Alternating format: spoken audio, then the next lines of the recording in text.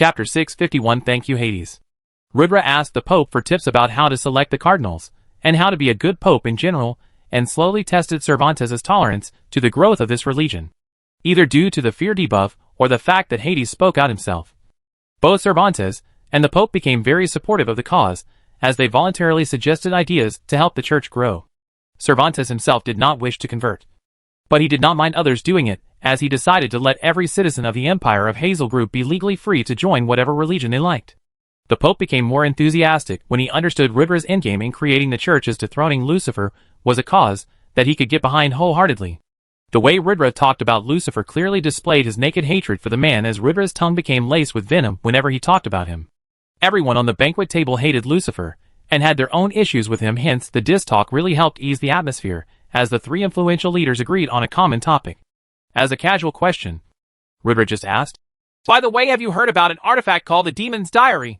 It was a casual question that he did not think that either Emperor Cervantes or the Pope would know about. However, he was shocked to hear the Pope's reply. That thing? It's sealed in the Holy City. Many eons ago, when Mazikeen fought the first Emperor of Hazelgrove, she was in possession of that artifact, and it greatly boosted her demonic powers. When she was sealed, the artifact was taken into custody by the then Pope, and he tried to use holy water to destroy it. But the cursed thing was indestructible. The hottest fires, the best spells, and even the holy sword Excalibur could not destroy it. It is now sealed safely in the basement of the Primal Church of Life, at the papal headquarters. I haven't seen that artifact myself in like 2 decades. Why? Rudra was shocked to hear that the Pope did know about the artifact. However, when he heard about its whereabouts, his soul sunk, as if it was sealed in the papal headquarters, then it was impossible to obtain. Using trickery of words, Rudra tried to probe into seeing whether or not the Pope would give it up. Ha! Nothing much. I found an interesting book that mentioned something about the Demon's Diary. I was wondering if I could somehow borrow it for research. The Pope looked skeptically at Rudra as he sliced his bread and took a bite before saying, "The objects in the papal church are sealed for a reason. They are never to see the light of day again. I'm sorry, but this request must be declined. If it makes you feel any better, there are no pages inside that book. Only an empty cover." Rudra was disappointed in this reply, but he did not let it show. Smiling and saying that sure he understood was the way he handled the matter, and carefully diverted the topic. But while externally, he did not seem to care. Internally, his mind was already planning a robbery. Apparently, the stronger Rudra got, the older he became, and since he understood just how important and powerful the Demon's Diary really was, there was no way he was going to stop in trying to get it now that he knew where it exactly was. But he did not let the ambition show on his face. Meanwhile, Dronacharya reached the necromancer's hideout that he was looking for and was able to patiently take down one guard after another as he moved without making a single sound. Dronacharya was a man of patience and precision when it came to solo gaming. He only became retarded when facing Rudra, as things did not work out as he anticipated when he met that man. Otherwise, he always had a foolproof planning with a plan B. C. D. E, always ready for execution should plan fail. He managed to make his way sneakily to the man's laboratory, as he saw the necromancer perform a gruesome experiment on a goblin. He was dissecting his privates as the goblin struggled against his bounds. However, with the bound being fastened tightly, there was not much it could do. Dronacharya seemed to feel a pain in his balls when he saw the horrifying scene of the naked goblin being tortured at his manhood. But he somehow managed to stop himself from puking as he waited for his opportunity to pounce. However, suddenly a demon appeared out of nowhere and aimed a sword slash at Dronacharya's neck. Shying. Swords collided as the necromancer was alerted. Turning quickly, he saw the intruder in his room. "Who the hell are you?" the necromancer asked in anger as he summoned a lot of undead, as Dronacharya cursed that his plan went sideways. Crap, he thought as he battled against the demon swordsman. But the winged demon could fly and his moves were unpredictable, making Dronacharya pressured on the defensive. The necromancer had also summoned tier 3 undead archers, and with bone arrows menacingly being shot at him from a point-blank range. Dronacharya knew that plan A was a bust, and it was time for him to move to plan B. Dropping his weapon, and falling on his knees instantly, he held his arms in the air as he said, "I'm the prophet, a servant of Lucifer. I come in peace." As 20 arrows were headed his way alongside one long sword aimed for his neck. Dronacharya's fate hung by a delicate thread at the moment. // special shout out to Magnum 932 for the 15,000 coin golden gashapon. And the 2,000 coin dragon. The last few days were tough for me with exams, and no chapters available for you all to read. For the support to come at such a time. It really makes me feel motivated to write more. Grinning face with smiling eyes. So I really appreciate it. Thank you. A bonus chapter will follow soon. This is chapter 2 for the day, with more to come /////. Chapter 652 done all he could do. 2 days after the opening ceremony. Rudra could no longer hold off the crowd of people wanting to worship the god of death, as it would be counterproductive to his goal of getting most followers. He could see that the forums had reached an boiling point, and the time to open was finally here. Should he wait any longer, it would be counterproductive, and may permanently hurt the church's reputation. Deciding to visit the temple to worship the god once himself first, Rudra went inside the temple, and looked at Hades' statue and said, "Look! I know you can somehow hear me. And I know you have been watching over me all these months. I can feel a connection between me and you, and I know that you can see the world through my eyes when you will it. I don't understand how the voice emanates from the statue, or how taxing it is for you to do that. I don't expect you to talk to me like we are buddies every day. But let me give you some facts. If you want your religion to boom, those that pray to you wholeheartedly today, please grant some of them the power to summon something undead. Do it for 5 people, and I will handle the rest myself. If you can bless everyone, then nothing better than it. But I know that rewards also come at a price, and with you being weakened, I don't know how much you can take. The world had changed a lot since the last time you were around. And the hype surrounding this church is unreal at the moment, and this is our big break. I've done everything I can from my end. The rest of today is on you. I'm gonna be right here doing my duty as the Pope. Just like you wanted to. Do what you want with your believers now." Rudra sighed as he said all this, as he looked at the massive statue with complicated emotions. Standing at its base, he changed from his royal robes into silky black ones, as he changed his appearance to that befitting a pope and activated his aura power. Looking at the gate, he signaled the guard and said, "Let them come." In order. Since the news broke out that devout would be allowed to enter in a single line in files of 3. A 6 kilometers long line was formed from the Church of Death's gate as people madly waited for the public opening. The cheers when the gates finally opened were unreal. As the first 3 devout entered the church and were mesmerized by the luxurious architecture.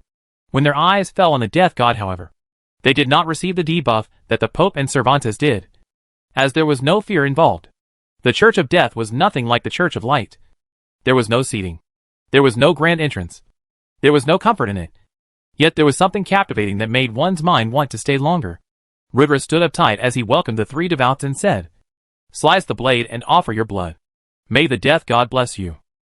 As the 3 men looked at the magnificent crystal-clear sword placed on the foot of the god, they gulped nervously, and one went on to grab it. Rudra instantly stopped his hand as he said, "No need to pick it. Just slide your hand over it." The sword was just too precious to be handled by any amateur, as a casual slice by this sword could separate a man's body in 2. As directed, the 3 men cut their hands and dripped the blood on Hades' feet as they repeated the prayer Rudra said 2 days ago. Rudra did not anticipate that the moment the 3 did, as he directed, he would get a system notification himself. System notification. Detected. Player Cyan Han Ning Su Lu Park Mandala performed the ceremony to convert to the religion of death. Do you wish to accept them into your religion as the Pope? Yes. No. Rudra was surprised to see the option, and just as he clicked yes, the 3 men received blessings from Hades. All 3 of them getting a +5 temporary stat boost for all stats for 1 day.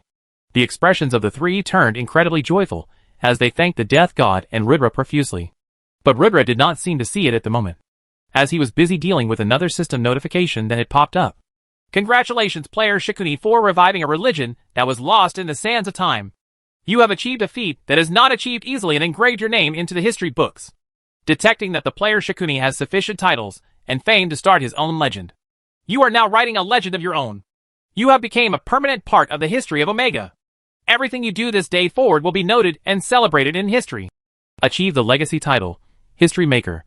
Ultimate level quest, Rise of a Lost Religion. Time limit, unknown. Difficulty, immeasurable. Rewards? Description, you have successfully started a religion. But can you really grow it from the ground up to its past glory? Stage 1, obtain 1,000,000 followers. Progress, 3/1. 000. Stage 1 rewards. Levels +40. All stats +1000. Plus? As Rudra stared the screen blankly, he realized that the profit to be made from growing this religion was not for Hades alone. It was a highway for him, as well, to becoming stronger in the shortest amount of time. Gulping, Rudra became excited about what the future held for him. / This is it. Chapter 3 for the day, and now we go live. Finally available for you all to read. Now that this is settled, all chapters from here out for today are the bonuses that were pending. Enjoy you all. / Chapter 653 What have I become? Hades actually listened to his appeal that he made, and by the time the 300th devotee had gone out of the prayer room, he had awarded one of them an ability to summon a single undead. What happened afterwards was for everyone to see. As the moment he went outside, and the news about his new ability spread, the quiet line started to turn unstable as people pushed each other out of the line in trying to enter the church faster. There was a lot of violent fighting that broke out, especially near the back end of the lines. People who figured out that it was moving too slowly for them to get a chance to enter today. The idea that they were missing out on cool abilities due to a massive line made many players go crazy as they did everything in their power to progress through the massive line or to hold onto their spot in the line.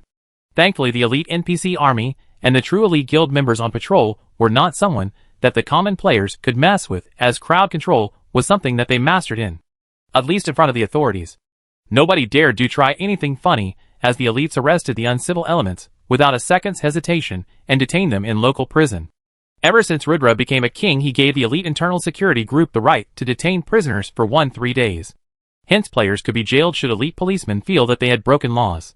It was too much power in the hands of the wrong players, who could use it to satisfy personal vendetta. But in the hands of the elites, it led to a more stable and secure civil order, as they did not play favorites and respected the law that Rudra had established.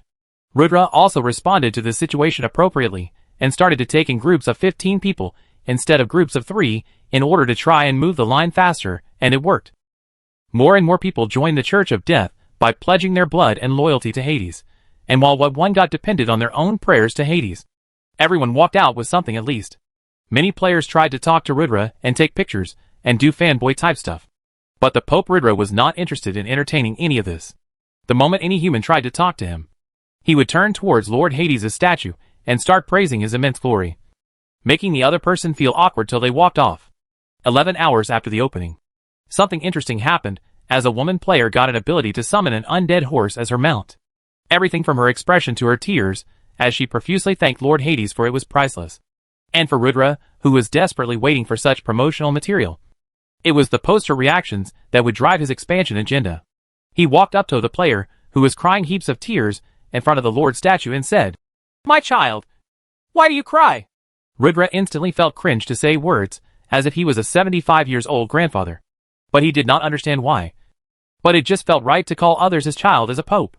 The devout, who was in tears, looked at Rudra and said, "He listened to my prayers. My adventurer's party. Everyone had a mount except for me. I could never afford to buy a proper one and never settle for a useless one. So I was the only one without it.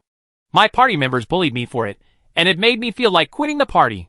I came here today expecting nothing, but I actually got a mount like nobody else has. My happiness can't be put to words." Rudra wanted to just hug this woman at this moment. Even if he scripted this whole thing, he could not have chosen better words to put into her mouth, as her words were just perfect for his marketing agenda. Rudra said, "The Lord always listens to all his devots. But you must have really connected with him for him to bless you with a mount. You are a true believer, it seems, and the Lord looks favorably on you. I am but his mouthpiece on this planet, but I have the role of expanding his religion far and wide, so that everyone that is in need of his kindness and warmth receives it. I am alone in this mission as of now, and the church needs a few paladins and bishops to really get going. Since you are favored by the Lord, I, Shakuni, extend to you the invitation to be a paladin in the Church of Death, and enlist in the service of Hades the Merciful." As Rudra said this, a system notification popped up in front of the woman, who immediately accepted the proposal, as she became a paladin in the Church of Death. Her original class was a healer, and she was a tier 3 one at that. However, being a typical adventurer party player, she could never break through the ranks of mediocrity and make a lot of money. The encounter with Rudra today was a turning point in her life, though, as becoming a paladin in the church changed everything for her. From getting daily missions that gave rewards like cleaning the church and maintaining the sanctity of the place, to helping 3 people in need in the name of God Hades, it was a journey for her to get ridiculous rewards for nominal work. Although Rudra had not understood the role he was exactly in at the moment, or how much micromanagement needed to be done to be a religious leader, everything was slowly going to unravel before himself as he started to build power and influence before his inevitable rise against Lucifer. Chapter 654 Rise of a Religion. Apparently for 7 straight days the line, outside the Church of Death, had been unbelievable as close to 200,000 NPC and 600,000 players and 142,000 elite guild members had converted to the religion. Rudra made Mediv, Johnny, Neatwit, and SMG the 4 cardinals of his church while Karna was the archbishop. At this point in time Rudra trusted nobody, outside his guild members, to hold any important office in the church as he himself was exploring and learning about his own powers and influence. Apparently he was the only one in the church that held an office, and did not get any system missions to perform on a day-to-day basis. Everyone else including Karna were supposed to do some mission or other under the banner of the church. Apparently Rudra could himself also issue the church's quests, and every single believer would get a system prompt to help the Pope of Death. It was an incredible feeling as for the first time Rudra held power capable enough to topple kingdoms at whom, as he realized the true potential of starting a religion. Not only could he hold and try criminals, he could officially issue bounty on enemies of Church of Death, and millions of players worldwide would become his eyes, and ears, and executioners on the mission. The church had received a total of 27 million gold coins in just the first 7 days of operations, and at this rate Rudra realized that the Church of Death would become a cash flow positive organization. Not only could he buy expensive stuff with the donation money and expand the treasury, but he could also use the money as monetary rewards to do quests. It was estimated by mathematical experts that even if he could withdraw 10% of the monthly income from the church, then the cost of construction would be offset in only 1.2 years' time. All of this felt surreal to Rudra, as he was close to achieving the first landmark of the game by hitting the 1 million believers mark, and the award associated with it was just astronomical. Gaining levels after hitting level 280 required massive amounts of EXP, and even players, like Neatwit who spent 70% of their time leveling, would take at least 5-7 months to gain those 40 levels. However, Rudra was about to make that in a week. All because of starting a religion. Rudra knew that although the success of the event was incredible at the moment, to make the religion more practical, he needed to make churches, and appoint priests at every major town in his country, and then later on expand to neighboring countries as well. A church on only one location wasn't good enough. But with the city reconstruction, and the already expensive Church of Death yet to return profits, the elites could not afford to go on yet another spending spree casually.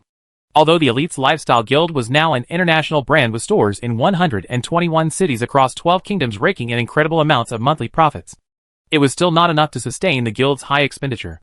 Rudra had bet everything on development and economical stimulus packages, as the tax rate was one of the lowest in the true elite kingdom, and the public facilities were one of the best, making the kingdom one of the best places to live on the entire continent. Not only did this result in a high immigration rate and an ever-expanding workforce and industry, it also incentivized small and large-scale industries to set base in the country. Although this put a lot of strain on the elite's treasury, in the long run, this would undoubtedly make them one of the most economically stable countries in the continent. Hence for now Rudra had 2 major plans to implement as soon as possible. 1. Reach the 1 million goal and look at the next target, and work towards reaching it to expand the Church of Death and get lucrative rewards. 2. Plan a robbery on the treasury of the Church of Light in the Holy City to retrieve the book cover of the Demon's Diary. Rudra could absolutely not pass on the opportunity to get his hands on the book cover of the Demon's Diary now that he knew where it was. Although the plan was very risky to perform, and should the elites be implicated in orchestrating such an operation, it would put unbelievable strain on the relationship between Rudra and the Pope. However, Rudra could not pass on it either. He needed to be extremely careful as to how he planned the robbery, and needed to get in and out without the church ever realizing that an object had been stolen from the inside. Naturally, there was only one man in this world who Rudra could trust with this incredible difficult mission, and it was none other than the greatest mercenary on the entirety of Earth, Johnny English. Compiling a team of the elites' best assassins/spies, Rudra gave the mission of stealing the book cover from the internal treasury of the Holy City to the team of Skyla, Bo, SMG led by Sir Johnny English. Rudra repeatedly stressed on the importance of the mission, and how no loose ends could be left. Only when Johnny assured him that it would be done did he relax. Little did he know that he had literally chosen the worst man to do the most important job, as things would never go remotely as planned with Johnny English and his rotten luck present on the scene. Meanwhile, Dronacharya, the demonic necromancer, decided to restrain Dronacharya and not kill him once he revealed his association to Lucifer. However, Dronacharya was still stabbed with 11 bone arrows and a slight sword cut before the necromancer yelled stop, as those attacks had already been launched. In a lot of pain and a red HP bar, Dronacharya was completely at the mercy of the necromancer, and his whim as now his very life was in the hands of this man. Far from the light faction territory. Should he die in the dark faction land, he would not only lose a lot of EXP, but would also drop some valuable items for sure, which would be an expense that he could not afford at the moment. He needed to make sure that no such untoward situation occurred, and use his glib tongue to get out of this jam. Initially, Dronacharya planned to do the exact same thing to the necromancer. Sneakily attack him, and then restrain him for a round of questioning. But a winged demon appeared out of nowhere, and ruined all his plans. The winged demon was too powerful. Dronacharya felt pressured in fighting it, and by the looks of things it was a loyal servant of the necromancer, which confirmed the rumors that the man had something to do with the demons and Lucifer.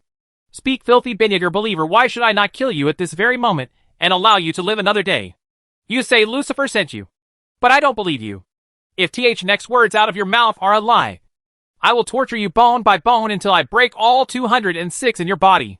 The necromancer said menacingly as Dronacharya gulped a mouthful of saliva. He knew he needed to be very careful with his next words.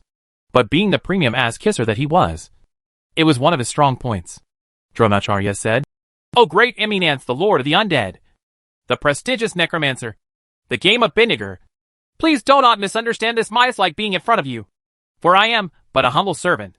My lord, my only lord, Lucifer had entrusted a job to our cheap blood merchant organization to retrieve an important object for him. But they failed miserably. I am a survivor of that great war, and one of the few of the mentality and the guts to try again and succeed for our Lord. The object is called the Demon's Diary, and it has 7 pages and 1 book cover. I have information that a follower of the death god Hades has obtained all 7 pages and is now looking for the book cover. Should he succeed, he would give that diary to the god Hades, and it would be counterproductive to our Lord. Lucifer's wishes, hence I beg you, good sir, please give me a chance to explain and hear me out." Dronacharya's glib tongue made the necromancer pause for a second as he whispered something into the ears of his demon assistant, as the two chatted in private for a long time. The longer they chatted, the more uneasy Dronacharya became. However, with being restrained, he had no other option but to wait for his verdict.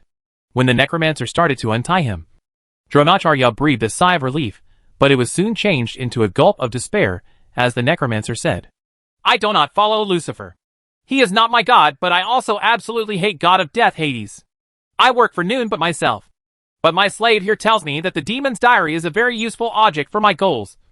Hence I will obtain it for myself, and you will help me do it," the necromancer said with cold eyes, as Dronacharya realized that he had up once more. Chapter 655, A Robbery Plan. They couldn't use the city teleportation because all entries and exits to and from the Holy City were logged. Hence, they were forced to take the long way out with having to ride anonymously for over 27 days to reach the desired location. It was Bo's first major mission after his recovery from the attack a few months back, and although he was not near the power level of the other 3 in the group due to his break, this mission needed brains more than brawn, and his experience in the field was invaluable. He was in charge of leading the group undetected to and from Purple Haze City, as in his break he had been studying topography of Omega and knew all the monster zones, roads, and hidden tracks with the back of his hand. This was an incredibly useful skill for the group, as the journey was not by any means a short one, and without traversing shortcuts and safe pockets, it would take forever to get to the Holy City while consistently having to fight monsters and such. On the way to the Holy City, however, Johnny and Bo started to talk interestingly about an up and coming student of there that had impressed both of them. "That kid, he's just like Ridra. Couldn't even touch his toes 3 months back. But now he can do a full split no problems. What drive?" Johnny said, smiling slightly, as he was personally witnessing Max's progress day on day. Bo said, "Yeah. When he first came up to you and said that he wanted to train in combat, I thought it was one of those kiddie whimsical decisions where kids get interested in something for a day or two, but drop it later. But I guess he was serious. Although he has not started as young as we did at the Mercenary Academy, I'd say he is making good progress very fast. It's like he is a natural. Just like his brother." Skyla, who was listening to the two converse, couldn't help but think about the little brat that was stuffing sweets in his mouth just 2 years ago at the New Year's festival, and couldn't believe that he had grown up so much so fast. Since the road was long and there was not much to do, the 4 chatted in length about the training and potential of Max Rajput, as his future seemed boundless at the moment. Meanwhile, Rudra, on 11 a.m. of day 8, Rudra had his eyes set on the Believer's counter, as he watched in anticipation for it to hit 1 million. Quest panel. Ultimate level quest. Rise of a Lost Religion. Time limit, unknown. Difficulty, immeasurable. Rewards? Description, you have successfully started a religion. But can you really grow it from the ground up to its past glory? Stage 1, obtain 1,000,000 followers. Progress, 999. 993/1,000,000. Stage 1 rewards, levels plus 40. All stats plus 1000. Plus? Rudra looked towards the existing batch of devotees and thought, alright lads. Get the F out so that the next one can come in. But did not voice his thoughts out loud, as he struggled to maintain his visage and perform his duties as a pope. Naturally, when the devotees asked for a picture after praying, Rudra nearly snapped as his smile turned ugly, and he said menacingly, "No!" The devotees felt chills run down their spine as although looking at the Hades statue, they got no fear debuff. But an angry Rudra Rajput was enough to give them a lifetime's worth of nightmares, as they ran straight out of the building. Rudra chuckled as the next set of 15 devotees entered the room and performed the necessary rituals. The second the seventh one completed the ritual, Rudra got the system notification for quest tier 1 completion. System notification. You have successfully completed stage 1 of the quest Rise of a Lost Religion. Distributing rewards. Rudra felt gleeful in his heart when he saw this as immense joy erupted inside of him. However, Rudra did not check the rewards instantly at the moment, as he waited until the batch of devotees left to do so. Closing the church for a quick 10 minutes break, Rudra signaled the guard at the door to not let the next batch in, as he sealed the place all to himself for the time being and checked the rewards of the quest. Quest completion rewards. Plus 40 levels.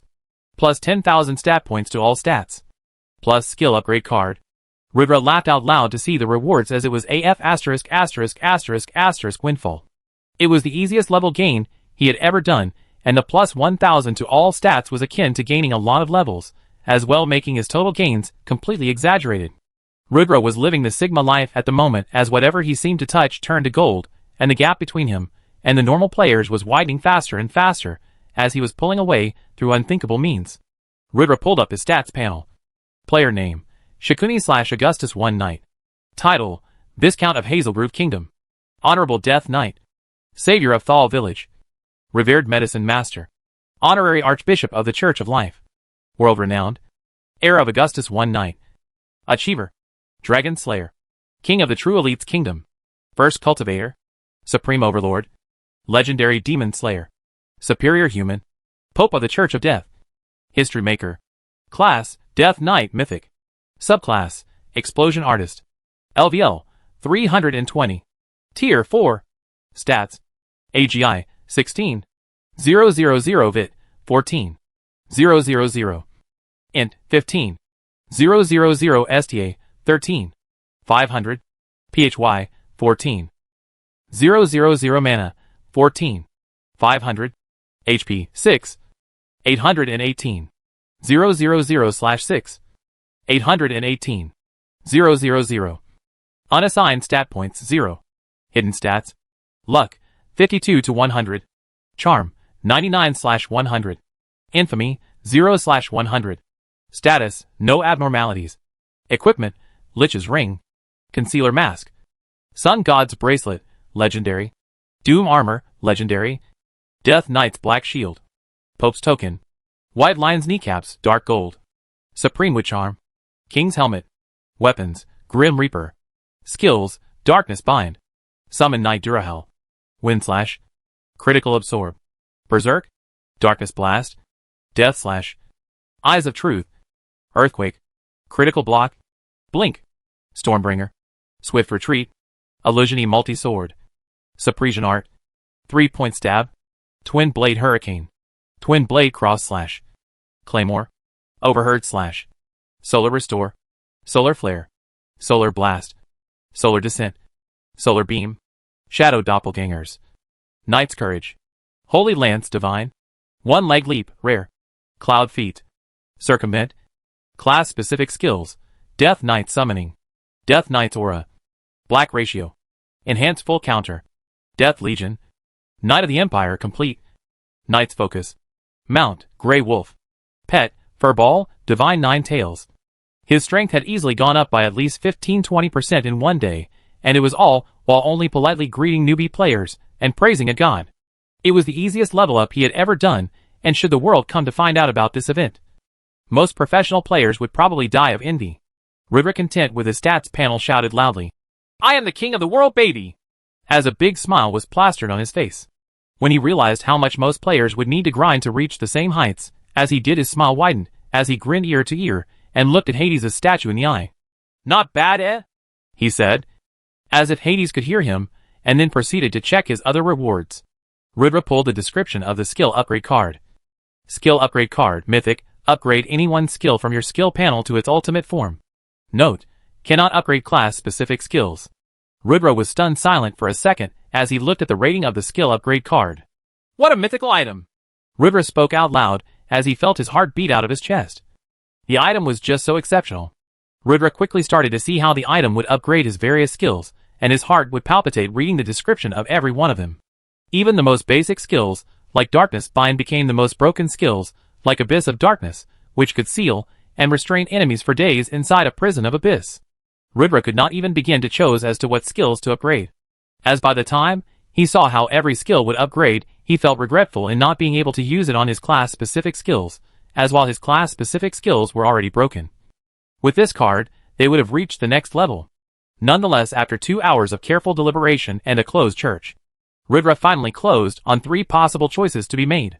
1. Eyes of Truth. Eyes of God, Mythic, you can see everything you wish to see. 1. You can monitor enemy movement in different kingdoms by only thinking about them. 2. You can see hidden treasures and traps in a 3-mile radius of yourself. 3. You can see through any walls and barriers. 4. You can see any information of any enemy, even gods. 2. Solar Beam. Hypernova, Mythic, create a hypernova beam that has a power equivalent to the sun god's attack itself. An attack with a power range between a peak rank 5 and a pseudo rank 6 attack. Note, as the attack relies on the bound item Sun God's Bracelet, the artifact may be overloaded by handling this move and need to go offline for 1-3 hours. 3. Holy Lance. Angel's Wrath, semi-divine, player level insufficient to read description. Unlocked to discover. Ridra was in a huge dilemma as to what to do, as this choice could easily alter the trajectory of his gaming career. // Grand News.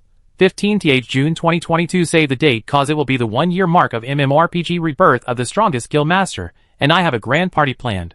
1 year since I started to publish the book, and we celebrate with 20 chapters mass release in one day. I know I haven't been able to update much in this past month. I still have exams ongoing, and will have them until June 18th. But guys, even if I have to stay up all night, we party hard on 15th. Also, you know the drill by now. You guys need to comment down below as to what skill Ridra should update. You all have 24 hours. If possible, do provide a description of why you think it will be the best choice, as it will give me insights into how you guys think. I'm also taking in 5 more beta readers to the program.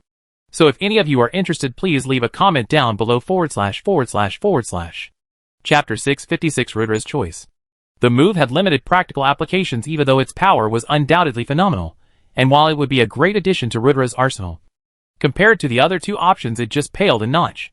It was a very close choice between Angel's Wrath and Eyes of God for Ridra. However, while Eyes of God was a mythic rated skill, the Angel's Wrath was a semi-divine move. This was a clear advantage that Angel's Wrath had over Eyes of God, and should Ridra chose that move, it would undoubtedly become his ultimate move that could maybe even take down tier 5 enemies. However, Ridra did not think that it was the best choice for him given the circumstances. When he first received the Sun God's Bracelet, he learned it the hard way that although he was receiving these ultimate moves, he could not always support it while being at such a low level. His body would give out, and he would suffer weeks, if not months, of debuff. The same went with the Holy Lance. Even till date, his body could not fully support that move, and using it already stretched his body to its absolute limits. Hence, should he upgrade to the Angel's Wrath move, there was a good chance he may die performing it. Also, the lack of information really bothered Ridra, as he considered himself to be a master strategist and not a gambler. He was aware that a bird in the hand is worth 2 in the bush. The Eyes of God was already an excellent skill, and the practical applications of the move were uncountable. Moreover, the move was a passive, and could be used constantly, unlike one-time moves such as Hypernova or the Angel's Wrath. Hence, taking a deep breath, Ridra decided that taking the God's Eyes was the best option of the 3, as he upgraded his Eyes of Truth skill to the Eyes of God. Ridra instantly felt a searing pain spread through his eyes, as he could feel them burning and itching. He could see light dancing in front of his eyes even though he was sure that they were closed shut, as he felt every single nerve in his eyes work at full capacity, as they throbbed and pulsated violently. For a full 2 minutes Rudra endured the pain without making a single sound, until the pain started to slowly recede and his vision recovered.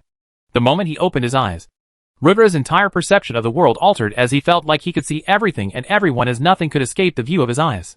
Just a casual glance outside, and he could see the thousands of individuals that had queued up outside the church, and he could easily read the information and stat panels of each and every one of them, as he pleased even though they were separated by a wall and several hundred meters of distance.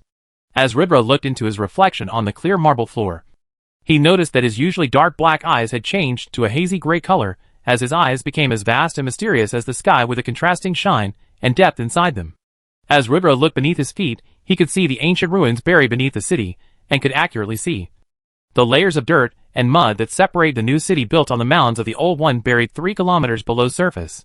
Rudra felt omnipotent, and the amount of information that rushed into his brain was almost overwhelming. But he embraced it all as he searched for any and every treasure nearby, finding many hidden pieces that were yet to be found in Purple Haze City. However, none that were worth his time.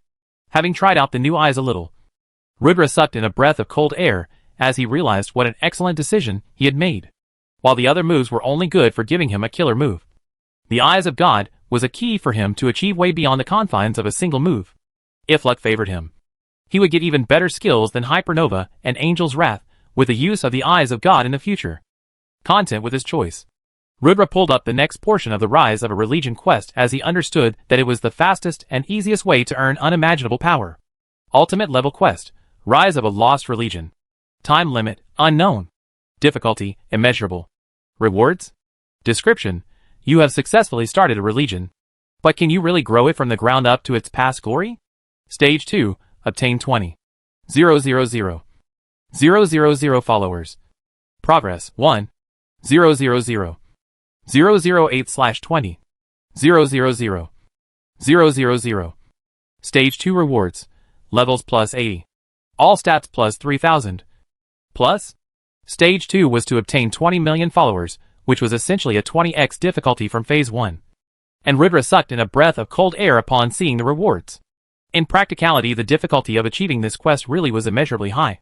And had it been a normal player, and not Rudra, who was doing it, it would most likely take them years, if not decades, to ever recruit 1 million followers.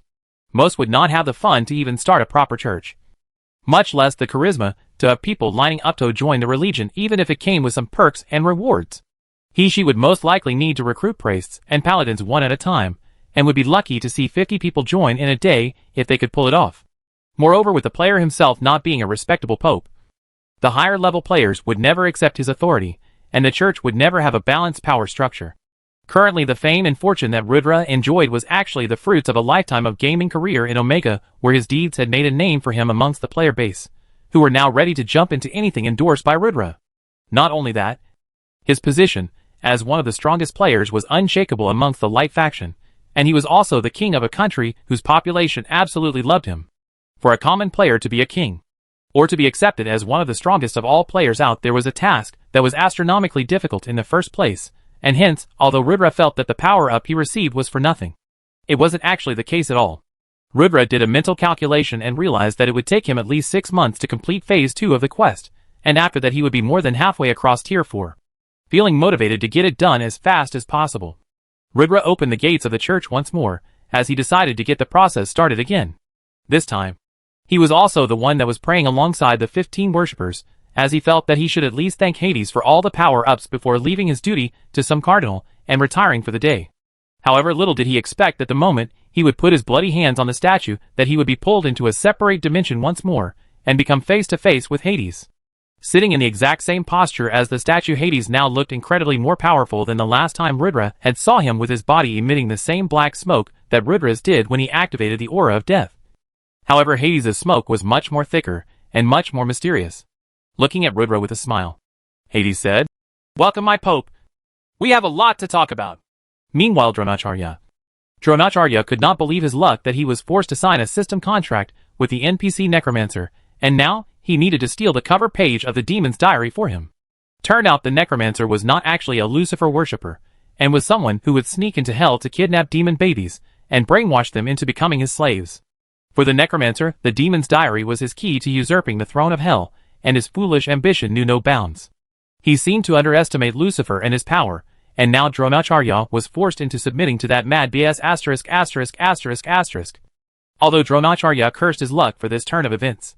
In this dark turn, he could also see an opportunity, as he started an elaborate plan to scam the necromancer out of the book's cover page once he had delivered it to him, and fulfilled the system contract. Making his way to the holy city, Dronacharya also started to scheme on as to how to steal the cover of the demon's diary. // Most of you wanted me to choose Eyes of God. So we go with Eyes of God. Hope you all enjoyed this chapter, and my reasoning behind choosing the eye. Join the Discord if you haven't already. 'Cause why not? https://discord.gg/qvdhmindjt//// Chapter 657 A Talk with Hades. There was no fear debuff for Rudra, which meant that Hades was not hostile. Neither did he want to intimidate the mortal, however his natural charisma and pressure still made Rudra feel a bit stiff. Rudra activated the Eyes of God to look at Hades' stats. However, Hades instantly frowned and said, "Mythical powers that even a god can't resist. Interesting. However, while I'm tolerant of your tricks, I don't think many other gods will. We can still sense when someone is prying at us." Hades warned Rudra about the usage of his powers. However, Rudra had already gotten what he wanted to see from Hades at the moment, as he got a clear look at his stats. Hades, God, one of the prime gods whose domain is death. He is the father of all demonland, and was dethroned from the throne of hell by the trickster Lucifer.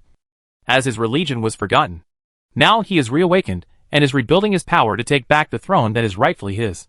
LVL, 920. Tier 6. Stats. AGI, 56. 000 Vit, 54. 000. Int, 55. 00 STA, 70. 000. PHY, 94. 000 Mana, 104. 000. HP, 102. 818. 000/102. 818. 000. Rudra sucked in a breath of cold air as he looked at Hades' stats, as they were simply out of this world. He was not even remotely close to reaching Hades' level of power. He was tier 4 level 320, which meant that Hades had nearly thrice as many levels as he did. However, even his weakest stat outpowered Rudra's strongest ones by over 3 times. While the stat mana had a 10x disparity. And Rudra was no ordinary player either. His entire career, he enjoyed the privilege of getting his stats incredibly high through various means. However, it seemed that compared to a good they were nothing. Close to 100 million in HP. Hades has 100 times Rudra's health, and his physique and mana stat was simply unbelievable. Rudra only now understood that he would not be able to even flick a single finger should he fight a god like Hades. Much less have the opportunity to actually inflict damage. The reality both humbled him, and made him feel good about himself, as he realized that choosing the Eyes of God was probably the best decision he had ever made, considering the fact that fighting an actual god, he would never get the opportunity to use Angel's Wrath in the first place. Sweating profusely, the way Rudra looked at Hades changed significantly, as the god smiled at his Pope. "Not bad. You have a strong pitch. Most would fall into despair seeing the massive gap. However, I think you understand it well enough that the journey from tier 4 to tier 6 is not a short one, and I appreciate the mental forte you have." Hades complimented Rudra, as he felt impressed by the Pope he had chosen. Rudra gulped some dry saliva, and broke out of his stupor as he said, "What did you want to discuss, my lord?" Rudra's tone became infinitely more respectful, as although he did not fear Hades, or feel subservient towards him, he respected the struggle that Hades must have went through to gain such power. He respected the grind, and he respected the heights the other person had achieved, and for that he gave him the respect he deserved. Hades said, "Yes. Am quite satisfied with the progress of the church. To be honest, when I saw you frolicking for the first few months, I was angry and disappointed. However, you managed to gather 1 million followers in such a short span of time, for which I must give you credit. I have never had such an influential pope. And the rituals you have inducted for the church please me a lot. I am happy with you, my child. You have reminded this world of this lost god, for which I'm grateful." Rudra was speechless as Hades expressed his heartfelt gratitude, as he awkwardly scratched his chin. "I have recovered 40% of my peak strength, but as you can see, I am not near level 1000 at the moment, and to defeat Lucifer, I need to be as near to tier 7 as I can be. Once you complete phase 2 and gather 20 million followers, I would gain 40 levels to be at level 960, after which we can officially start our campaign to take back the throne of hell. Although I'm much stronger than I was after I woke up from my slumber. I'm not nearly strong enough to take down Lucifer, who rules over the demonkind. If only I had my book, I could start weakening him, by freeing the demons of his influence. Hades continued. Ribra instantly picked up where Hades paused as he said, "About that? I have already collected all 7 pages of the diary, and have a team collecting the book cover. Should only take 2-3 months at best." Hades' eyes widened at Ridra's declaration, as he looked at the mortal as if he was a piece of art. Lucifer has been looking for those pages since 2 millenniums, but still can't get his hands on those. "But you have all 7? Hades asked Rudra in skeptical tone. Yeah. Rudra replied nervously as Hades broke into laughter. Ha ha ha ha ha ha. What a mortal. Hades laughed for a good 3 minutes as he couldn't believe his ears. This mortal was something special. However, after he stopped laughing, Hades warned Rudra about something. "This advanced party of yours. How much do you trust them?" Rudra raised an eyebrow as he said, "My best men." "Why?" "Not everyone can resist the corrosion from the title page of the demon's diary. It is a living, breathing demon of desire that I enslaved into the title, and although after centuries of being sealed it must be weakened. But most mortals would not be able to resist its temptations and fall into depravity. The demon's diary is not something mortals can casually possess. I specifically made it that way only those with the strongest of wills and unwavering resolve can touch that diary and still remain sane." Rudra was shocked to hear this information. Seemed like he needed to have a long chat with the spy group as this was serious stuff. Seeing Rudra's silence, Hades said, "It will be incredible if you can deliver the entire diary to me. But I don't think it's possible. Once you return, hand over all the pages of the diary in your possession by soaking them in your blood in front of my statue.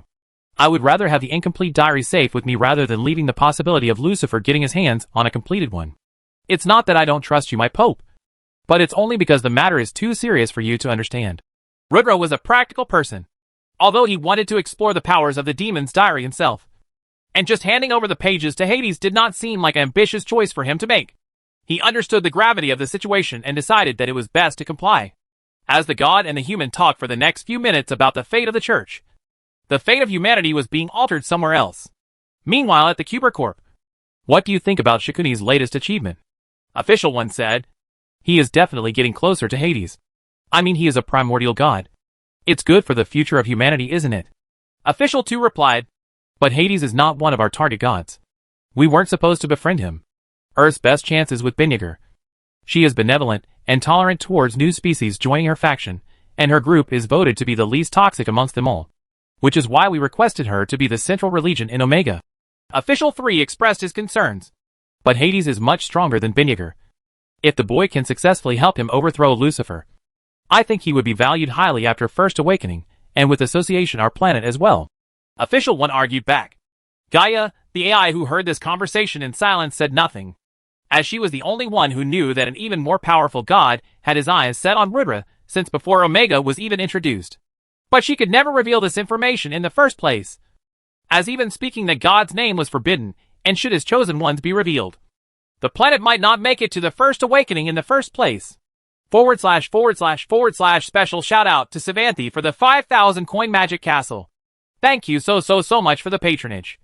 I genuinely appreciate the gesture. The bonus will be delivered on 15th in the 20 chapter mass release, as I'm currently working my stockpile for that day. Slightly smiling face / Chapter 658, just a legend. They were delayed in reaching their destination by over 3 days due to unexpected monster encounters despite being guided by Bo to the best of his abilities. The party had met over 3 world-roaming monsters in their journey that had a 1/100,000 probability of encounter. Yet somehow, they not only managed to meet 1, but 3 of them, delaying their progress significantly. The bigger problem was that they were using hired mounts that were changed at every small town that they crossed, as they could not be seen as elites on their Grey Wolf mounts, as that would gather unwanted attention towards their party. The horse mounts were significantly slower and lousier compared to the elite wolves, and needed to be watered and rested quite often. Even after the crew reached the holy city, things were not as smooth as they should be, with them not able to sneak past the outer walls undetected, as while Johnny and SMG were capable enough, Bo, Skyla could not. The holy city had a tall outer city wall that was hard to scale, and guards patrolled the top constantly. One needed incredible amounts of speed and agility to sneak past them undetected, and the Tier 2, Barrio, and low Tier 3 Skyla could not. In the end, they needed to take appearance alteration potions and sneak through the gates under place names, and had to give the name of a fake motel for their stay. Unfortunately, the guards of the town did check if the visitors actually stayed at the motel they registered themselves at, hence, the group was forced to stay in the same place, while they scouted the central church. The holy city was a beautiful place with paladins, as common as flies roaming the street with slash, without their armor, and colonies of priests residing together. The central church was the most prominent place in the city, and the magnificent structure stretched for over 5 kilometers square in area. Not only was the holy church quite large with multiple huge prayer halls, and multiple holy water fountains, it was quite well defended as well, with nearly 26 guard towers lining across the square border of the structure, and countless paladins, and the highest possible level of church soldiers casually roaming the grounds. No matter how much the group tried, they couldn't even roam the church freely on the surface, much less get a chance to see the famous entrance to the vault of the church. There were at least 74 Tier 4 paladins, who were constantly patrolling the place, and a Tier 5 pope who would piously worship the goddess day and night, which made pulling any stunts such as creating a distraction to make an opening impossible. The only feeling the group got from studying the place initially was that it was an impenetrable fortress, and that pulling off a heist inside there was practically impossible. Bo even commented that he had seen military bases that were easier to raid than this church, as after 3 days of judicious study, they could not even map the entire place correctly, with there being many unknown sections that were restricted. A few days back, Ridra had called to warn the group that the cover page of the demon's diary had a trickster demon trapped inside it that would try to tempt them into falling into depravity, hence the package must be handled with care. However, Johnny English was never worried about this, as he was confident in his skills as a man that no demon or woman could tempt him enough to fall into madness. At the current day and state, he was the only one that was cheerful about the entire scenario, as this was basically just akin to every other mission he had pulled off in his life. Whether it was assassination of presidents, of bombing oil plants, or anything of such nature, only Johnny English could perform those missions that others thought to be impossible. He told Bo to not take too much pressure of the situation and leave everything to him, although nobody on the team doubted the ability of Johnny English. But since nobody could even see a remote possibility of pulling this off, they were slightly worried that the technique that Johnny had in mind might be too dangerous. However, Johnny just laughed when others expressed their concerns over the scenario, as he said, "Kids, I laugh at the face of danger." Meanwhile, Dronacharya also reached the holy city and started his research on how to steal the book cover from the holy city church. But much like the elite's party, he was also met with disappointment in the first few days, as no matter how hard he tried, he could not see a remote chance of pulling the heist off. However, unlike the elites, he had some reincarnation knowledge to help him, as he found a man by the name of Dog Trainer in the holy city, whose speciality was training sniffer dogs. Apparently, one of the players in Parallax's past timeline had used the Dog Trainer's dogs to find a collapsed tunnel that led to the vault of the holy church. Although the noise he made while opening the vault walls had him caught and imprisoned for 2 years in-game, his tale remained a source of inspiration in Dronacharya's mind. The flaw in that guy's plan was that he made too much noise while opening the vault walls. However, Dronacharya would not repeat the same mistake. He would be as silent as a jaguar eyeing his prey and break into the vault without anyone noticing. "I will make you pay, Shikuni, till my last breath. I won't rest until I finish you." // Today will be a 2-chapter day, so stay tuned for chapter 2, slightly smiling face / Chapter 659. Never underestimate Johnny English. Rudra was very stressed about giving up the pages of the demon's diary that he had worked so hard to collect. He knew that Hades wanted the real pages, and he could absolutely not decline his patron god. However, he had sacrificed a lot of time, energy and money into obtaining them, and just giving them up for free did not sit well with him at all. However, having no other plausible option, Rudra decided to carefully copy the contents of the demon's diary into pages of his own word for word before he drenched the original pages in blood in front of Hades' statue, as they disappeared into thin air just as he did it. Rudra was sort of heartbroken at the whole ordeal, as he felt like a massive loser. However, when he thought about how this would lead to Lucifer's demise for later on, he decided that maybe it wasn't the worst thing in the world that he gave the pages up.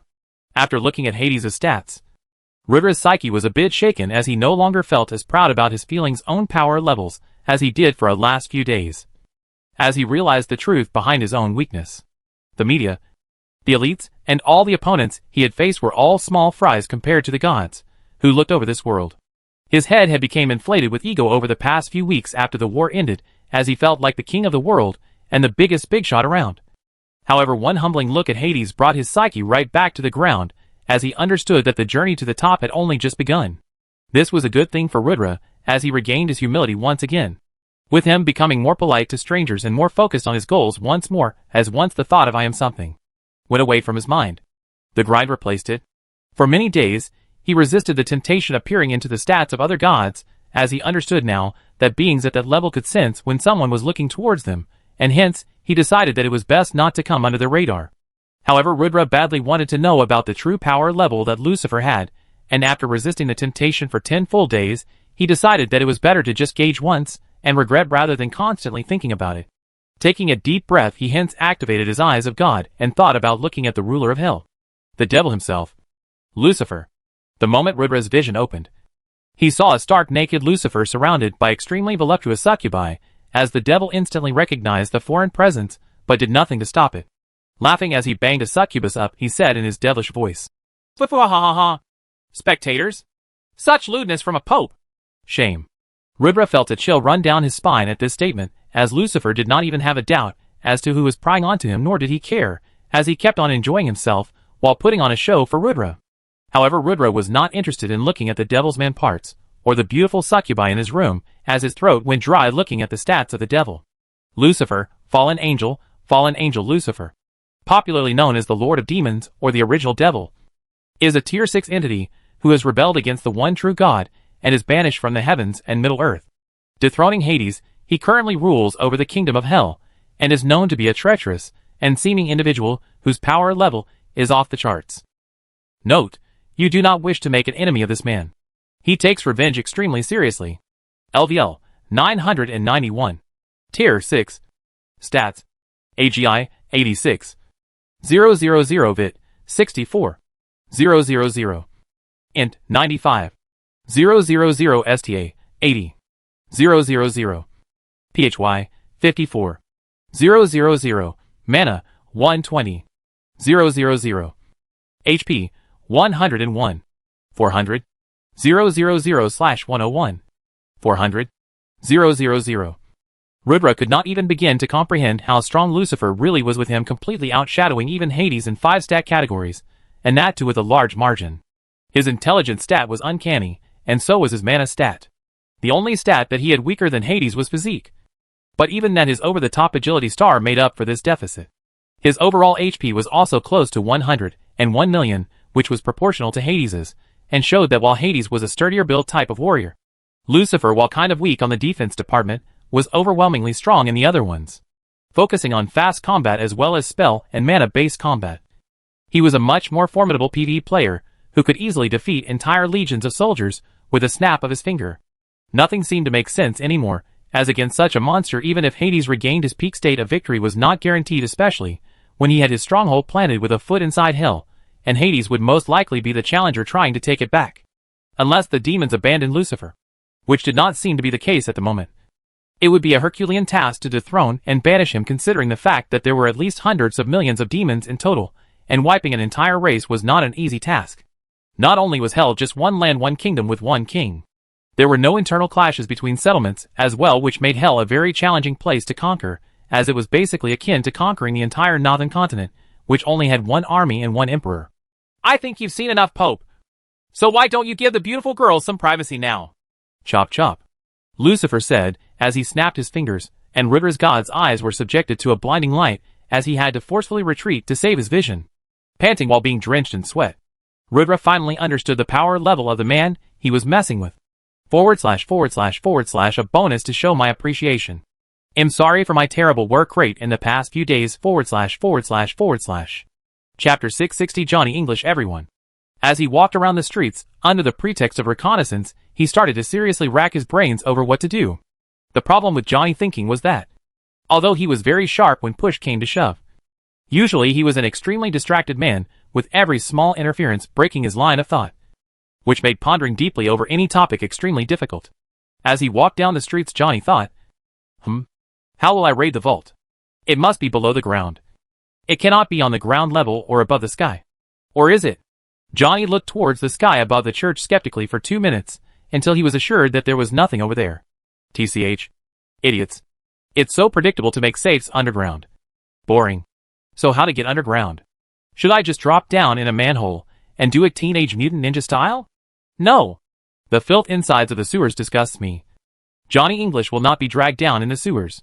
Johnny's eyes fell on a female priest, who looked absolutely pure and stunning in her white clothing. What a beautiful young girl. Fresh as a morning breeze. Curse these church people for making their clothing so loose. With that face, I can only wonder what is beneath. Is it curvy? Is it sleek? Is it my type? Oh crap! Is she the demon that Ridra warned me against? Fufufu. Good try, woman, but Johnny English will not fall into your charms. Johnny gave the woman a smug, all-knowing grin as he walked past her as if she was air, not turning for a second glance. Although the priest did not care at all, in Johnny's mind a different scenario was ongoing. Johnny thought, ha ha ha. Despair now, demon. Thank God you isn't here. The idiot monk would have fallen for that dim honest priestess. That's why celibacy messed with your brain. That virgin. Ha ha ha. For a good 5 minutes Johnny then made himself feel good about himself, as he praised himself internally, not realizing that he was going where the roads took him. After a while, he snapped back to reality as he thought him. So if I can't get into sewers, how do I get in? How do my spatial powers work? I can walk through walls as if I was formless. But I don't sink into the ground as if there is nothing beneath. Otherwise, I could have just dropped into the value and walked out of it as if nothing could stop me. Oh crap! I can be a first-rate thief with my powers. Why didn't I think of this? With my formlessness, how many robberies could I have pulled off? Johnny English, the ultimate thief/spy/mercenary/player/amazing human. That sounds like truth. For another 5 minutes Johnny displayed his narcissistic behavior, appraising himself as he giggled and laughed to himself, taking absurd turns as he walked down the streets, entering the most shady areas of the Holy City, known as the slums. The usual Holy City was just a conglomeration of beautiful architecture and well-constructed priest quarters. But while most areas are posh, some of the areas of the city are still backwards, living in poverty. It was a shame for a city like the Holy City to have slums when the church was just an epitome of wealth and riches, as should the Pope be willing he could easily provide proper food, employment, and living conditions to these people, but he chose not to. The Pope had started various awareness and improvement campaigns in the slums, but directly giving money was not his style.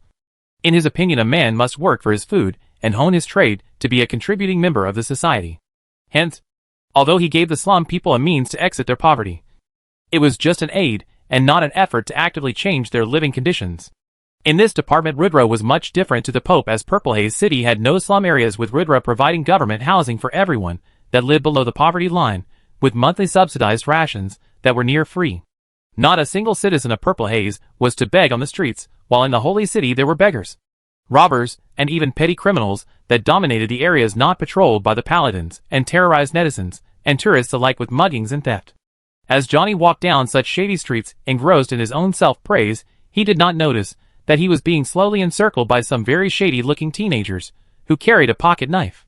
But not only would Johnny not have cared even if he saw them, but on the contrary, trying to mug Johnny was going to be one of the biggest blunders the petty criminals could ever have performed. Stop! Give us all your money and equipment, and we will let you go unharmed. 3 men blocked Johnny's path of walking and threatened to rob him, while 3 more covered his running exit as they cornered him in an alley. While they expected Johnny to scream or fumble or something along those lines, what they did not expect was that Johnny would continue to hum the song he was humming and keep walking towards the men as if he heard nothing. Internally, Johnny scanned the 6 men surrounding him and realized they were level 110 tier 2 thugs, as he laughed at the stupidity of the group to try and corner him. If he wanted to, he could have pierced 6 dagger in the necks of the 6 men before they could even have blinked, but he chose to walk straight through their bodies in his formless state, as the 6 men felt a chill run down their spine when this happened in front of their eyes. When the 3 men who Johnny passed returned to look at Johnny's back, they saw a smiling Johnny instead as he said, "Boo!" The 6 kids instantly screamed, "Ghost!" "Wah!" and ran for their lives as Johnny had a hearty laugh about it. As he noticed yet another shadow on top of the building, he casually said, "Ha! You want some of me too, boy?" Instantly the shadow scrambled and Johnny continued to laugh, while he assumed that the shadow on top of the building would be yet another bratty kid. Little did he know it was actually a profusely sweating Dronacharya. / I have the writing cap back on, working on giving more chapters while also stockpiling for 15th. Today will also be a 2-chapter day, with the second one coming out later in the day. Hope you enjoyed this chapter. Please leave a comment as to how you felt about it. It's a little different than the usual chapters one, right? As I tried to make the narrative a bit more comic. Do tell me if you enjoy such type of sequences once in a while / Chapter 661 too can play this game. Had it been anyone else, Dronacharya might not have immediately recognized him. However, Johnny was impossible for him to miss. He was the associate of that wretched monkium that Dronacharya hated to the bone. And while searching for the monk's photos on the forums, he often saw the photos of Johnny English too, as the two were an inseparable duo. Dronacharya's internal alarm clock suddenly started to ring, as he did not expect to see an elite in the holy city. As whenever he encountered an elite, things would not end well for him. Deciding to tail him to see what he was up to, Dronacharya followed Johnny without being detected. However, the uncanny smile on his face gave him the goosebumps that Johnny already knew everything that he was up to. Taking seemingly absurd turns without saying anything or interacting with anyone, Johnny walked into the slums. This turn of events made Dronacharya feel even more uneasy, as the tunneler he was looking for was also one of the slum residents, and it was as if the elites were after the same men as he was. Why? Why? Why are you roaming aimlessly in the slums? This isn't a countryside where you can just sightsee. What are you even after?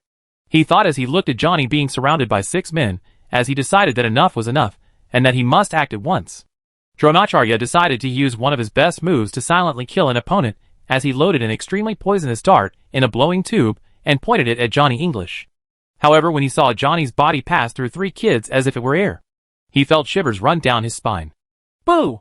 Johnny's taunt to scare the kids also scared the flub out of Dronacharya, as the loaded dart fell from his hand, and the glass tube containing the poison splattered on the terrace floor he was on. He didn't see me. He didn't see me. Calm down. Calm down, thought Dronacharya. However, then he heard Johnny look into his direction and say, "Ha! You want some of me too, boy?" It was at that moment that Dronacharya scrambled and ran, as he understood that every turn that Johnny had taken up till this moment was to set him up and get him into a dark alley like Palsy where he could dispose him off. If he had not ran away from the scene, the dastardly elite would have taken him out. Dronacharya had a strong belief that the elites has some sort of tracking device to track his whereabouts at all times, and Johnny was the one dispatched this time to make his life hell. Damn it! Damn it! Damn it! Damn you, Shikunyai! You won't give me a moment's peace, will you? You dog! You nasty, nasty dog! Yes, Papa Dronacharya will take your book cover before you can beg for it from the Pope and use it to get his revenge on you. You can send 1 goon or 500 monks. But Dronacharya will never be deterred, Dronacharya said, as he ran away from Johnny deeper into the slums, trying to look for the dog master who would make him the tunnel before the elites could get to him. According to the memory of Parallax, he was supposed to be the leader of a thief ring in the slums who hated the church to its core. However, Dronacharya had seen too many criminal gangs over the past few days to be sure of exactly which one.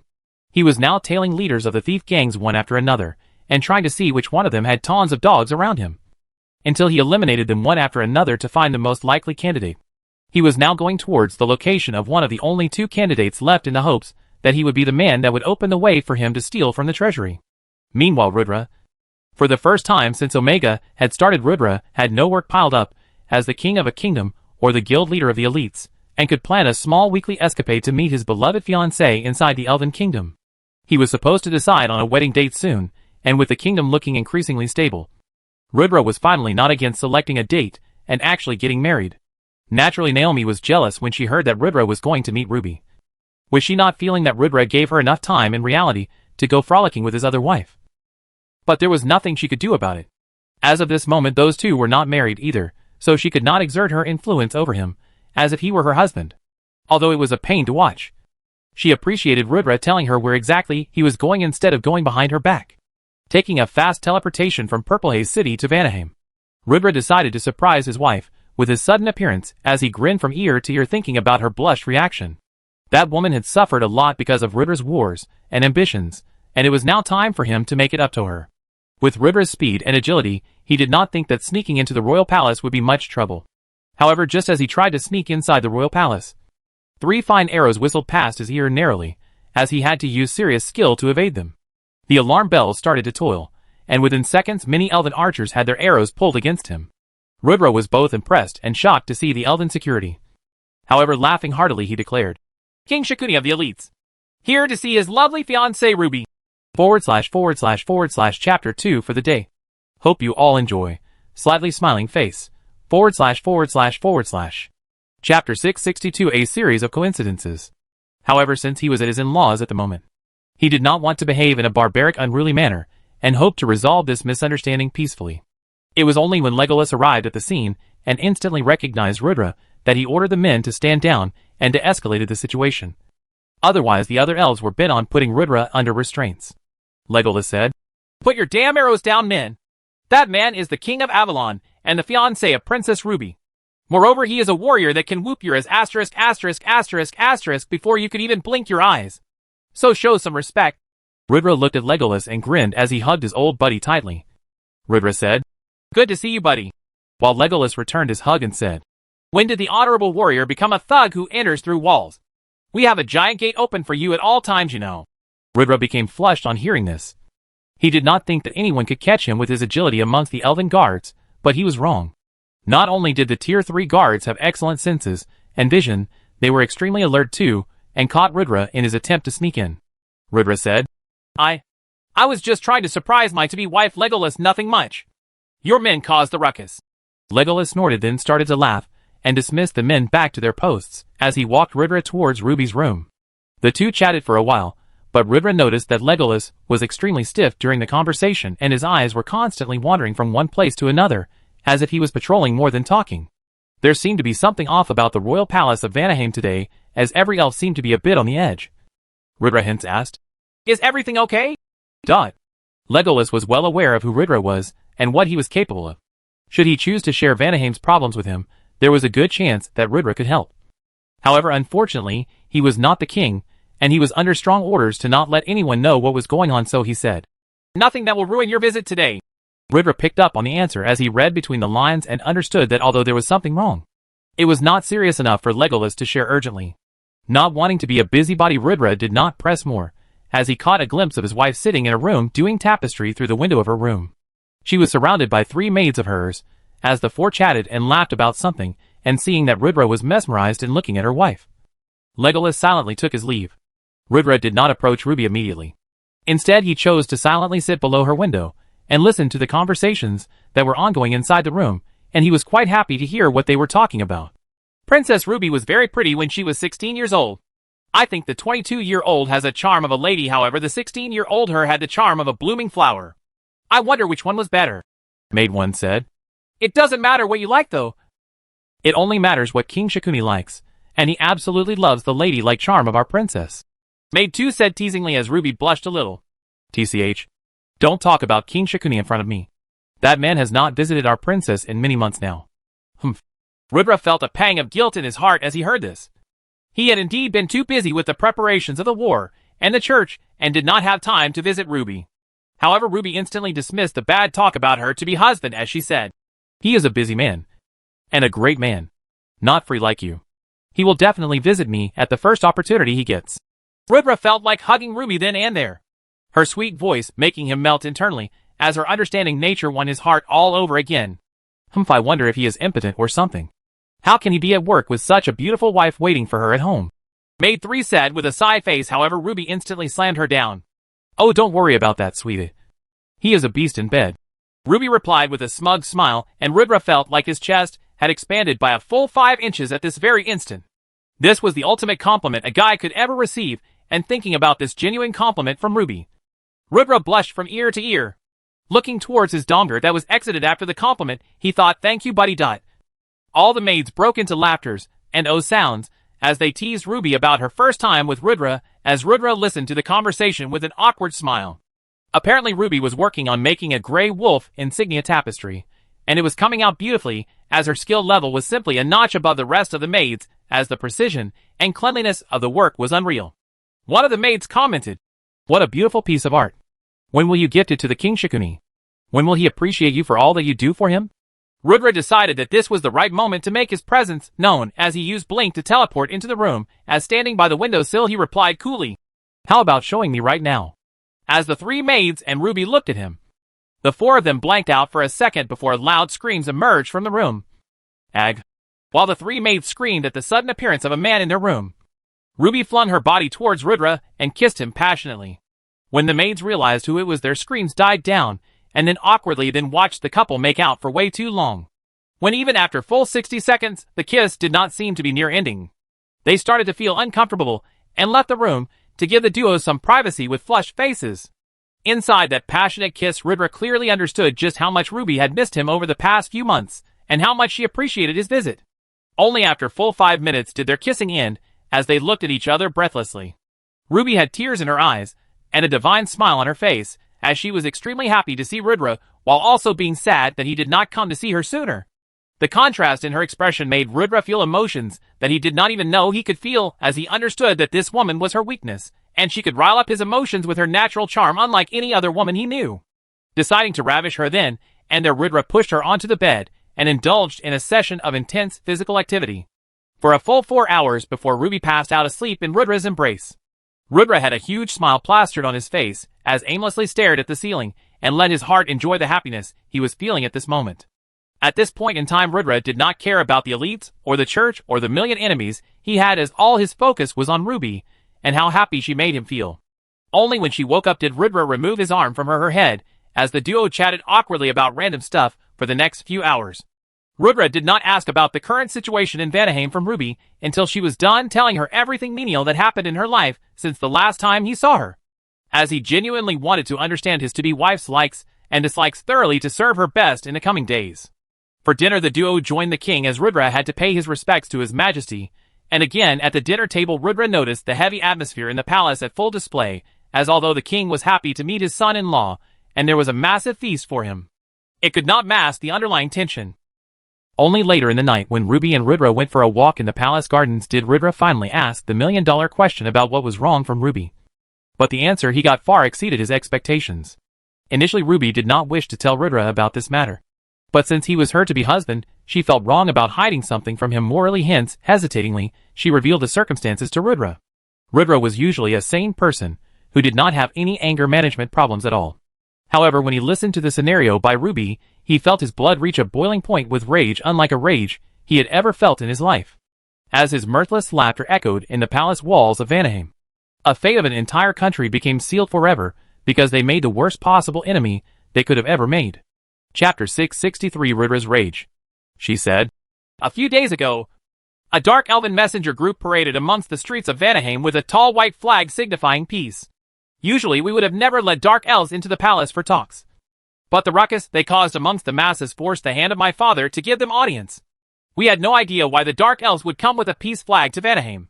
We are fighting a war since over 300 years now, and will absolutely not tolerate any species that praises Lucifer, the enemy of Binyagur. However, while we wished that there would be a surrender from the Dark Elves or something along those lines, their demands completely stunned the entire court as negotiations broke down. They wanted that the elven race unite under one banner, that there only be one elven kingdom where Dark Elves and Nature Elves live together and worship whatever god they wish to worship in harmony. Dark Elves would not be judged if they worshipped Binyagur, and Nature Elves would not be judged if they worshipped Lucifer. The idea did not seem too bad to my father, as he was not against all the needless bloodshed ending for once and for all. But then the question naturally was who would be the ruler of the joint kingdom. When my father asked this question, the emissary, he. Ruby hesitated. She did not know how Rudra would react to her telling him about the demand of the Dark Elves. Rudra, however, said, "What did the emissary say?" As Rudra looked into the scared eyes of Ruby, he felt like something was seriously wrong as a bad feeling started to arise in his heart. Ruby gulped a mouthful of saliva and softly said, "He said that I should marry the Dark Elven Prince and produce 3 offsprings, one of whom will be named King." When Rudra heard this absurd demand, he felt his blood boiling as he said, "He said what?" Ruby panicked, seeing Rudra's temper flare as she hurriedly explained, "The Dark Elves are disgusted that I took a human as my husband, that the Nature Elves had fallen too far, and if our women were this horny then, their men were ready to show them what real men are made of." My father instantly refused the emissary's demand as it was preposterous. However, when my father rejected them, they threatened to kidnap me and force a marriage with the Dark Elven Prince. Apparently, after being named the Crown Prince, he promised his people that he would unify all elves and take me as one of his harem members. He is delusional and prideful and thinks he can get everything he desires. But not me. Definitely not me. I am only yours. Rudra patiently listened to Ruby's explanation and started to mirthlessly laugh. His laughter was near maniacal, as something in his brain snapped after listening to this ridiculous demand. "My king!" Ruby panicked to see Rudra laugh like a madman, but she did not know how to comfort him. After a minute Rudra asked, "So that's why the palace is on full guard? Because of the kidnapping threat?" Rudra asked Ruby, as she nodded meekly and said, "There have been 7 attempts in the past 30 days, and one even managed to grab hold of one of my maids. She has her arm amputated, sob. You have no idea how scared I feel in my own palace walls these days. I feel a prisoner in my own home." Rudra had heard enough. His anger was now making his mind go numb. A foreign man was so openly and daringly coveting finance, and he was not even informed about this issue. He was busy building the church when his wife was being heckled at home. Rebirth did not know who to vent his anger on, or what to do next. But he was sure of one thing in his mind, which was that no matter what happened, the Prince of the Dark Elves had to pay. Anyone who caused a single tear to be shed from his wife's eyes had to pay, and the man not only gave her tears, but even inflicted psychological damage. He had no right to live. As he stroked Ruby's head to calm her down, he himself started to bottle up his anger, and plan the demise of the Dark Elven Prince. It did not matter if the other party was in a dark faction territory, most likely hiding behind palace walls, guarded by legions of soldiers. He had chosen a wrong man's wife to hit on, and he was going to pay dearly for this mistake. Rebirth was sure in his mind that he would tear down the palace, and the soldiers guarding the prince, and not even Hades himself could protect that man from the wrath of Shikuni now. Although he was not the most diligent of husbands, he was a fiercely protective one, and this time around his bottom line had been breached. Meanwhile Johnny had already claimed that he had a plan, hence, when he returned without one back to the motel, he had absolutely no option but to bullshit his way through what the plan was when the team meeting occurred. Internally, Johnny was panicking as he had no idea what he was about to say, but looking at the faces full of anticipation of the kids sitting around him, Johnny knew he had to make something up as he said, "Alright kids, listen up. This is how we raid the unraidable raid. Step 1. Leave the complicated matters to Johnny English. He is responsible for the actual stealing. Step 2. Leave it to Johnny English to successfully get out without leaving a trace. Step 3. Distraction. A good spy always shifts the blame. One of you kids have to take that role. Create the ultimate blame shift. It's a good internship opportunity for you all. But of course, that can also be taken care by Johnny English if you kids feel you are not up to the task. Step 4. Getting the hell out of here. Step 5. Party hard after. Bo. Skyla and SMG looked at each other speechlessly after hearing Johnny's plan. It was not a wrong plan, but it was sort of not right either. There were no specifics discussed, there was no elaborate plan as to how to break in, how to steal, how to get out, and the like. SMG was one of the best break-in and break-out artists around. However, in the prison escape event, somehow Johnny always seemed to bag the gold, while he was always stuck with a silver medal. No matter how he studied Johnny's tricks, he always felt like it was something he could have never came up with, like the man was transcendental or something. Hence, although SMG hated this plan, since it was Johnny who came up with it, he coughed and said, "Good plan. It'll take care of the exit." Bo and Skyla knew firsthand just how legendary Johnny English was. Hence, after careful deliberation, the duo said, "As much as we would like to take on task number 3, we don't think our skills are enough at the moment. The matter with the church is of utmost importance, and there cannot be any slip-ups. So we will just observe you, Sir Johnny, and learn this time." Johnny felt like puking a mouthful of blood at this moment. However, he just nodded, like he was only slightly disappointed as he said, "Yes, there cannot be any slip-ups. We don't want to make the church hostile. I guess you kids can just assist SMG in the bailout then." Johnny wanted to disband the meeting now, but stupid Bo asked him a question. Sir Johnny, how many days until you steal the object?" Johnny felt like strangling the kid alive at this moment, as he thought, "Ungrateful prick, I saved your damn life." However, he only said, "Day after," coolly, as he walked out of the room. To be honest, Johnny had no idea what he was going to do and how. However, thinking that if worst came to worst, he would just jump into the sewers and kill his pride, Johnny deluded himself into believing everything was going to be alright. With Dronacharya also planning to go for the theft on the very same day, the situation was sure to become very interesting. / Guys, save the date. June 15th, the 1-year anniversary for Rebirth of the Strongest Guild Master. The plan is to release at least a sum total of 20 chapters and have a blast. So hopefully you all enjoy. On the same day, I also plan on having some special event on the Discord alongside Nitro and gift drops. So join if you haven't already so that you don't miss out on the Discord event. https://discord.gg/qvdhmindjt// Chapter 664 Johnny being Johnny. Dronacharya infected the dog master, the tunnler that he knew from his past life knowledge, with a life-threatening poison whose antidote was only available with Dronacharya. It was a 100% D**** move by him to threaten an NPC with his life to make him comply into doing his schemes, as this was a new low for even someone as shameless as Dronacharya.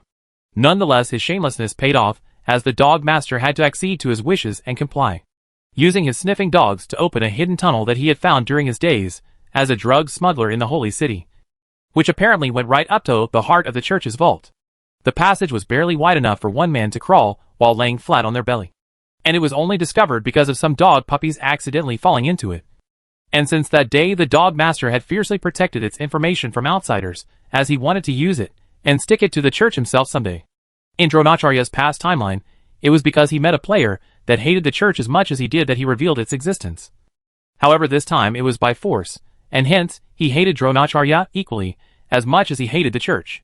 Hence, he did not provide his valuable insights to Dronacharya when the duo parted after Dronacharya handed the antidote over and signed a system contract that said that the duo could not harm each other in any form for next 3 days. Crawling on all fours, as the raw mud and hard stones rubbed against his belly, Dronacharya held a sun stick in his mouth for illumination as he started his crawl down the 200-meter-long passage. With high concentration acids and sound-suppressing devices in his inventory, Dronacharya was set to attempt the heist of the century. Meanwhile, Johnny English. It was the day of the heist and all eyes were on Johnny English. And the man was absolutely freaking out because he could not find a single manhole in the city. Where the F*** are the manholes? How do these people do drainage? Johnny questioned as he realized that all the sides of the roads were paved with a narrow covered sewage drain that collected rainwater and house waste and washed it down to the collection center. Apparently the city was having ancient architecture that did not have proper underground sewage system, and hence Johnny was completely fucked. That's it. Today is the day my reputation as the world's greatest mercenary goes to dust. Help me, God, please. Johnny looked towards the heavens and sighed. He felt slightly sad, and hence to cheer his mood up decided to buy some milkshake and bread from a roadside stall nearby. Johnny was casually eating his food, relishing the taste, when an unattentive priest bumped into Johnny, spilling the milkshake all over his clothes. Absolutely fantastic, Johnny said as he looked at his soiled robes and thought the day could not get any worse than this. However, little did he know that it was actually a blessing in disguise for him. I'm terribly sorry, sire, please pardon me. I was not looking where I was going. The female priest apologized profusely to Johnny for this mishap.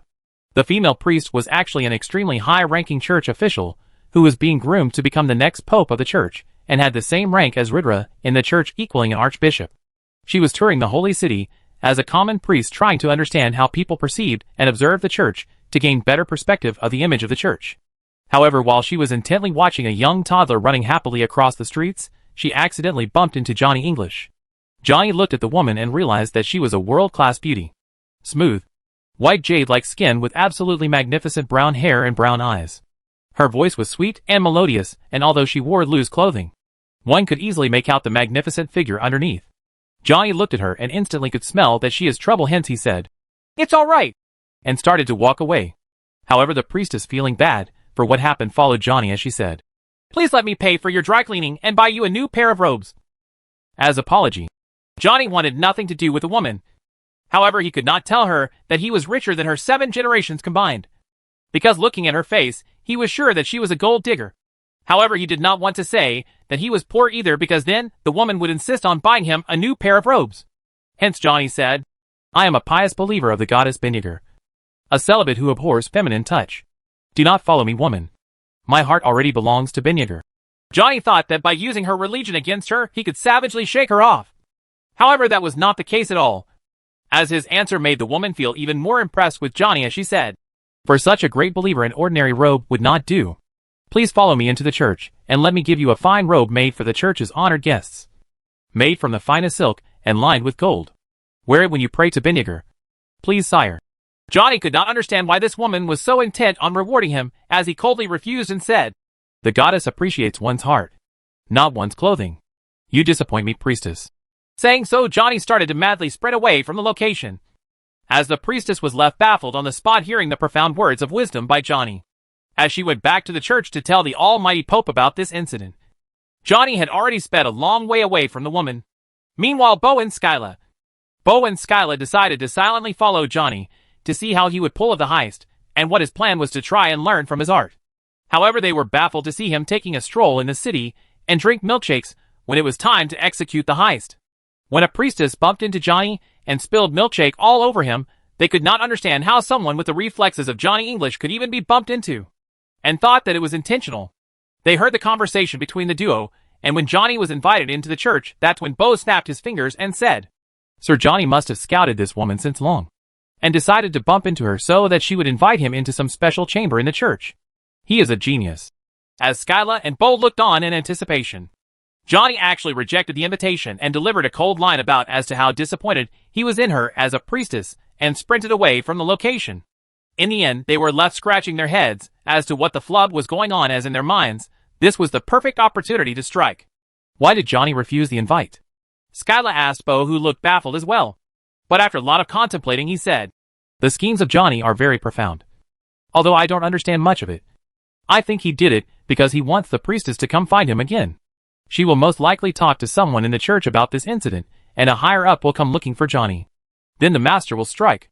Skyla nodded her head as she looked at Bo and said, "You are indeed learning from Johnny." Bo, however, shrugged it off as he said, "I'm not sure, and I cannot really comprehend how his mind works. He is the master of human psychology and creating miracles. Even if I can learn 5% of his skills, I'll still be the second best spy in the world."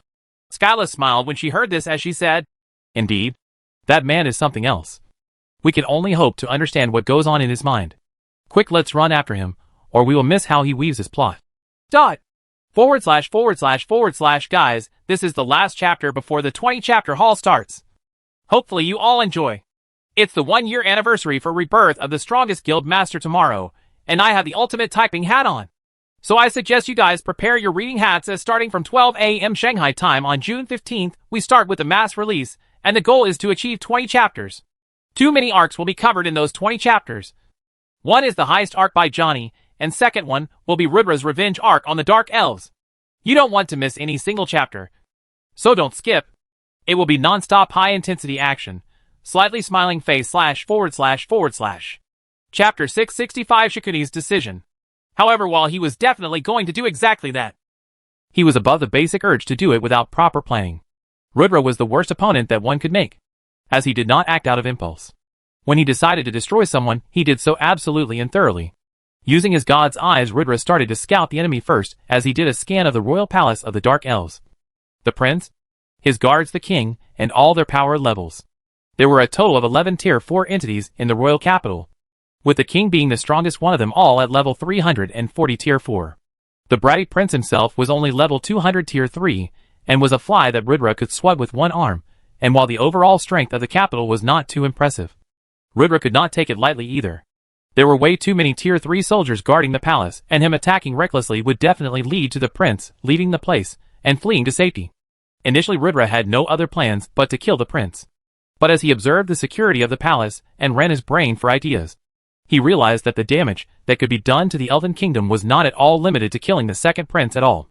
Finally understanding the true horror of the god's eyes, Rudra realized that by monitoring troop movement from an omniscient angle, he could technically barge in and out of the place with minimal obstruction, as no traps, no soldier, or no weapon could stop his advance. If he played his cards right, not only could he humiliate the prince, but he could potentially usurp the throne of the Dark Elves and plunge the entire country into chaos. Although there would be instant rebellions with him never being able to consolidate his reign as a true monarch of the region, he could still technically conquer it. There were 3 symbols of power of a king. 1. His throne. 2. His crown. 3. The country token. When all 3 fell into the hands of an enemy, a kingdom could be toppled. Usually the country token was always placed in a well-protected place at the center of a palace, such that it could be the most well-protected room in case all hell broke loose. The country token of True Elite's kingdom was such as well, placed in a safe box whose key was only present in Rudra's inventory alongside Rudra's crown, sealed in a hidden chamber in the palace. However, for some reason the Dark Elves had decided to be creative and hide the country token in an unsuspecting place within a tree's trunk in the garden of a palace. Only because of the god's eyes could Rudra spot the object. However, now that he did, an extremely sinister plan brewed in his mind. If he could somehow enter the country at a time when the court was in session and steal the city token and the king's crown, he could technically usurp the throne by defeating the king. He could plunge the country of the Dark Elves into chaos, as a light faction player would conquer their dark faction territory, bringing calamity on the land, as Lucifer's power would be significantly weakened as a result of the loss of territory.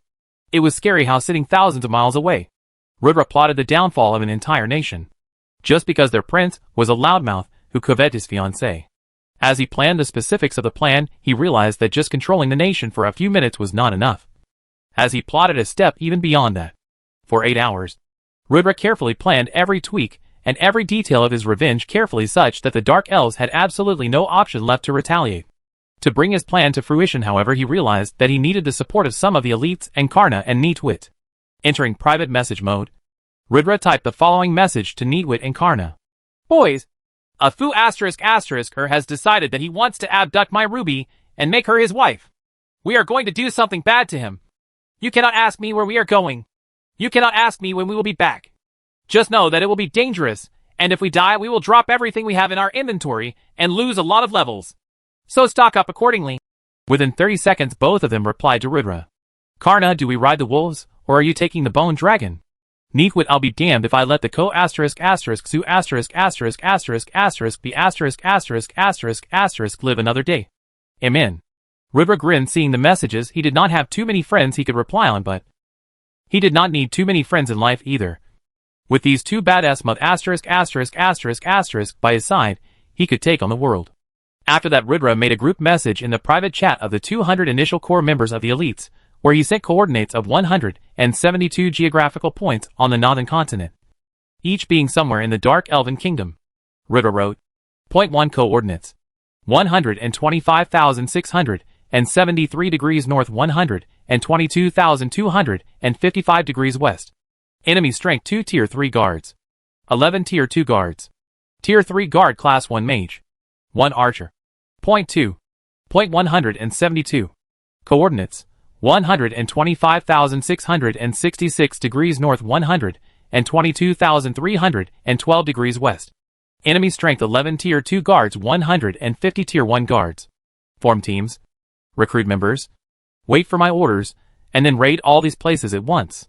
A sting operation in and out. No leaks. Mission is in Dark Faction territory. All stats would be debuffed by 10%, and all equipment would drop on death along with massive level penalty. Plan accordingly. Prepare fast. Dispatch in 6 hours. Reach the designated vicinity by the next 48 hours. His master plan had started. A plan that would rock Omega to its core. The entirety of the world's player base were about to witness an absolutely insane masterclass orchestrated by the one and only Shikuni. // On this day 1 year ago, I published the very first chapter for Rebirth of the Strongest Guild Master. Happy 1 year anniversary to US, partying face, party popper, party popper, party popper, party popper. 365 days, and over 670 chapters later, we have been on an incredible journey. This book has changed so much for me in the past 1 year, and I have no words to describe how much I love you readers, and the routine of writing to come up with amazing content. To commemorate this day, I have decided to host a 20-chapter mass release event to show you all readers my heartfelt appreciation, and this is the first chapter of the lot. Chapter 120. Don't lose count. My only request to you all is, at least today, don't be silent and comment on every single chapter to keep the energy high. Let's go, elites. // Chapter 666, Johnny's Legendary Tactics. Looking at them, Johnny thought, that's it. My good name ends today. RIP. The legend Johnny English. You had a good run while it lasted. Adding to his frustration was the fact that no matter how much he looked for a gutter, there was absolutely none in the city, which meant that no matter how he wished to enter below ground, he could not find a way to do it. Realizing his reputation was on the line, Johnny decided that if he was going to go down, he would definitely go down swinging, as he thought, there is only one option now. I openly barge into the place Johnny style. His mind started to play super spy music. As Johnny started to play with his assassin daggers, after feeling pumped about the action he was about to do. The church was the central structure in the city, and it was easy to locate the church, as literally every single road in the holy city lead to the massive structure.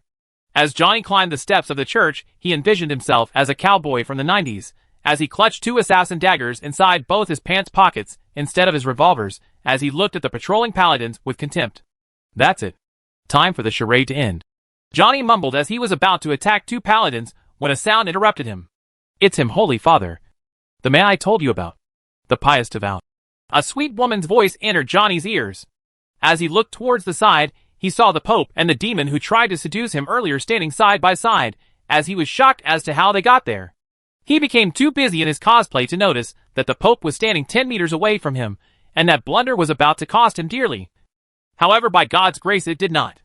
Sighing, Johnny thought, close one. However, his facial expressions revealed none of his emotions, as he looked at the Pope and the demon as coldly, as if not caring about their existence. The Pope scanned Johnny skeptically before stroking his beard as he tried to recall where he had seen the man. After a while, it hit him how he knew Johnny. The Pope said, "I know you. You are the one with Pope Shikuni. One of his best men. J hope something." Instantly Johnny retorted, "English. Johnny English." Although he did not look offended internally, Johnny scoffed, as he thought, put some damn respect on that name, bitch. "Ack yes. Sir Johnny. My bad. What brings you to the holy city? Please come in," the Pope said, as he signaled Johnny to join him in his private chambers. It was only at this moment that Johnny realized that he had not only blown his cover, but his association with Rudra was also as clear as a day now. He had done the one thing that he should have absolutely not done, biting his tongue. Johnny's eyes widened as he looked towards the skies and controlled his emotions and said, "I can't." The Pope stopped in his tracks. He was not used to being rejected. This was a first for him. As he looked at Johnny skeptically, Johnny scanned his surroundings to notice that every single paladin was now staring at him. No. No. No. No. No. What the hell? Johnny gulped in nervousness as he had now successfully garnered the attention of the entire place. Quickly changing his tone, he hence said, "I have just arrived and I shall go nowhere before praying to my beloved goddess." Everyone had the same expression of being impressed, as not many had the balls to reject the Pope to pray to the goddess. It was undoubtedly a noble cause, and for that Johnny could be excused. The Pope also smiled as he said, Right. Prayer comes first. How rude of me. Please, let me escort you to the prayer hall." As Johnny and the Pope and the priestess walked towards the statue of the goddess, Bo and Sklia, who were observing the situation develop from a distance, were left scratching their heads as to what the hell was going on. Johnny had not only revealed his association and real name, but had also met up with the Pope directly, the only man to be avoided at all costs. His schemes had completely transcended the realms of understanding for the common spies. Looking at Bo, Sklia asked, "What is he thinking?" Bo, who was the self-proclaimed expert in understanding Sir Johnny's motives, was baffled this time around. As unlike last time, he had no idea what Johnny's plan could remotely be, as he said, "He did meet up with the priestess again, so whatever it is, Johnny has definitely planned this through. But as to what, we can only wait and watch. At this point, I can only assume that it's something we cannot even think of. As with Johnny revealing his name and identity, it's surely an open-ended heist where he plans to achieve it from right under their eyes." Sklia was a little disappointed that Bo did not know Johnny's true motive, but it was understandable that he did not, as not even Johnny truly understood what he was planning to do at the moment. // chapter February 20th. Who just like this, we are 10% completed on our journey to 20 chapters. Just 18 more to go. Although the chapters will be dropped super fast one after another. Do comment below as to how you think Johnny will pull this one off // Chapter 667, Dronacharya's Misery.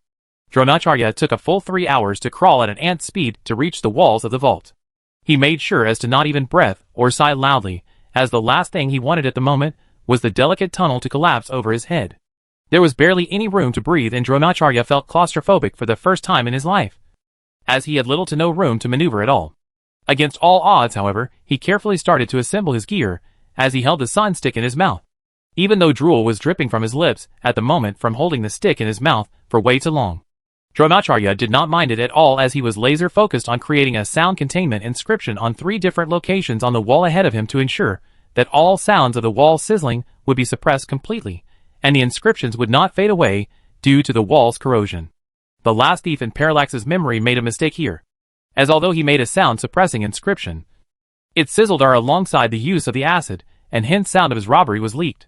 Learning from the mistake of his predecessor, Dronacharya decided to make 3 separate inscriptions, and use a very slow drip melting approach to only open a hole big enough for his body to pass through while crawling. Dronacharya then wore gloves made of mithril, and took out a vial of the strongest acid in the world that could even melt epic-rated metals in a split second, as he carefully started to bring 1 drop into contact with the metal wall at a time. The gloves and the acid costed Dronacharya the entirety of his remaining fortune, as he had to even pawn off some of his precious equipment at a high interest rate for today's heist. If this project failed, he would reach a rock bottom in life, with him literally becoming a beggar with nothing to show for his immense skill set. Determined not to let it happen, he worked with utmost precision, with revenge on Shikuni in his mind and calmness in his heart. Dronacharya corroded the outer walls of the vault, 1 acidic drop at a time. Johnny's POV. Johnny pretended to pray to Benyager, but internally, he was absolutely freaking out. The Pope had used his influence to empty the building of all other devots, as he was the only one in the prayer hall praying in absolute silence. Internally, Johnny thought, dumb. Johnny, you are dumb. The witch you avoided still backstabbed you. You knew she was trouble. Yet you still could not avoid her trap. You became like the dumb yum who likes the big-breasted models in the porn comics. Only the flat ones are worthy of paying any attention. You should have known when you looked at her voluptuous body that she was a succubus. Idiot! However, externally, he had the most brilliant expressions as his eyes became moist as if he was genuinely praying with an open heart to Beniger. The priestess was impressed as she whispered to the Pope. The insights of this man are something else. He says he loves only the goddess, and his words are as wise as yours. I think this man is special. Look how piously he prays to Beniger. He has tears in his eyes. He feels blessed in her presence. If only the priestess knew that Johnny was imagining her naked body at the moment, she would instantly puke 1 liter of blood. The Pope stroked his beard and said, Indeed. Not many can reject me to pray to the goddess first. Such character is indeed admirable. However, we still don't know his reason for today's visit. It's not a short distance from Purple Haze City to here. After Johnny was done praying, the Pope said, Sir Johnny, we are delighted to have you here. How is Pope Shikuni? I hope all is well in Purple Haze City. Although the Pope did not explicitly ask Johnny why he was here. This was Johnny's cue to make things up. Let's cut to the chase. You and me both know that this is all pleasantry. Your true intention is to ask me why I am here, Johnny said as he looked eye to eye to the Pope, unperturbed by the level difference. Initially, I planned to come as a common man and leave as a common man, as I did not even enter the city under my own name and went to great lengths as to avoid detection. For my guild and my guild master, I'm on a mission. But in reality, I'm here for a cause. The Pope raised an eyebrow as to this reveal as he said, What cause? At this moment, Johnny put on his acting shoes as he started to pace around the room and said, The Church of Death. As you may know, I have joined it as my official religion. It was a spur-of-the-moment decision made alongside the rest of my crewmates, as while the entire guild was converting to the new religion, I had to convert too, because of the tremendous pressure I had to fit in as one of the guild's elders. But in my heart, I knew I did wrong. The Pope's expression changed as he heard this, as he instantly became sympathetic towards Johnny and became all ears for his story. Johnny continued, I had long given my heart to Beniger since the first time I felt her warmth while Rebirth. The joy of life. She gave it so willingly to Otherworlders. And yet I abandoned her. I could never forgive myself for that. Johnny started to wobble in his walk as he looked like a broken man. The priestess was moved to tears, listening to his story. To atone for my sins, I decided to walk towards the holy city in a pilgrimage. And for 6 days and 6 nights I walked towards the holy city, not telling anyone about my whereabouts until I laid exhausted on the muddy roads near death from the lack of water and energy. I thought, this is it. I would die and embrace the warmth of Beniger once more. However, at that very second, something incredible happened, Johnny said, as his face brightened, and he looked towards the Pope and the priestess with a smile. After a long pause, Johnny said, Beniger talked to me. The expressions of the Pope and the priestess changed drastically at this moment, as their mouths were wide agape. Looking at the reaction, Johnny thought, that's it. The succubus has orgasmed. / chapter March 20th. Not bad, not bad. Enjoy. / Chapter 668 Lies. An audible gasp escaped the mouth of the priestess as she looked at Johnny in new light entirely, which was close to blind devotion at this point. Johnny continued, I can never mistake that moment. Whenever I close my eyes, I relive it. That melodious voice.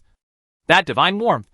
There can be no doubt it was Beniger, Johnny said, as he closed his eyes as if reliving that moment. But internally, he was only praying that Beniger did not appear out of nowhere and slap his *** off for lying. When nothing happened, Johnny sighed in relief and continued his story. She told me to regain my strength as the assignment she had given me was of utmost importance. The Pope looked at Johnny with skepticism. Beniger and him were often in touch. All her assignments were usually given to him. Why did she give it to an outsider? The Pope became critical of Johnny's story at this point, as he could not believe that Beniger had given someone else an assignment. Johnny said, Yes, the goddess told me this. That you will not understand this assignment, because your pride and love for the goddess is too much for you to question her powers. Which is why it was given to an outsider like me. Johnny's words did not convince the Pope at all, as he coldly said, Pray tell Sir Johnny, what assignment did she give you? Johnny did not shy away from the question at all, as he looked towards the goddess and said, Don't you believe that the goddess is the all-knowing almighty existence, under whose nose no wrong can be done? It was a rhetorical question. There was only one answer the Pope could have given to Johnny for it, as he said, Yes, Johnny continued, which is why she could not assign you this task, as you would never admit it that right under her nose, in the secure vault of the church, someone in performing a robbery right at this instance. The face of the Pope lost all color at this second, as anger filled his eyes, and he said, "You think someone is robbing the church's vault right at this second?" Johnny nodded his head and said yes. The Pope laughed loudly at Johnny's face and said, "Never have I ever seen someone make a worse joke. There are currently more Tier 4 paladins patrolling the church's premises than you have in your entire country. I am present here, and the entrance to the vault is guarded by over 400 men. Yet you think it's being raided this very moment?" The priestess felt confused at this second as she could not decide which side to be picked, as she remained silent. Johnny, however, looked at the Pope and said, "Yes. You lie." The Pope lashed out at Johnny, as he dismissed his claims as outrageous. Johnny, however, did not take offense at all as he said, "This is exactly why the goddess gave this task to me, an outsider. Because you would never believe it." The Pope felt like Johnny's logic had some merit to it.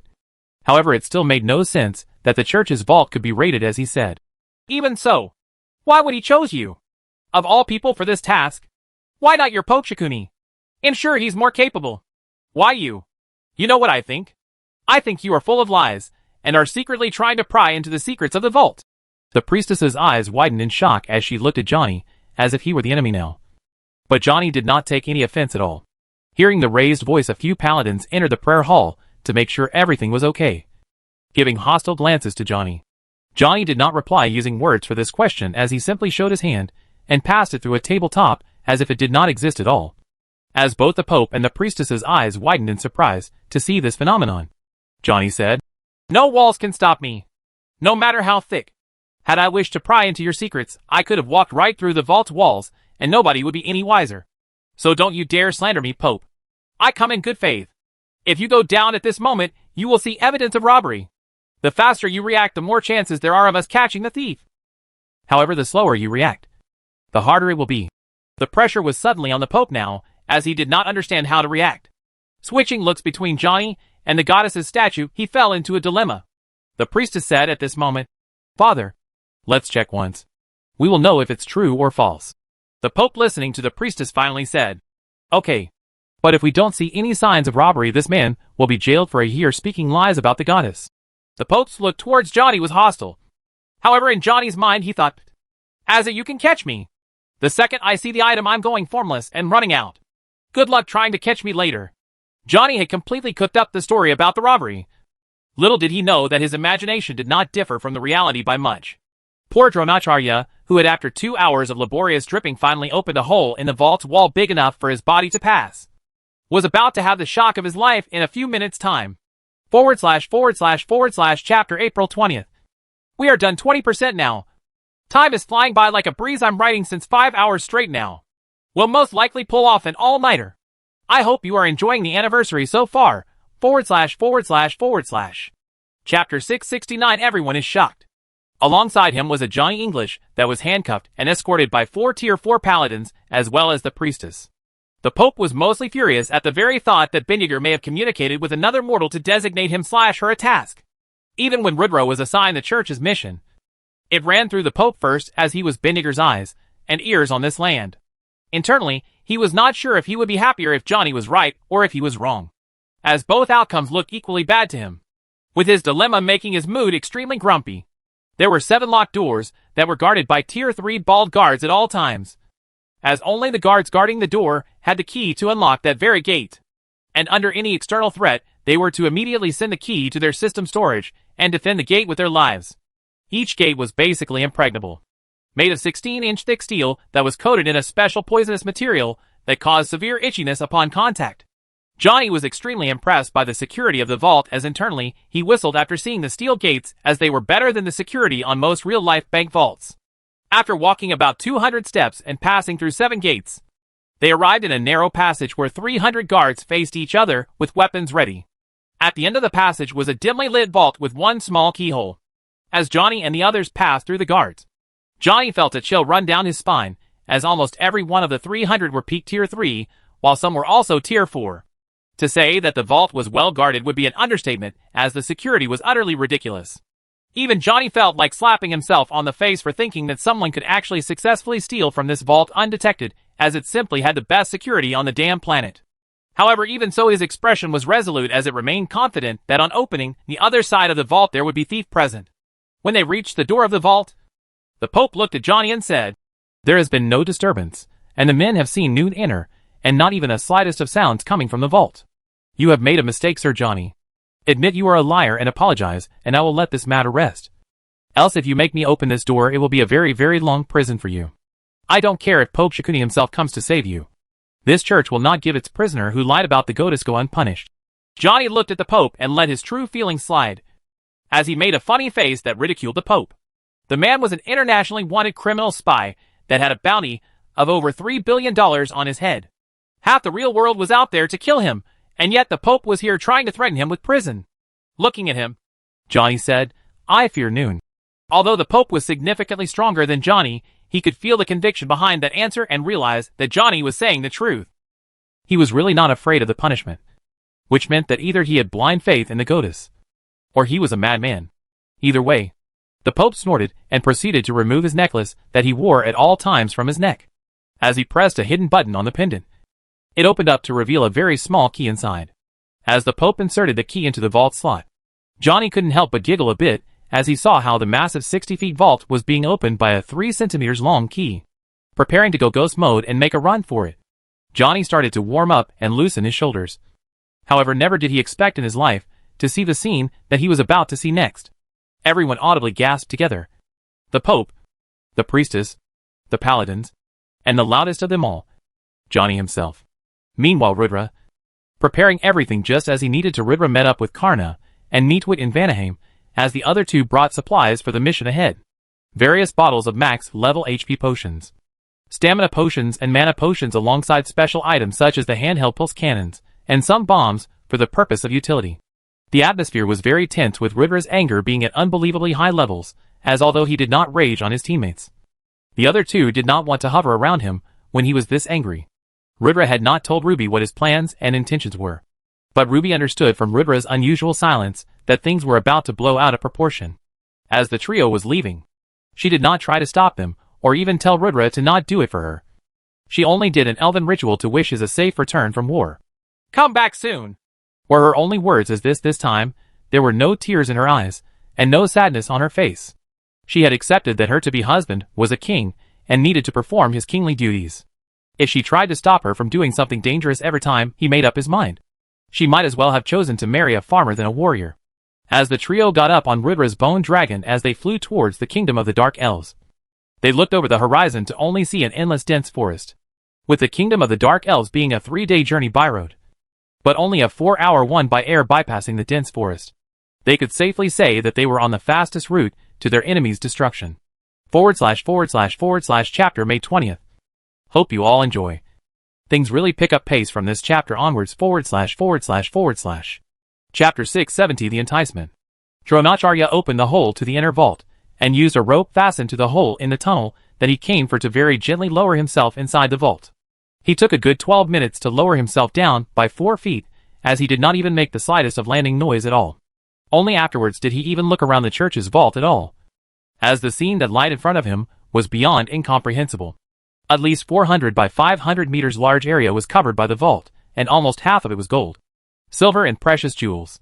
Dronacharya made a quick calculation and found out that the wealth inside this vault was at least equal to the total GDP of some of the wealthiest nations, as there were hundreds of trillions of dollars worth of gold just lying inside. Items that he had never even imagined in his life were a reality inside the vault, as it contained everything inside, from the holy sword Excalibur to semi-divine sets of armors, whose effects one could not even begin to comprehend. Uncountable spell tomes and spell books that were forbidden for commoners to learn adorned racks and racks of the vault, as they were literally labeled by their tier. Uncountable Tier 3 spells adorned the walls, with there being 25 bookshelves full of them, while there were 13 bookshelves full of Tier 4 spells, and 2 bookshelves full of Tier 5 spells. A single Tier 5 spell sold over $1.5 trillion on open market by some estimates. However, Dronacharya was sure in his mind that it would definitely sell for much higher in an auction setting, as such an item was unheard of to come up for bidding. Browsing through some of the spells casually, Dronacharya saw some very interesting ones. Tower of Hanoi, Tier 5, build your own mage tower anywhere, anytime, instantly for combat support, and increased defensive capabilities. Supports attacks: Inferno Tier 4, Lightning Bolt Tier 3, Confusion Beam Tier 3. Defense attacks: Long Range Barrier, Defense Mode, Assisted Retreat, Restrictions Mage Class Only. Booze Block Tier 5, block any attack under Tier 5 successfully without taking any damage. All Tier 5 attacks lose 70% of attack power. All Tier 6 attacks lose 30% of attack power. Celestial Destruction Tier 5, destroy entire legions by harnessing the power of the moons and stars and raining down extremely strong celestial beams of light on a wide area. Restrictions Night Only. There were yet another 30 scrolls on just one bookshelf, and each one was different than the other in terms of application and versatility. Dronacharya felt like a kid in Disneyland, as he did not understand what to rob and what not to rob. However, before he robbed anything else, he started to carefully locate the demon's diary. It took him a good 15 minutes to find it. But he did find the book cover to the demon's diary, as amongst all the items placed in the treasury. There were only 3 items that were sealed using runes, and had figurines of the goddess Benigar surrounding them. Upon approaching closer to those 3 items, Dronacharya realized that all 3 were related to Lucifer, with each item being completely unreadable. Book cover from Demon's Diary? Caution, do not touch. The Demonic Art of Resurrection? Caution, don't touch if alive. Lucifer's Diary as an Angel? Caution, error. Error! Error! Dronacharya felt his heart throb a little, as he saw the description of the 3 items, as he felt the urge inside him to do exactly opposite to the caution warnings and claim all 3 as his own. However, he couldn't be hasty, and needed to proceed with care, as to not make a single sound. Carefully picking one Benigar statue from around the demon's diary at a time, he placed them on the ground. As he undid the holy bindings on the item, as it revealed the actual book cover inside. The book cover was red in color, with an extremely gory picture that showed a throne and a million dead bodies around it bleeding profusely with their innards all ripped out. Just by looking at it, Dronacharya felt chills run down his spine, as he got a fear debuff. You have gazed upon a book made by a primal god. Your fear grips you. Decreases all stats by 20%. Dronacharya's eyes widened in shock. Just by looking at the item, all his stats fell by a 5th. Just how scary was this item in reality? He already had possessed one of the pages of the book. Yet the page had no reaction at all. However, looking at the cover, he felt a chill, not understanding how or why. Dronacharya gulped his fear back and picked up the book cover. As instantly he felt the mana from his body being sapped in a second, as he felt his eyes go black for a split second, and a cold laughter noise entering his ears. Ha ha ha ha ha ha. Finally I'm free. Meanwhile, the Cuber Corp. Sirens blaring. Anomaly! Anomaly! It's a Code Red. Code Red! Code Red! This is not a drill. This is not a drill. It's a Code Red. There was an atmosphere of mass panic inside the Cuber Corp, as Gaia had raised an alarm calling for an emergency meeting. As the officials rushed to the conference room, Gaia declared in the most emotionless of voices, "A demonic sin has been unsealed in Omega." The faces of all Cuber officials became ashen white at this announcement. / chapter 620 for the anniversary party. 30% done now. This chapter took a lot longer to write than I expected, as the fatigue is starting to make my fingers go numb. No issues. I'll write the next one a bit slower and take proper rest. Hopefully you all enjoy. If you did, please shower the book with your precious power stones and golden tickets. Thank you all. / Chapter 671, A Demon's Charm. Dronacharya heard a voice in his head and was startled. He looked around to see if someone entered the vault after him, and felt his heartbeat instantly go from 80 to 180 beat per minute. Dronacharya. My master. A very feminine voice said, as Dronacharya completely freaked out now, as he thought there was a protective ghost of the vault roaming around, and was now playing mind games with him. However, his misconceptions were cleared straight away as the voice said, Master, it's me. The book in your hand. He. Finally I have a smart, charming, handsome and so brave master. Dronacharya looked at the book in his hand wide-eyed, and gulped a mouthful of saliva, as he thought, how can you talk in my mind? He. My silly master. You have no idea what I am. Do you? I am the most powerful entity in this Middle Earth. A pool of knowledge. Yes, knowledge that can make you king. Knowledge that can help you topple Shakuni. Listening to the melodious voice say it could help him achieve his greatest desires, Dronacharya felt like hugging the book tightly right then and there as he thought. How? The book replied to my brave master. I know secrets from hundreds of decades ago. potion recipes that nobody from this day and age can imagine, ancient spells, forbidden tomes, even seduction spells. Shikuni is but a child in front of me. I can make and break 1,000 Shikunis in my prime. Alas, the cruel world took all my pages from me. Now I'm but an empty shell of knowledge. Dronacharya did not understand why, but his internal feelings resonated strongly with the book's perils. In his mind he was the same. He had knowledge, but the world took everything else from him. Otherwise how could he, a reincarnator, lose to Shikuni? He should be able to make and break 1,000 Shikunis a day. Feeling the book's pain, he thought, don't worry. With this brave and capable master now, both of us will rise back to the top. Dronacharya started to flatter himself, and it was at this instance that the book started to win over in the mind games with Dronacharya, as his guard was down now. Slowly bearing its true nature, it said, my handsome master. Oof. I'll blush if I could. Dronacharya instantly felt flustered, as his ego became inflated. He was very interested in betting beautiful women, and it was this desire that the book had tapped in on. Dronacharya then proceeded to slowly place a dummy book cover inside the holy seal, and carefully redid the seal, while placing the vinegar statues back around it, leaving the place exactly how he found it, and with the book in his hand. Dronacharya thought, alright, time to get the hell out. Before someone finds I'm in here. He wanted to get out. However, the book had other plans, as it said, master, let's rob this place clean first. You can then sacrifice a portion of your loot in a ritual I guide you with so that I can regain my powers. Once I do, my sweet master, I will give you the ultimate spell to beat Shikuni. Dronacharya paused. This was not in his initial plan.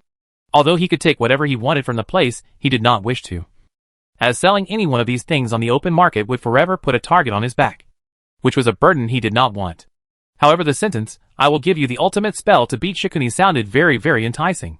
Dronacharya asked, the ultimate spell? The book replied, yes, the ultimate spell. The spell which will render his man parts useless and his wife dissatisfied. Then his confidence in himself as a man will dip, and with it his performance in battle. He will be 1 for 10th the man he is, and then you can beat him in a battle easy, with the world to witness your glory. Then his guild, his spotlight, and his women, everything will belong to you. His wife will even praise you for being a true man. The book's words sounded ridiculous to any sane man, but it struck a chord with Dronacharya, who dreamt about such a scenario every single day in his life. To say that it was his ultimate desire would not be an understatement, as in reality it was. Falling prey to the book's enticement, Dronacharya abandoned his initial plan and started to rob the place as per the book's directions. At first, he was scared and hurried in his approach, but with the book constantly coaxing him that everything was okay and how amazing he was at robbing, soon Dronacharya started to drop his wariness. One thing led to another, and a full 40 minutes later, he had robbed over 1,400 high-value scrolls and items from the vault, and was buck naked soaking himself in the piles of gold that were present inside. The book made him feel like he was a god, as it kept saying the perfect things at perfect timings, and kept pushing Dronacharya to follow more and more of his ridiculous urges, as he slowly robbed him of his mana and his stats. The book was sucking Dronacharya dry.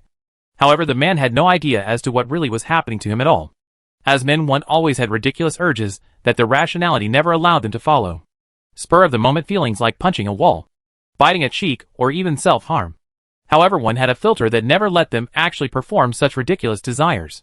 However, the demon's diary corroded that filter, making one act without restraint. Dronacharya more or less felt like the king of the world. Hence, when the church's vault opened suddenly, and 6 men and 1 beautiful woman entered to see him buck naked playing with coins, Dronacharya's heart stopped functioning for a second. / chapter 7/20. We restart the marathon. A long way to go today. / Chapter 672. Johnny lucks out.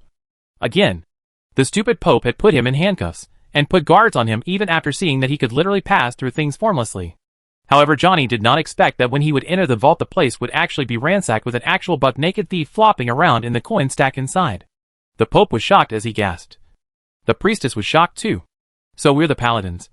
However, none of them were as shocked as Johnny himself, as he said in the most bizarre voice tones, "Holy Mother of Gods, there is an actual naked man here." Instantly the Pope sprung into action, as he used his divine might to try restrain Dronacharya. As he screamed, "How dare you, TGIF!" Dronacharya felt like sobbing at this second and just cursing his damn luck to be so shitty that the vault that was open for important inspection only once a year was open today to find him inside it. However, thankfully for him, the book whispered in his mind to use the spell Blink that he had learnt only moments ago, and get in the tunnel he came from. Hence using Blink. Dronacharya escaped from the Pope's attack by a fraction of a second as he quickly teleported inside the tunnel he came from. Proceeding to block the tunnel with all the gold and precious scrolls he had stolen, Dronacharya vehemently started his escape struggle as he crawled like a caterpillar in the narrow tunnel while being completely naked. Foo asterisk asterisk. Why me? He cursed loudly as he continued his escape, angry at the fact that despite not making a single sound, he was still somehow caught in the act. It was as if the universe itself was conspiring against him to make him suffer.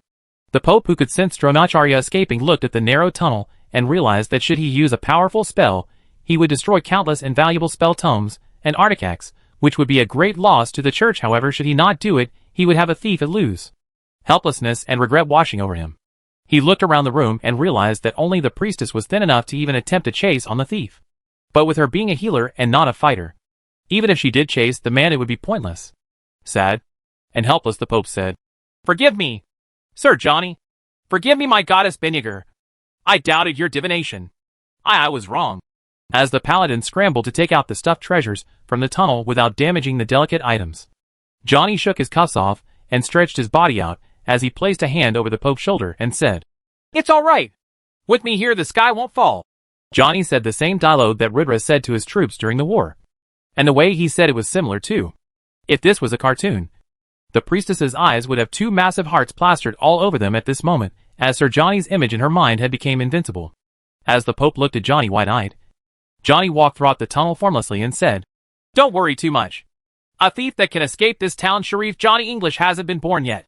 Saying so, Johnny casually walked in the tunnel formlessly, his head poking into the soil, as he was in actuality completely blind as to what was going on, but having supreme confidence in the fact that when he would eventually pass the thief, he would make a sound to alert Johnny that he was present there.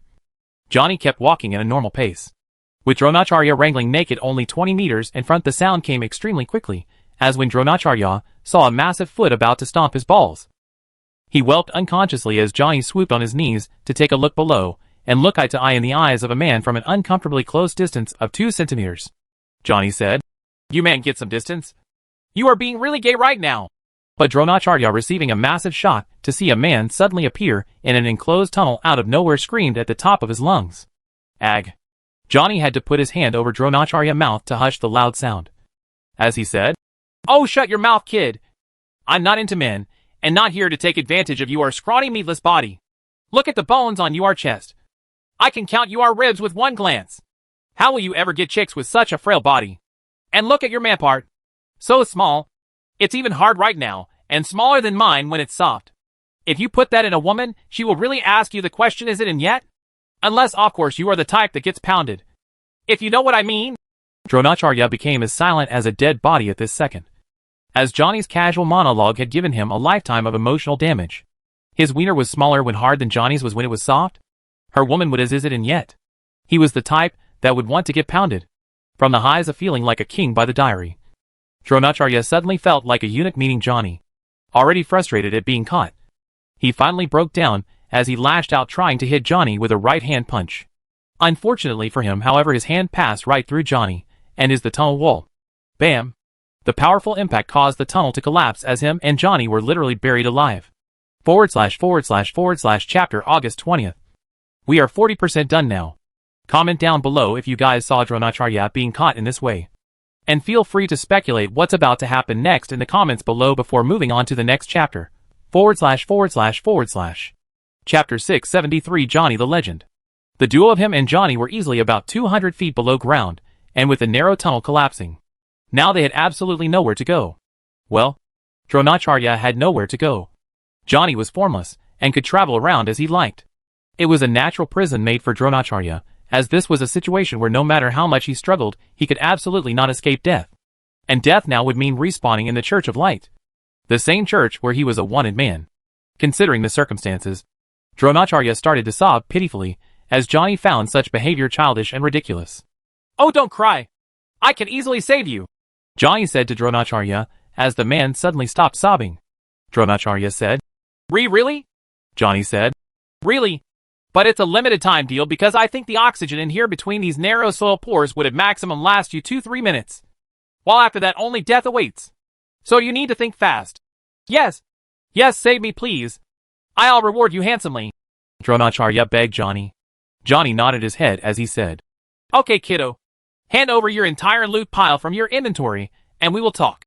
Dronacharya's face paled. But the demon's diary whispered in his ears, Do it. Give me to him. I'll charm my way back to you, master. He is a pervy old man. He will follow everything I say. Deciding to trust the diary, Dronacharya said, Oh, okay. As he gave everything in his system inventory alongside the cover for the demon's diary to Johnny English, waiting for the diary to play her magic. However, after Dronacharya handed over the loot to Johnny, Johnny simply walked past him like he did not even exist as he started to walk back towards the vault of the church. Dronacharya screamed, Oi! Oi! Oi! You said you will save me! Oi! Where are you running away now? However, Johnny just replied, Shikunia of the Elite sends his regards. When Johnny name-dropped Rudra, he had no idea that it would have such a strong effect on Dronacharya, as the man completely blew a nut and screamed like a madman. Damn you, Shikunia! Johnny thought, Jesus Christ, that kid has lost it. However, he paid him no attention, as he casually strolled through the contents of his inventory. Looking at the 300-plus high-value items inside, Johnny felt extremely satisfied with his work. But he was even more surprised to see that the cover from the demon's diary was also present amongst everything else. Initially, his plan was to bargain with the Pope to use the 300 items to trade for one demon's diary book cover. But since he already had it in his possession now, he could just return 295 items and say that he never received the other 5. With the tunnel collapsing, there was a good chance of those items being buried forever, and Johnny had nothing to prove to anyone. Choosing to leave some items in the dirt here and there to make the perfect cover, Johnny giggled as he marveled at his own master plan. He thought to himself, kids these days, so gullible. I can't believe I scammed him into giving all his items to me. Such an idiot. Probably fell for my handsome face. Act Johnny, you charmer. Johnny started to narcissistically praise himself.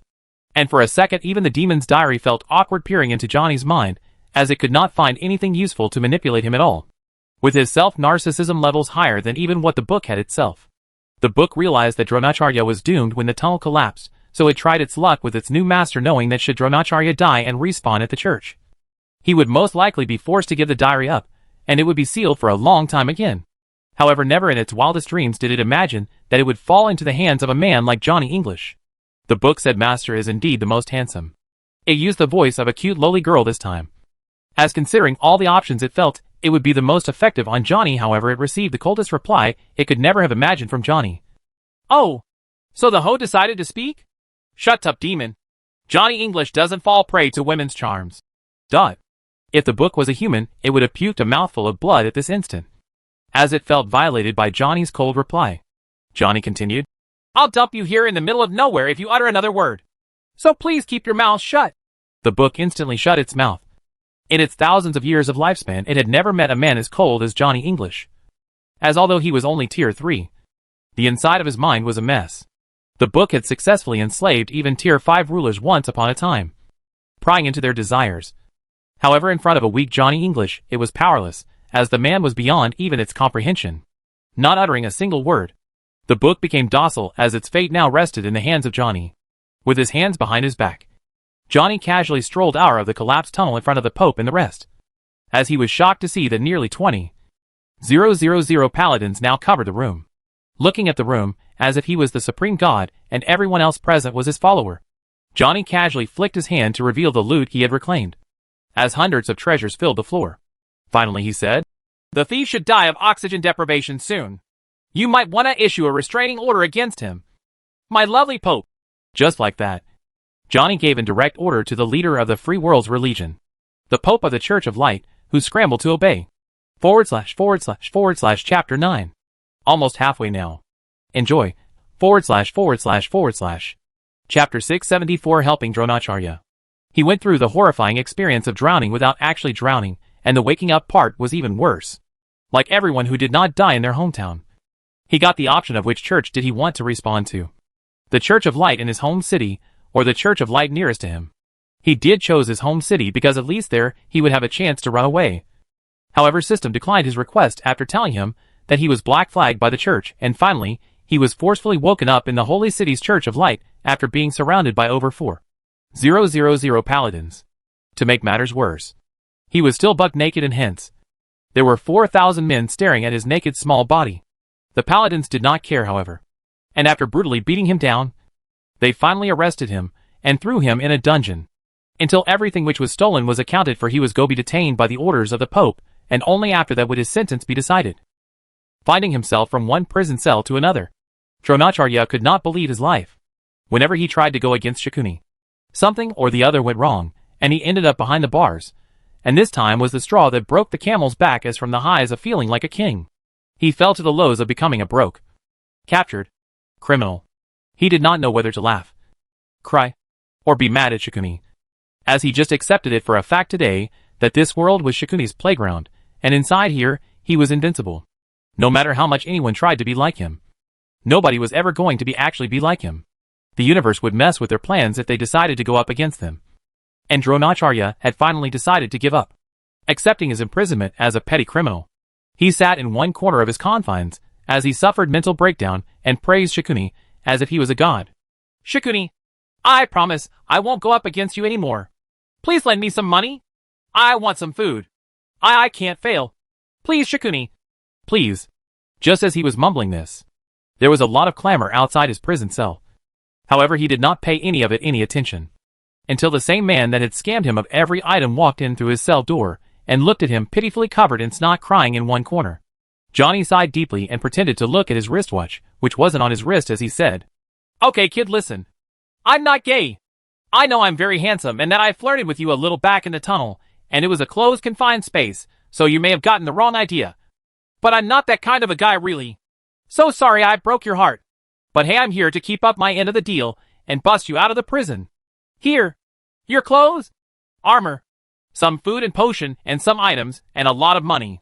Johnny poured everything from his inventory, as he gave Dronacharya about 1 million gold coins. At a stable exchange of $500 a coin, it was worth $500 million. More than enough for Dronacharya to start a new life. Johnny said, "I have used sleeping gas so the guards outside are sleeping, and you have about 40 seconds to bust out and run. I think. Also, whether or not you can do it is up to your skill. This is a system contract that says you can never reveal what items I took from you, or that I helped you bust out. Sign and run." Dronacharya looked at Johnny as if he was an angel, and immediately signed the system contract, before quickly taking his loot and starting to run. It was indeed as Johnny said. Everyone in that particular corridor had been knocked out by a sleeping gas by Johnny, and he had the opportunity to run away. With money in his pocket and a chance at a new life, Dronacharya once again felt his evil resurface as he mumbled, "This is not over, Shakuni. I have returned. I will not rest till I destroy you." Saying those words, Dronacharya started to make his way out of the church.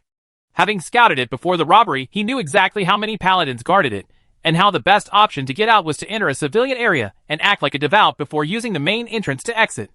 Although he had no idea as to why Johnny helped him escape. His name was about to become legendary in Omega for all the wrong reasons today, as Johnny emerged out of a bathroom, pretending to blow out a huge load when in reality, he just came back from busting Dronacharya out. He acted like a sage as the Pope and the other church officials accounted for every single item once more. A lot of big items were missing at this point in time, and should they have gotten their hands on Dronacharya for the interrogation, things would have turned ugly for Johnny. However, after creating a double perfect cover, and with the thief being on the loose, Johnny was sure as of this moment that he was about to pull off the heist of the century. With over 300 million gold coins in his inventory, the demon's diary, and 6 high-value items inside that nobody could account for no matter how hard they tried anymore, roaming right amongst the clergy as their hero, the ultimate assassin pulled off one of the most insane robberies of all time. / Chapter October 20th.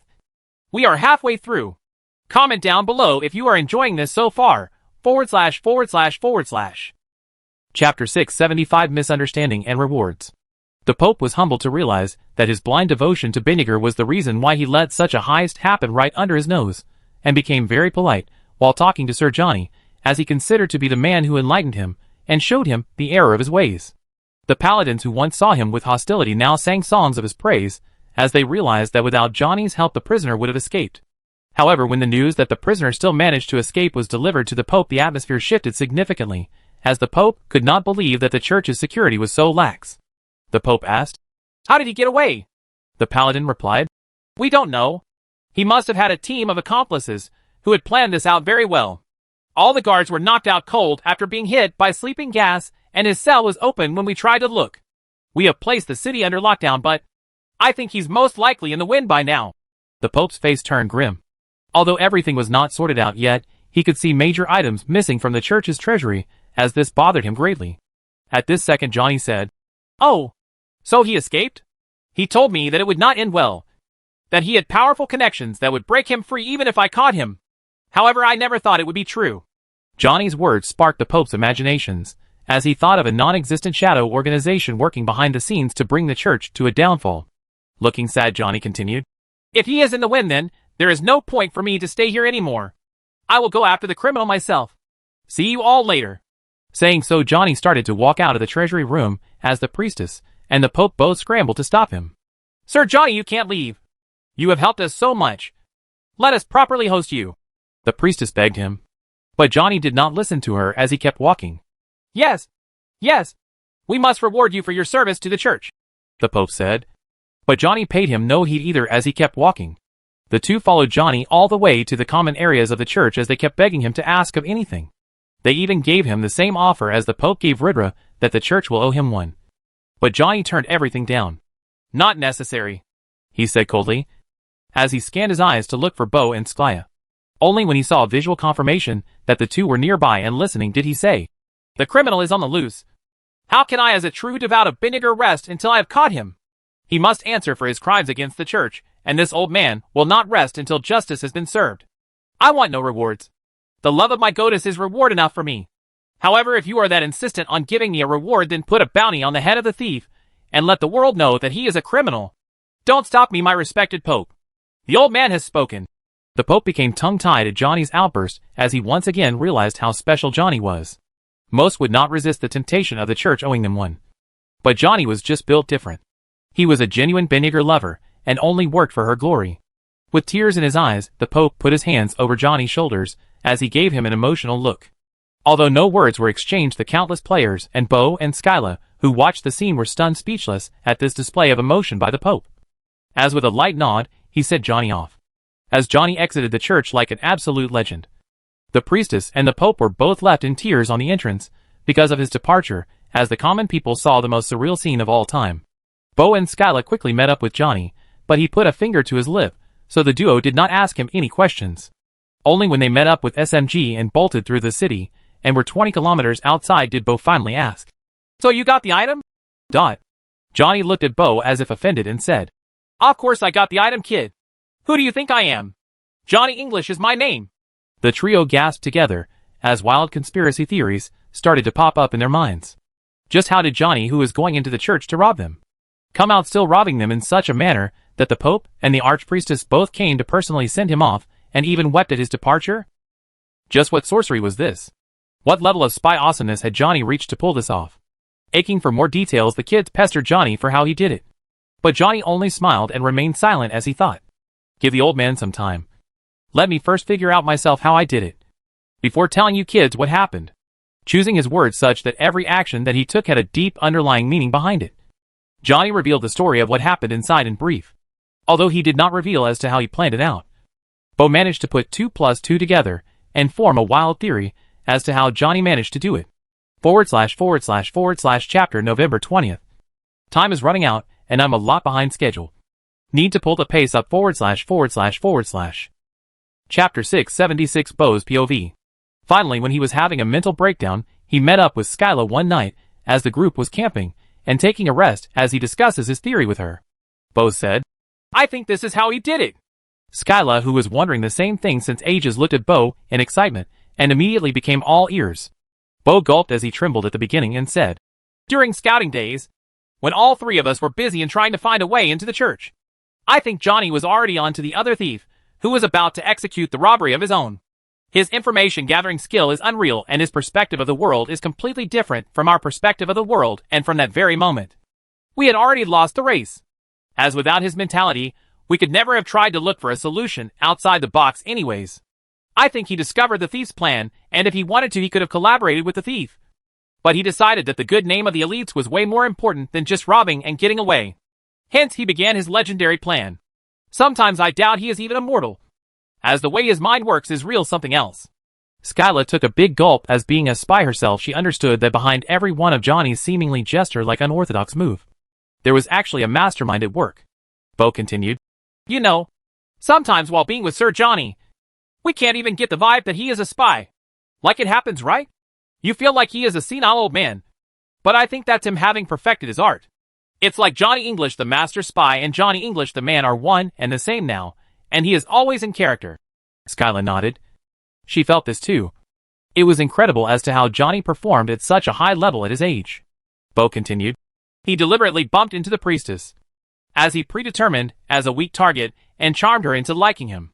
I'm young and I don't think I could have done it myself. But his cold, cool attitude really appealed to her, and she instantly fell for Sir Johnny. I am ashamed to call myself a stud. In front of Johnny I'm nothing. Skyla blushed when she thought about this. Indeed, there was something special about Johnny. Bo continued. He then went into the church and declared his name because his plan was more detailed and complex than we could have ever imagined. Using the information he already had obtained and spinning it into such a ridiculous story. Johnny is the master of deceit and lies. Nobody can come up with this on the spot. He must have spent countless hours preparing the perfect backstory. Meaning that when he was aimlessly walking around in the streets, he was actually thinking about all this. Like, it's incredible. Skyla finally realized why Johnny looked so absent-minded all the time, and understood that his brain was possibly cooking the most amazing of plans. Her respect for Johnny instantly shot up. He riled up the Pope, took them down, and caught the thief mid-robbery. And knowing that all heads would turn to him when there escaped into the narrow tunnel, Johnny took charge and became the hero. Not only did he catch the thief and bring back the items, but he carefully planted his cover by burying some items inside, giving him the claim that some of them are lost forever. But that was not it. To make sure his cover was perfect, he even busted the thief out and played both sides by making the thief sign the system contract and sealing all the back doors. Now the only people who actually know what happened are you and me and SMG. While he walked away with 6 priceless items and the book, all the while being hailed as a hero.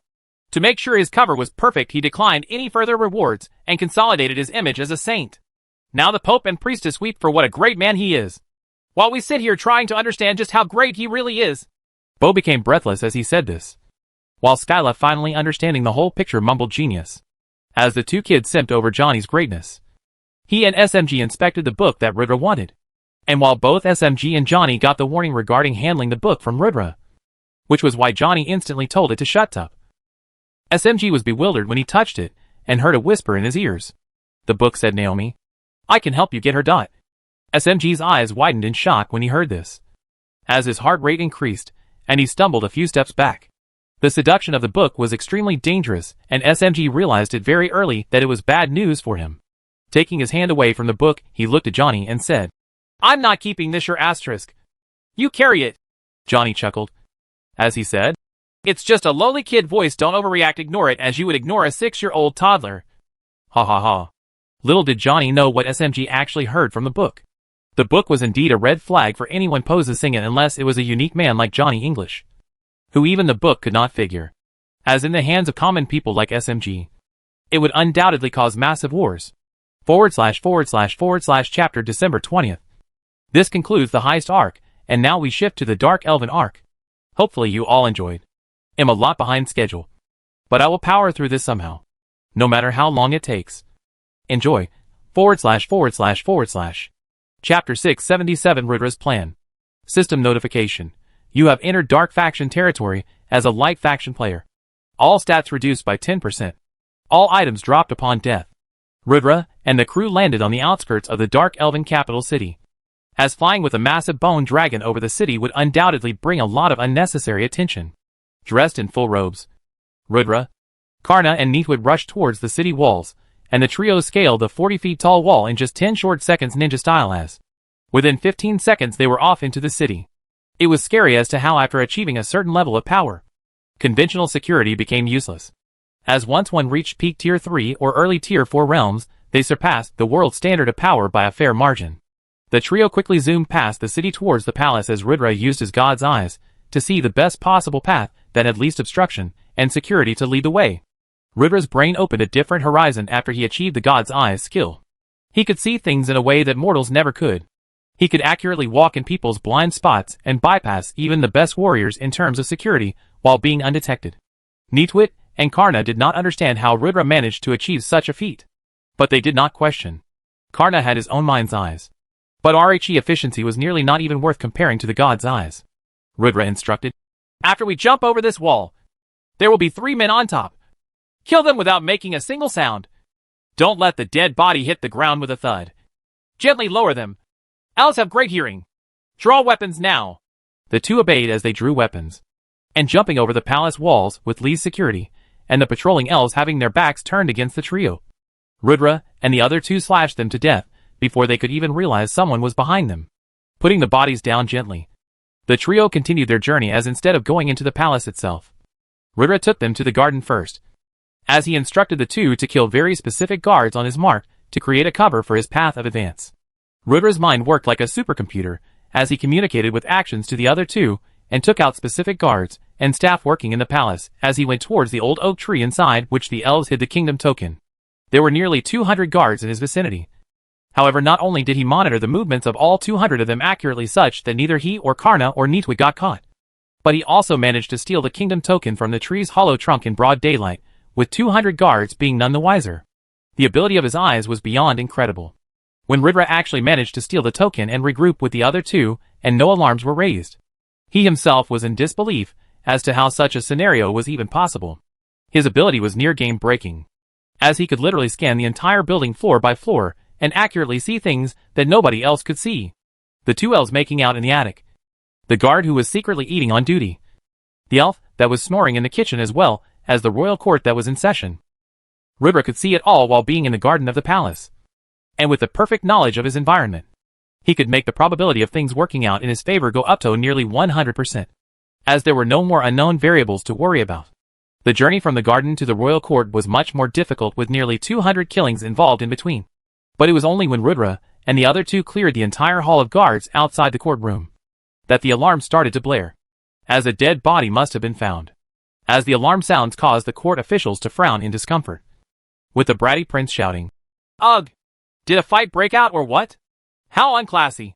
That Rudra barged into the royal court of the Dark Elves, with his Blake aura blazing around him, unperturbed by the 40 hostile gazes inside, as the entire court drew their weapons, giving a death stare to the bratty prince, whose mouth was left agape to see a human walk into the room, and a human with such an incredible aura at that.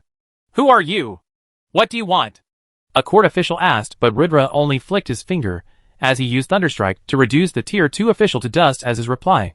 As Karna and Neatwit entered the room, right as Rudra had told them to, they said, "We have planted the bombs. Nobody leaves this room alive." Guildmaster. In reality, no such bombs had been planted. But the serious expressions of the three men gave off the vibe that they meant business, as nobody questioned their words.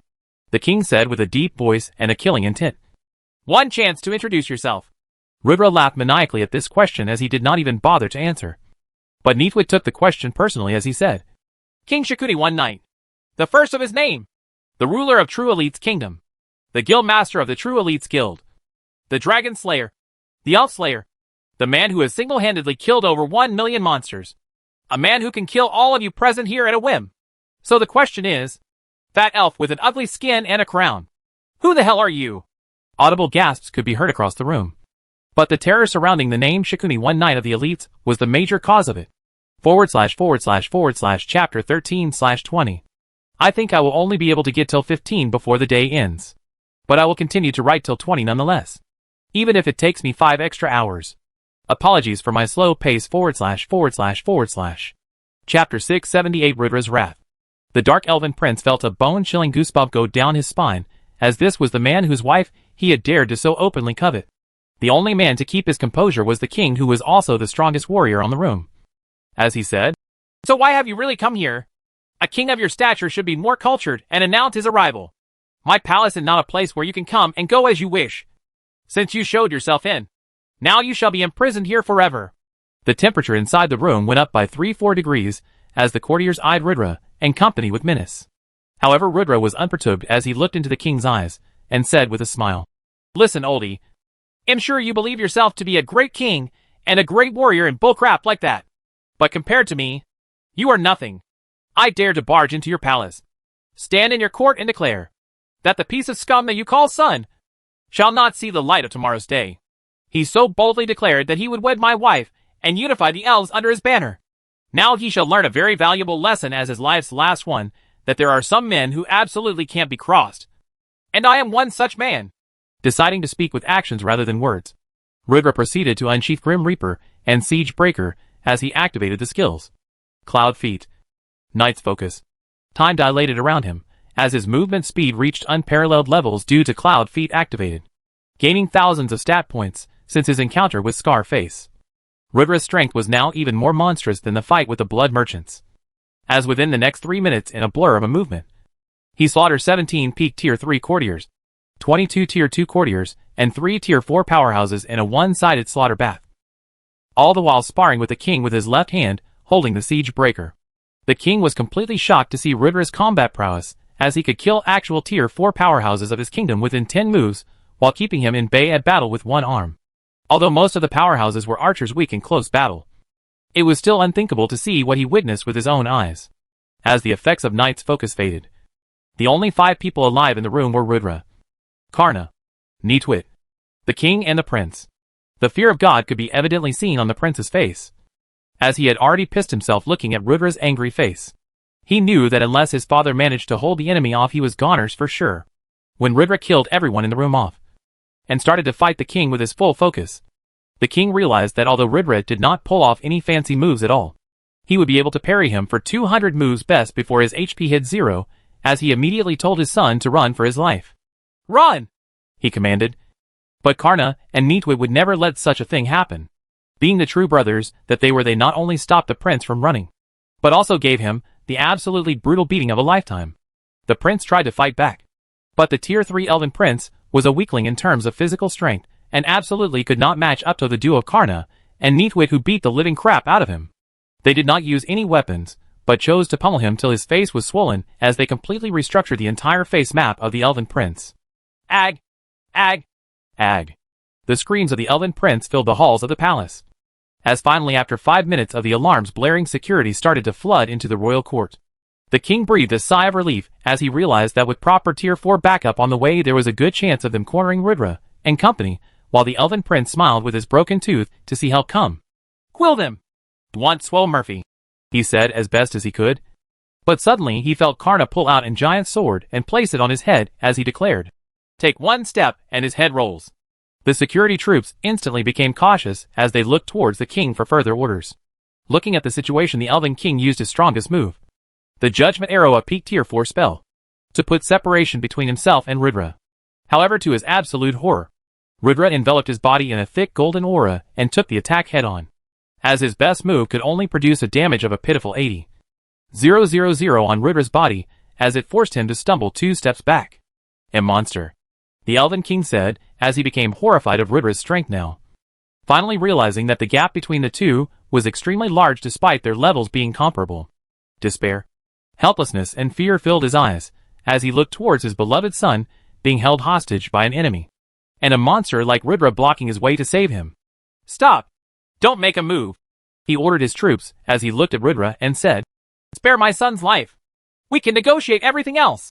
A wicked smile spread on Rudra's face as he heard this, as the king had no idea that he had fallen right into Rudra's carefully crafted plan, and now he was about to lose everything that he called his own. ////chapter 14/20. Guys, I'm sorry, but I'm having severe muscle spasms in my writing hand now, and can humanly no longer write even though my brain is working properly. With extreme regret, I must say, I'll have to do the remaining 6 chapters tomorrow. Sorry once more. I hope you all understand. I did really try my very best to reach 20. ////. Chapter 679, Rudra's Revenge. Rudra said, "Why should I show you mercy? No matter if there are 100 troops outside the court or 100,000. Unless there is a Tier 5 warrior amongst your ranks, which there is none, nobody can stop me from slaughtering my way to safety. That's a fact, king. And you know it? I am not someone you could dare have offended. But your idiot son did it anyways. Now he pays for it with his life. Do it, Karna." Karna raised his sword to decapitate the prince as the king shrieked, No, I'll do anything. Please don't kill my son." He is young and naive. He offended a great man. He should not have offended King Shakuni of the elites. But he has not harmed a hair on your wife. A death penalty is too harsh.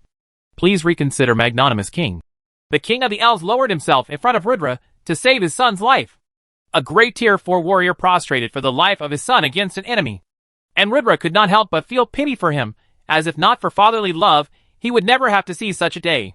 However, Rudra did not let his personal feelings affect the plan at all as he said, in your own court, in front of your own people, you prostrate yourself in front of an enemy?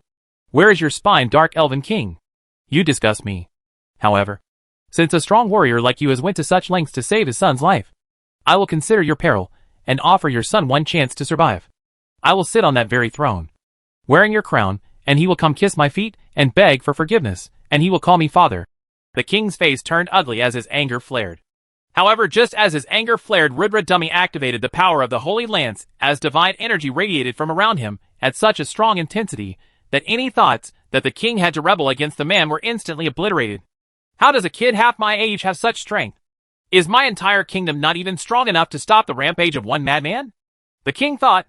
However, since the time was ticking and the life of his son hanged in balance, he said, I can't give my crown to other people, but I agree to the other conditions. Rudra looked at the king in a stern expression and said mockingly, why? You and I both know that we need 3 components to topple a kingdom, and just 2 won't work. Similarly, I need him to meet all 3 of my conditions, because the way his crime went in my mind was that the little skinny bee ***** came to you and said, Daddy, I want to unify all elves. I want to marry Princess Ruby. And you said, alright my son, if she doesn't agree to marrying you, we shall abduct her. Yay daddy. I love you so much. Moi. Rudra roleplayed the conversation between the father and the son and then proceeded to act like he wanted to vomit later. The king wanted nothing more than to decapitate Rudra at the moment. However, since it was not possible, he found himself to be helpless. The conversation that Rudra cosplayed was actually not far from the truth at all, which was why the swollen face of the elven prince looked mirthless at the moment. He never realized that he was being perceived as daddy's little big asterisk until today. However, looking at the heavy sword hanging over his neck, he looked at his father and said with his broken teeth, Please father, I don't want to die. The plea of the son was the straw that finally broke the camel's back, as the king felt helpless in front of his son's desire. He would have never agreed to these requests if he believed that Rudra had his kingdom's token. But thinking that his ancestors were too smart to hide it in the oak tree and letting the tree grow for hundreds of years, so that nobody would ever find the key, he did not believe that Rudra could have already found it. Even his own son did not know the location of the kingdom's token. Only when he would become a king would the knowledge be passed down. The king thought that Rudra could never possibly have found it, which is why he decided to accede to the demands of his oppressor and said, Yes, I agree. Please spare my son's life. Rudra gave Neatwit and Karna a knowing nod, as the two realized that in a few short moments all hell was about to break loose, and they needed to be ready. In front of hundreds of dark elven warriors, who had their bows drawn towards Rudra, he walked the steps of the throne and sat on it regally, as the true elven king only helplessly see it happen. Karna and Neatwit held the dark elven prince from each shoulder and dragged his bum in front of Rudra, as the elven king himself took off his crown and placed it on Rudra's head. At this moment, Rudra gave Karna a nod, as he immediately realized what Rudra wanted to be done. Karna looked at the elven king and said, Get down and go stand with the others. Away from here.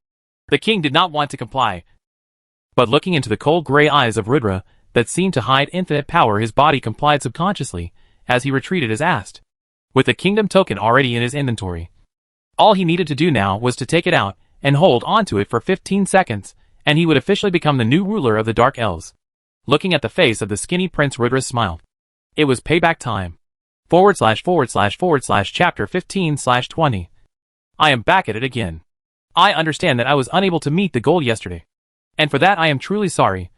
But I have severely injured my wrists, and it wasn't possible for me to continue. Now I'm typing one key at a time on my keyboard using only my left hand to give you these chapters.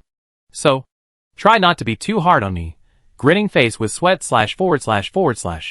Chapter 680. All hell breaks loose. So, tell me again, Prince. How exactly were you going to make my wife agree to marry you after her abduction? Pray tell me. Were you going to force yourself on her? Were you going to try and win her heart Romeo style? Were you going to tell her how disappointed you were in her, that she chose to marry this worthless human trash? Rudra's voice had a hint of madness in it, which was shocking to Karna, as he had never seen his stable guild master ever lose himself to emotions. But Karna realized that Ruby was a sensitive topic for Rudra, and one of the only topics where no one should press on him. as when it came to protecting his love, there was no bottom line that Ridra would not cross. Turning a blind eye to his brother's madness, he decided to not hold anything Ridra said today against him. The Dark Elven Prince started to sob when facing Ridra's wrath as he said, "Please sob, let me go. I have a wife. I'm a family man." Ridra looked at the King of Dark Elves and laughed at this moment as he said, "You hear that, King? Your son has a wife. Ha ha ha. This piece of trash is supposedly a family man. A family man who has a wife, but still covets other people's wives. What an excellent son you have raised. I salute your upbringing." The Dark Elven King looked towards the floor, not able to meet Ridra in the eye. He himself was a scum that had 7 wives, 4 of which he stole from other people. He was the same breed of scum. Although the Dark Elves standing behind him said nothing, internally they all respected Ridra for calling out the wrongs of the royals. Ridra continued, "So, family man, you did not answer me. How are you going to make my wife yours?" The Dark Elven Prince started to sob violently. He had no answer to Ridra's question. He was perceived as an arrogant brat amongst his people, and when he jokingly once said that he wanted to unify the elves, everyone started to see him as a hero. He started to get the respect he never got, and his political power expanded. His father approved of his ambition, and even scheduled kidnappers to abduct the Elven Princess for him. Deep down he only wanted to be loved and respected. Nothing more. "I am sorry. I won't covet your or anybody's wife anymore," the prince said as Ridra stomped on his head stronger. Looking at Neatwit, Ridra then said, "He doesn't understand simple questions. I don't think he has any use of the teeth that he has left. Let's break them all." Neatwit's eyes widened in shock as to how violent Ridra was being today, but he instantly complied, as he forcibly made the Dark Elves Prince bite the steps. One stomp from Ridra now would make sure that his denture would be reduced to 0 forever. Ridra said, "Last chance. Answer the question." The Dark Elven Prince said, "Make her fall in love with me." Respectfully, Ridra nodded. It was the best option of the 3 to say, although the prince did not mean it at all. Anything else would have costed his neck. Ridra said, "Very well. So the pig can speak and understand English." After a long, uncomfortable pause he continued, "Every time I look at your face, I remember the tear in the eye of my wife when I left her palace. Because of you she had to become a prisoner in her own home, scared to even roam her gardens because of her security issues. Is my wife someone you can easily bully?" Ridra's hysteria was on display now. He did not need to ask him such questions, but he did. He poured out the madness he had been containing in his head for so long, and made sure that he put the fear of God inside the other party. Looking towards the heavens he said, "So be it. Apologize and swear never to do it again, and I will let this matter rest." Everyone in the room breathed a collective sigh of relief when Ridra said this. He had been pushing everyone to the edge the last few minutes, and now finally it was about to end. As the Dark Elven Prince got to his knees and said, "Forgive me, King Shikuni. I will not covet your wife anymore." Ridra shook his head as he said, "Again. But this time call me father and kiss my feet. Also do it sincerely, else your head will roll by my own sword." It was uncomfortable for the prideful Elven Prince to kiss someone's feet, being a noble and everything. However, if he was truly a noble, he would have chosen death over such humiliation. But he chose to sell his pride instead for his life. As he prostrated and kissed Ridra's feet sincerely, it was uncomfortable for the elves to see their prince in such a pitiful state, as it was a massive blow to their pride. No matter if the prince lived or died after today, as his reputation would never be salvaged after this incident, and the soldiers would never accept him as a king.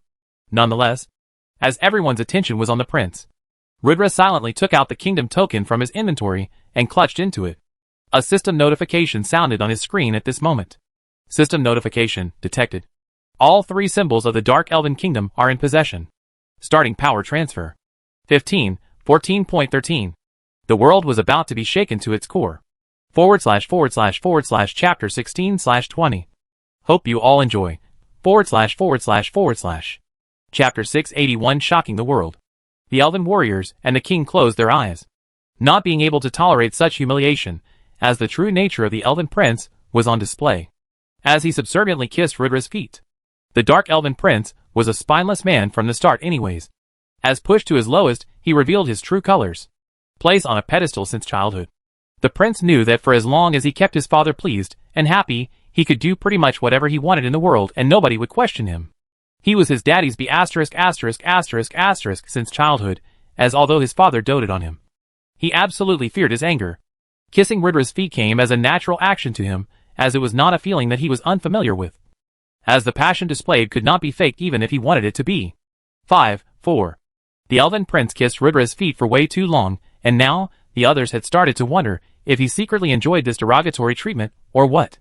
Ridra, however, looked towards his two brothers, and showed them 3 fingers to give them a slight heads up as to what when everything was about to blow heads up. 2. 1. Dark Elven Kingdom notification.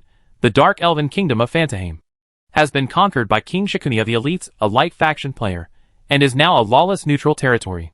Since a foreign power has toppled the nation, all Dark Elves lose 60% of their stats for 3 days, and 30% of all stats for the following 30 days. Northern Continent notification. A light faction player. Shikuni has conquered the kingdom of the Dark Elves Phantaheim. Party member Shikuni. Needwit. Karna. The map of the Northern Continent changes. The kingdom of the Dark Elves is now a neutral territory. The second the system notification sounded, the Dark Elves felt strength being sapped from their bodies, as they instantly buckled to the floor after losing 60% of their total stats. Shock, horror and disbelief was plastered over the face of the Elven King as he realized that Ridra had played him beautifully.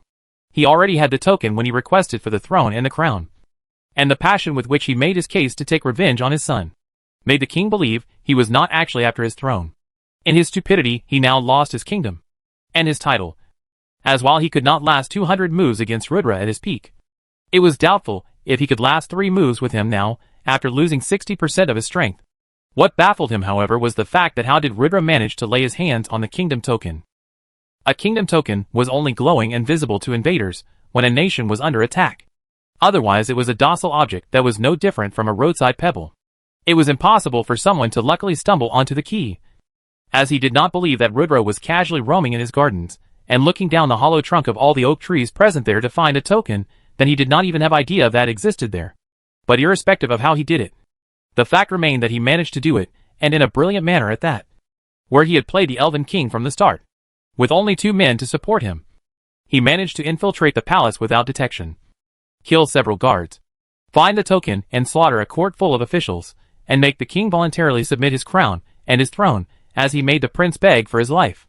When the king finally realized that the brain of his opponent was even more terrifying than his physical strength, he understood that his son had foolishly taken on the worst enemy possible on the entire Northern Continent. Nobody could afford to anger this madman.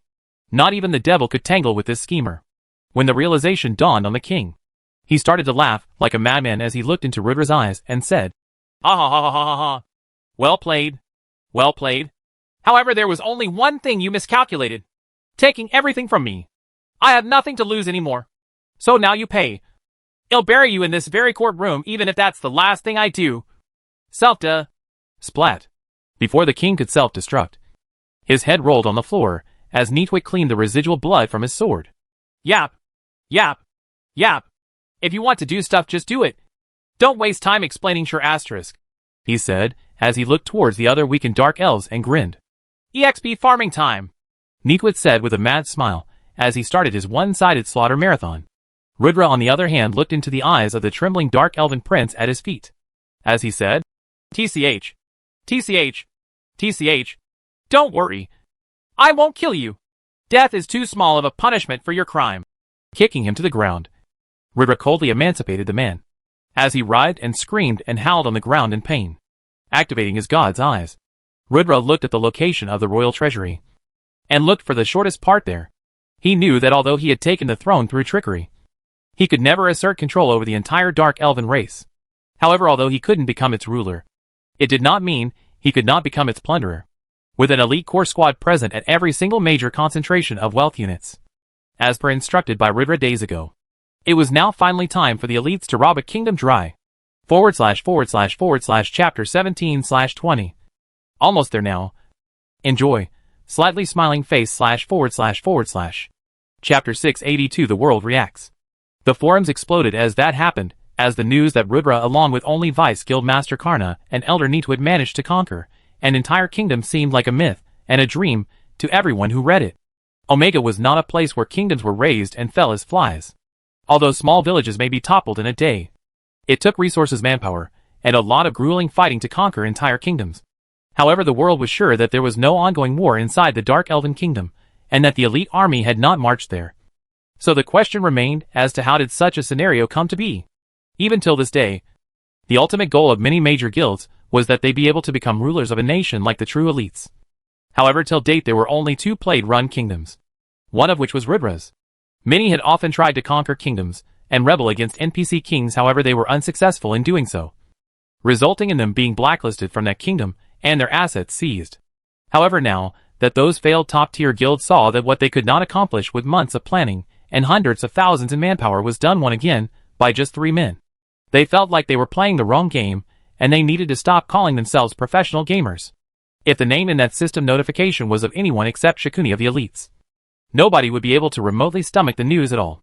However, if it was Shikuni, then a miracle like this was possible. The world had witnessed Rudra pull off one miracle after another, as he had also started a new religion, as of late of whose he was the Pope, considered as one of the most dynamic and one of the most accomplished players in Omega. His name carried a sense of weight and untouchability that made everyone feel like he was something special. He had a loyal army of fans at this point who just sang his praises on the forums. But the majority of the masses could not stomach the news at all, as they realized just how insignificant they were when they compared themselves to a man who could single-handedly topple kingdoms now. The discussions on the forums were hence ballistic. How? I want to bath in the same water that Shikuni bathes in. I can't even comprehend how can such a feat be achieved. Praise Shikuni. The man can do anything. If tomorrow he suddenly becomes a tier 6 god, I will believe it too. This game is ridiculous. I quit. Super guilds, conquering kingdoms take lots of financial planning, resources, strategy, manpower, and massive wars. Shikuni, hold my beer mug. At this point in time, I think we might as well accept that Shikuni is the best player of all time, period. The things he can do in Omega as an individual and as a leader, I don't think anyone else can even come close to replicating it. Big brother Shikuni, if you need a queen for your new kingdom, please feel free to contact me. I'm a very beautiful and young sister that can worship you like the king you are. Replying to user number 44551273993. Gold digger. Keep your dirty hands away from my big brother Shikuni. He is mine. No, he is mine, bish. No, mine. I am a Harvard professor specializing in civilization and building economy from scratch. Please hire me, Shikuni. I'll be your prime minister. I'm a Stanford professor, please hire me. I work for Ambani Corp. Please hire me. Everyone desperately wanted to get on the boat of the shining star Shikuni. He had dominated the markets for too long now, and was a household name at this point, having weathered through so many crises. His rise was unavoidable now, as he was a tested market player. The elite stock price rallied like crazy on this news as it went up by a whole 22%, making Ethan and Ribra trillions of dollars in revenue. As Ethan Gray had a field day at work in real life, the elites were simultaneously busy in robbing trillions more from a country that their leader had just conquered. Meanwhile, on the dark faction side of the forums, guys, Shikuni has conquered a kingdom in our territory. He's schooled our rankers and now he is owning our land. This cannot be tolerated. Yes, let's band up and storm the Elven Kingdom. I will be damned if I let a light faction player rule over our lands. Shikuni is not an easy opponent, but if we all band together, we can easily take him down. The major guilds realized that moving early would deprive Shikuni of the chance to stabilize his gains, as they decided to jump in on the action. The Dark Serpent Guild pledges to take back the Dark Faction territory. The Moon Knights pledge to take back the territory. The Venomous Dragons pledge to take back the territory. The Unnamed Assassin Guild pledges to take back the territory. A total of 17 first-rate guilds and 4 super guilds pledged to take the territory back from Rudra. They thought it was good publicity, an easy chance, and a lot of resources that could be gained from this endeavor. Not wanting to miss on the action, they pledged their attack and started to gather forces. It was estimated that they would take 24-48 hours to storm the kingdom.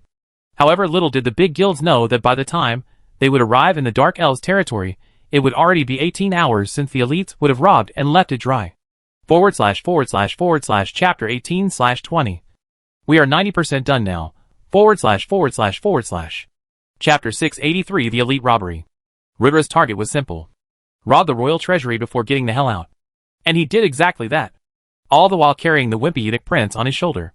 With his god's eyes, he knew exactly where to go to reach the royal treasury, and he used solar beam in a narrow hall to completely wipe all guards standing in front of the vault.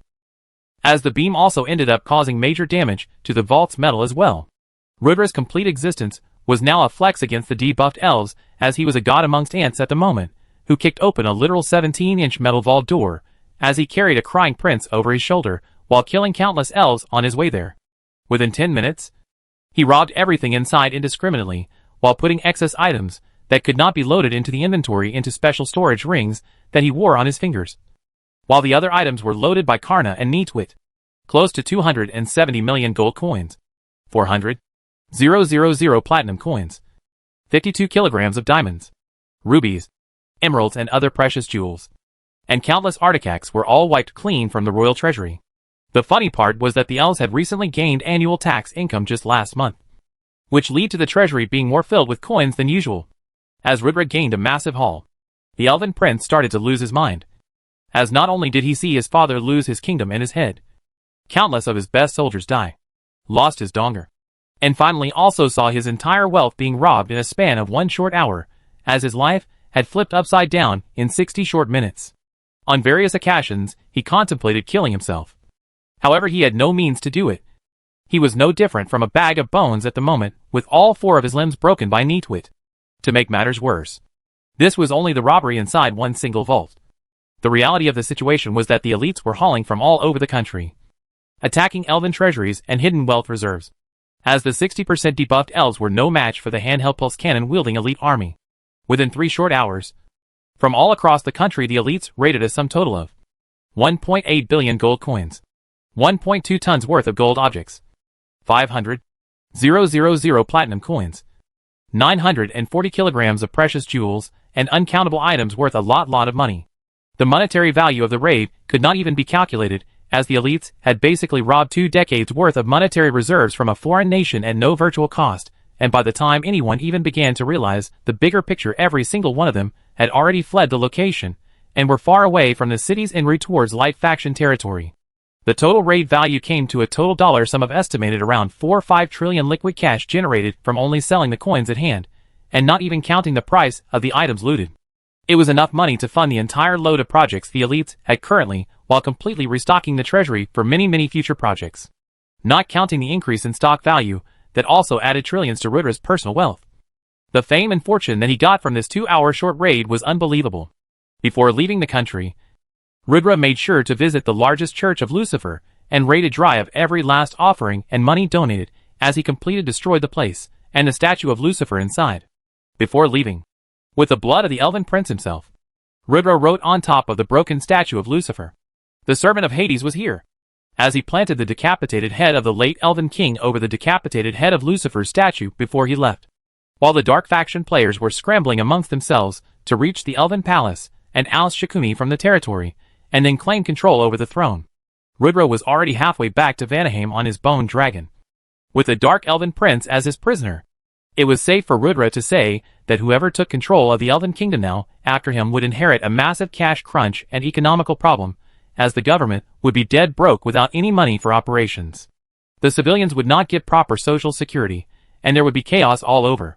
However, the emotional damage that the elves were to receive after seeing the church was going to top it all off, as Rebirth had stuck it hard to Lucifer this time. When a god lost control over a territory and it became neutral, a significant portion of the god's power was reduced, as well as the faith of the people in that god fell. This was why against any dark faction invasion on a light faction territory, the Church of Light was always ready to dispatch its paladins, as a loss of territory was unbearable. Had Rebirth opted for an all-out war, it would have been his fate too. But he was smart in his planning and execution, as he went in and out and toppled a kingdom before the Church of Lucifer could even gather proper reinforcements. Even if a dark faction player regained control now, the territory would be a neutral zone for 3 more years without an option to shift to any sides, dark or light. Overall, it was a good day's work. And now it was time for him to take his wife's criminal to the elves and let her wife decide how she wanted to punish him. / chapter 19/20. One last to go to fulfill my commitment to you all. Enjoy. / Chapter 684, making his presence known. The feud between the 2 elven nations ran very deep, and with the other side increasing terror activities in the nature elven territory, things had came to a boiling point now. Hence Rebirth conquering the nation brought them great joy and happiness. And with the princess set to marry such a capable man, the nation naturally approved of its in-laws. When Rebirth flew into the palace and landed in the garden, Legolas, the elven king, Ruby and thousands of other elves stood waiting for him, as they were in awe of the power that Rudra exuded. Dragons were sacred creatures for the elves. They worshipped them, and throughout the history of elves those who were able to interact with them were hailed as legends. But Rudra actually rode one as a summon. As he walked towards his wife, with a bleeding dark elven prince on his back, chills went down the spines of the elven soldiers, as they realized that Rudra was not someone anyone could offend at all. When Ruby came in Rudra's line of sight, everything else ceased to exist for him, as he did not care about anything else but his wife. As maintaining eye contact he came near her, and lowered the broken dark prince in front of her. Rudra said in a soft voice, "I toppled his country. I emancipated his manhood, and my brothers broke his bones. My revenge for him daring to think about causing you harm is completed. Now I present him to you for you to pass a judgment of his fate. He made you suffer, Ruby. He made your life difficult. He is your offender. Pass his verdict." Everyone present sucked a breath of cold air as they looked at Ruby with anticipation. What would the kind elven princess choose? Would she let the criminal go? Would she demand his life? Would she give him a unique punishment? Ruby stared into Rudra's eyes, and stayed silent for a long time. In her heart she did not want this. She did not want her husband to fight her battles for her. However, she could not deny that she felt immensely happy that he did. She was kind and did not like to see people suffer. However, she was the to-be queen of Rudra's kingdom, no longer the kind princess of Vanaheim. She needed to act like the queen of a powerful kingdom, like the true elite kingdom, and a woman worthy of Rudra's affection. Ruby said, "Legolas, your bow." Ruby demanded Legolas to hand over his bow, as the elven commander obeyed immediately. Legolas was worried that the bow he used was too tight for someone as gentle as Ruby to pull back. However, his worry was for naught. When Rudra saw that Ruby struggled to pull the string back, he matched her arm for arm, as he pulled it back for her. Ruby docked 3 arrows and perfectly penetrated the elven prince on his heart, temple, and navel to end his life then and there in front of the thousands of nature elves present. No words were exchanged. No mourning was done. Ruby acted as coldly as Rudra did to her enemies. And while it was the first life she had ever taken, she was not shaken by it at all. As she looked into Rudra's eyes for approval, looking at the affirmation in her fiancé's eyes, Ruby smiled. As only then she looked at the reaction from the crowd, as everyone was staring at her mouth agape. Especially her father, who had only seen her lovely daughter chase rabbits and pet cats up till this moment, and now suddenly saw her delivering the death verdict to a dark elven prince. Although it was not a bad change, the suddenness of the change came as a shock to him. However, the statement was passed, that Ruby was no longer the weak woman that could be bullied. She was the to-be queen of true elite kingdom, and needed to be treated with respect. While word that Rudra toppled the dark elven kingdom, because the dark elven prince coveted his wife, spread like a wildfire too, the world realized that Rudra was fiercely protective of his women, and that it was a bottom line that they should never be crossed. As this resounding act of conquering a kingdom became a romantic tale for the ages, with him generously donating close to 100 million gold coins to the nature elves as spoils of his exploits, roughly equal to a year's worth of tax revenue. The banquet held in his honor was extra enthusiastic at the night. However, while everyone else enjoyed the banquet, somewhere through the middle of it, the stars of the banquet, Rudra and Ruby, went missing as sounds of giggles and moans could be heard from the princess's bedroom. Although what happened inside could be left to one's imagination. It was said that the princess could not walk for 2 days after the banquet due to feeling weak in her legs. Apparently the couple had gone extremely wild in passion that night. Rudra went on to spend 3 more days in Vanaheim before returning a heroic return alongside the raid party in Purple Haze City. As a similar hero's welcome greeted him back home as well, with the entire city covered in resounding sounds of "Long live King Shikuni!" / chapter 2020th. I fulfill my promise for all bonuses. Although it took me 24 hours more than I promised to do it in, I did fulfill it in the end. Hopefully you all enjoyed the bonus days. And this washes away the lack of chapters that you all got during my exams. From tomorrow onwards, we go back to the normal routine, with bonuses for every single target. Thank you for your patience and support / Chapter 685, The Diary. The insane amount of liquidity provided the elites to start insane amounts of architectural projects and lower tax rates by a fair margin, resulting in the citizens feeling like they lives in a utopia. Luxury projects such as lavish parks and state-owned luxury hotels were passed by the elite administration, as well as the construction of a 4-lane highway connecting all major cities in the country, which would be paved, and with rest houses, and well-secure border patrol and nighttime illumination. To top all that off, it was going to be a toll-free road to stimulate trade and growth, and hence was extremely beneficial for the economy. The result of all these changes was that over 64 million people immigrated to the true elite's kingdom from other kingdoms, massively expanding the workforce and adding insane amounts of tax-paying netizens. Adding to the fact that Ridra opened 16 more Church of Death locations across his kingdom, while steadily gaining followers. It could be said that he was nearly finished with the second target of 20 million, as well with only 300,000 more to go. With an estimated completion time of 6 days. The growth of the kingdom was visible through naked eyes, and the happiness index of the people kept going higher and higher. There was a pay raise for all elite members, as well as an even distribution of weapons and resources that were obtained from the raid. Johnny had brought the Demon's Diary to Ridra alongside 6 very high-value items, which were given to the 6 elders in the guild as Ridra decided to be a good leader, and pass it down to the others, even though they were extremely beneficial for he himself. Medivh got a skill scroll for a spell called Store. It was a broken tier 4 skill that could help a mage store any 3 of his best spells inside, and use it as required without having to chant the spell or consuming mana. This meant that he technically had 3 top spells at his disposal at all times for instant deployment against enemies without costing him mana. This boosted his combat potential by a notch. Fatty Kalash got the blueprint for a special mobile vehicle that could potentially revolutionize warfare, as Johnny stole the blueprints for what could be described as a war tank. The blueprint was only for the body mechanics, and the power unit was missing. But it was a field day for Kalash to get that, as now, he could use his brain to come up with a suitable power unit of his own. Should the end result be a success, the elites would gain another ace card in their arsenal. SNG got the Cloak of Invisibility as his reward.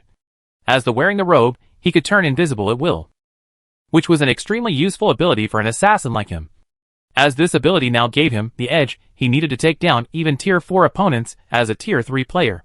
Somehow Ridra through his god's eyes, and Karna through his mind's eyes were still able to see through his disguise, meaning it wasn't completely invisible.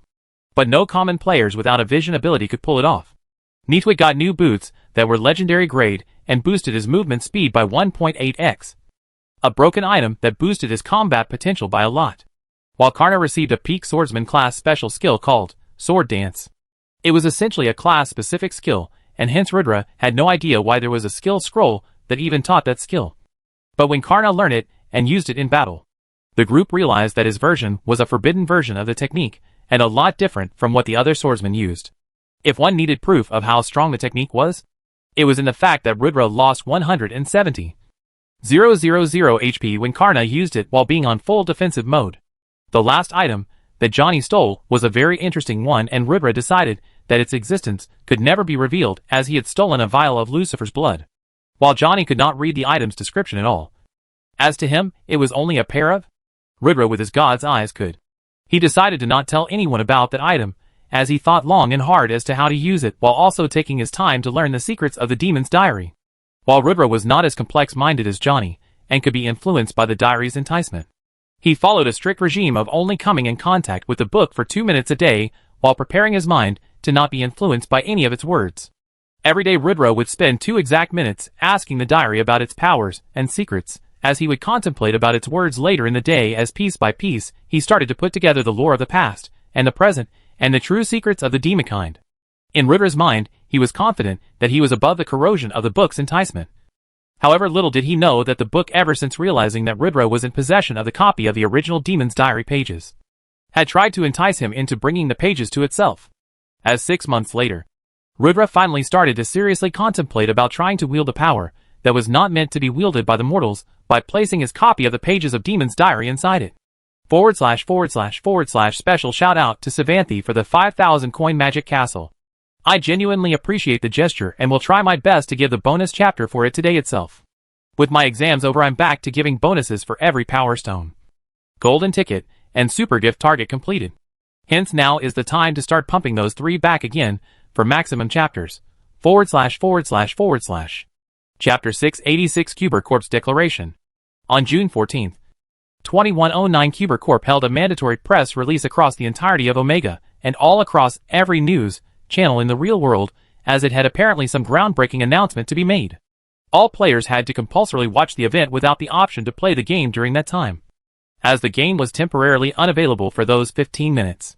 The only thing that the Cuber Corp revealed about this press conference was that it was related to the newest system update and more. Ridra had an inkling that the Cuber Corp was finally going to reveal some secrets about cultivation to the world or the like. However, even he had not anticipated what the gravity of the announcement that was going to be made. Sharp at 11 a.m. Greenwich Mean Time, the press conference started as everyone in the world, whether an Omega player or not, watched the event hosted by the mysterious Cuber Corporation with great interest. The press conference started, and a video clip started to play of what appeared to be the Big Bang explosion, and Gaia's voice played in the background. The Big Bang, the mysterious event that human astronomers link with the creation of the universe occurring trillions of years ago. Through science, humans link that energy could not be created, neither be destroyed, but only changed from one form to another. However, when they tried to account for the mass and energy of the universe, they realized that 95% of the total energy in this universe is still unaccounted for. Labeled as dark energy, it was a mysterious concept to human sciences until the turn of the 21st century, where humans got some understanding of the cosmic energy. Today, the science community rushes towards achieving means to tap into this mysterious cosmic force. However, truth be told, humans always had known how to tap into this energy, and the history of mankind is riddled with texts on how to tap into this mysterious force labeled as chi, mana, magic force, cosmic energy, etc. The humans are not the only race in the universe, however they are a very nascent one, with us Earth-born humans not being ready to integrate into the wider ecology of the universe yet. The planet Earth was secluded by the universal shield until it was ready to be welcomed back into the universe. That time is finally drawing near. The Kepler's belt, the mysterious belt of asteroids that circle the outermost periphery of the solar system, is the universal shield given to our planet that isolated us from the wider system with technology surpassing current human knowledge. Thousands of years ago, Earth was visited by these alien species, who we now worship as gods. As Thor Odinson, the Norse god, his brother Loki, and the entire Norse mythology was actually just a guild called Norsemen, who visited the planet Earth to colonize it thousands of years ago. The Greeks, Zeus, Poseidon, and the others are also legendary players in the wider universe, who are members of the human guild called Greek warriors, while the in-game gods who have reached tier 6, namely Beniger, Lucifer, Hades, and the like, are actually transcendental beings who are rulers of entire galaxies. The world as we know it is a lie, and the game Omega was actually provided by the Universal Human Alliance to planet Earth to prepare it for the integration with the universe. Every single race that we see in Omega is actually a part of a real universal ecology, and the game is just a small tutorial world of the real cosmos out there. On June 14, 2111, the Earth's barrier will be removed, and it would finally be integrated into the universal system, as mana would once again freely flow amongst mankind. A cataclysm would follow, and not every human would be able to survive the influx of mana, with those who are unable to adapt perishing. The skills and classes you have learnt in Omega, the weakness and strengths you have learned about various races, use that knowledge well, as after 2 short years the world as we know shall cease to exist. There are some humans amongst us who, through playing Omega, have been able to activate their internal mana circuits and become what the universe terms cultivators, as these special individuals can already tap into the little mana that seeps into planet Earth past the universal filter to strengthen their bodies. The goal that everyone should have in mind currently is to become a cultivator before the planet undergoes the first awakening, as only those who have attuned themselves to the universal mana would have the best odds of survival. From this day forward, every single government of the world has agreed that there would be no more division of countries and nationalities, as every single one of us will have the same identity of humans from Earth. We at Cuber Corp understand that such a small explanation is insufficient to explain the details of what's to come.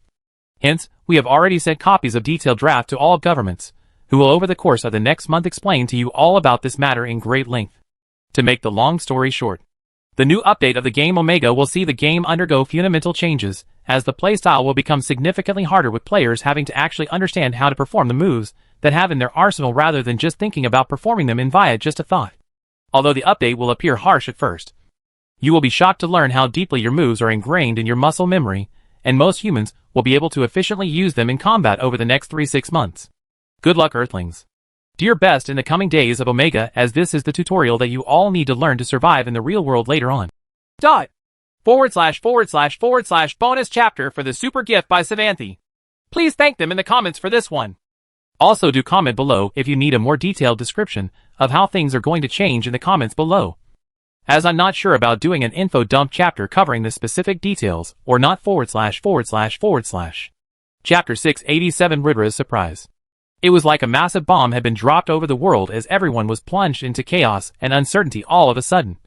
However, the army of the nations across the world was seemingly ready to tackle the situation. The army patrolled the streets and prevented civil order from breaking down, as those who wanted to protest had to forcibly calm down and assess the situation humans were in first. Apparently humans were not the only species in the universe, and apparently, they were not even the only human species in the universe at all.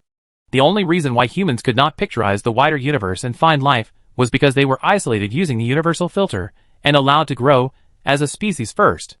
Hundreds of thousands of years ago, the intelligent species of the world came together and decided to end the bloodshed amongst races for once and for all by creating the ultimate virtual reality game called Sigma.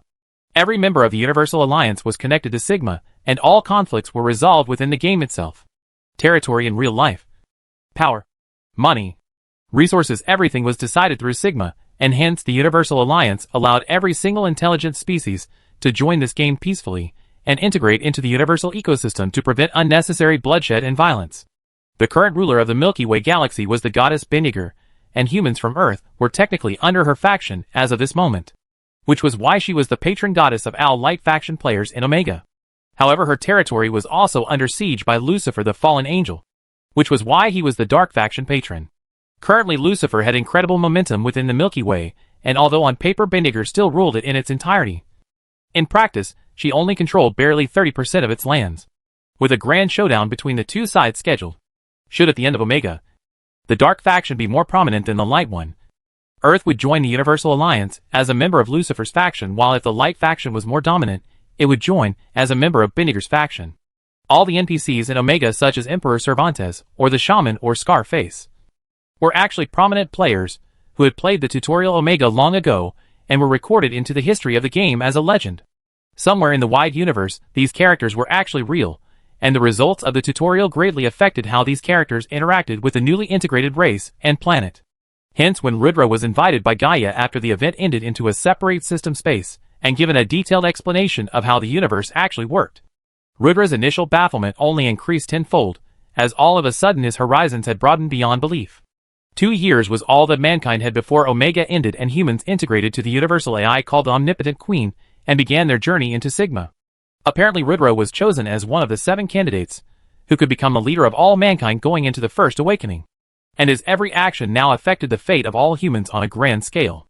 If within these 2 years Rudra was able to significantly reduce the influence of Lucifer over Omega, then it would lead to Beniger valuing this planet more upon its integration into the universe, giving all humankind a better chance of survival. While if the dark faction representatives managed to reduce Beniger's influence in Omega, it would lead to Lucifer claiming Earth as his turf. While outcomes 1 and 2 were the only likely outcomes until very recently. With the rise of the Church of Death, a very slim third scenario could arise due to Rudra. Should Rudra manage to defeat Lucifer alongside Hades and root him from Omega, it would lead to Hades and Beniger both valuing planet Earth as a planet filled with talents and valuable individuals, extending their protection to the planet during its initial days into universal integration. It was the best case scenario that would lead to humans achieving maximum profit, which was why Rudra was given one last quest by Gaia herself to achieve for the betterment of all mankind. Rudra had to bind himself to universal laws once he obtained this knowledge, and could not act or spread this knowledge to anyone intentionally or unintentionally until the First Awakening, as the Universal AI monitored this vow. The terms for Rudra became clear. Succeed and provide all of humankind with the best opportunity for survival, and be appointed as the leader of all humankind. Fail and lose that spot, and see humans integrate into Lucifer's faction. Lucifer was known to be a narcissistic ruler who did not care about the newcomers into his faction, as he allowed the Ultimers to bully the newbies as they liked and plunder their planets. He was a nightmare of a ruler to come under for first-timers, and Earth faced a perilous situation should he be allowed to rule over it. According to the universal laws of peace, all life upon the start of the tutorial was given free and open choice to choose any faction they liked upon the description while being unbiased. Hence the Cubercorp could do nothing as it saw players choose the dark side. Even the classes of the dark faction leaned towards being immoral and self-centered, as that was the life of the territories that resided within the dark faction of the universe. The question now was, how would Rudra rise to this challenge? With the fate of entire humanity hanging in balance, and a short time limit of 2 years to fulfill his role upon / guys from this point on. The story will go into a full-blown hypernova of action-packed sequences, and a plotline that the entire story has been building on from the start. Trust me, it's going to be the start of the most beautiful arc in the book's history. As we enter the Devil's Downfall arc. / Chapter 688 New Beginnings. Omega itself was always something of a second world to the Earthlings, and their life inside Omega was a second life in an alternate reality. However, now, the alternate life had had unbelievable real-life stakes. The detailed explanation that the world governments released explained that when the planet underwent the first awakening, only those whose bodies were fine-tuned with mana would survive, while those who could not adapt would perish. A mad rush amongst players to join the really strong organization started, and with the governments releasing the statement that Tier 4 and higher players had vital guarantee to survive the first awakening, it began a 2-year rush time for players to reach Tier 4. Nobody wanted to play solo anymore, and everyone wanted to join the best guild so that when the tutorial of Omega ended and the real-life integration of the game started, they had strong like-minded players to have their backs.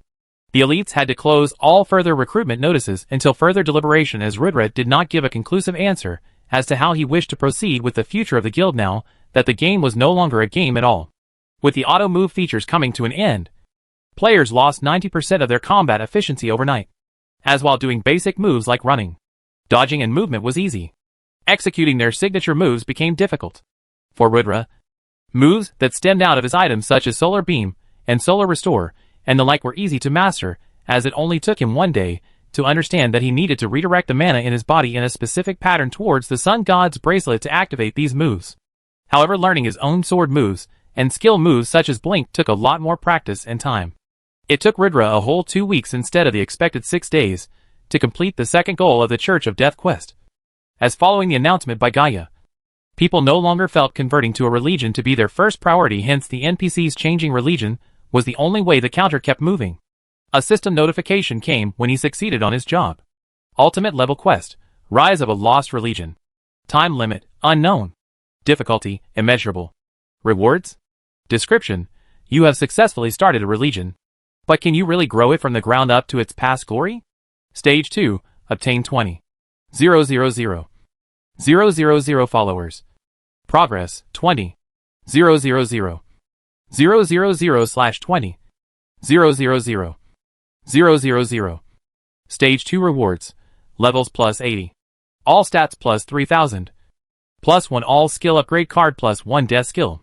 Rebirth gained 80 levels at once, and plus 3000 stat points to all stats to gain an astronomical power boost at a critical time. As while the world was struggling to level up while learning how to wield their weapons and use their skills for real in the wild, Rebirth gained 80 levels at once, and that too from level 320 to 400. Rebirth also got 1 all skill upgrade card and 1 death skill. All skill upgrade card, mythic, upgrade any one skill from your skill set, irrespective of the skill to its ultimate form. Note, does not work on divine level skills. Death skill, divine, the god of death Hades is impressed by your efforts and progress to strengthen the Church of Death. To reward you, he bestows you the chance to learn any one of his own tier 5 skills. Rebirth read the description of the 2 item cards he had received and sucked in a breath of cold air. This was a once-in-a-lifetime chance for him to upgrade his best skills in such a fashion that he could carry them over from Omega to Sigma and ingrain them into his very fight style. He had realized now that once he upgraded his eyes to the god's eyes, his real-life pupils also turned gray in color. And with the first awakening around the corner, and the game being but a tutorial, he was sure that the skill he chose now would have a massive impact on his life after the awakening. With huge pressure to defeat Lucifer in the given time, and with an unknown future of the entire human race looming over his head, Rebirth knew that the choice of 2 skills he was going to choose today would be critical.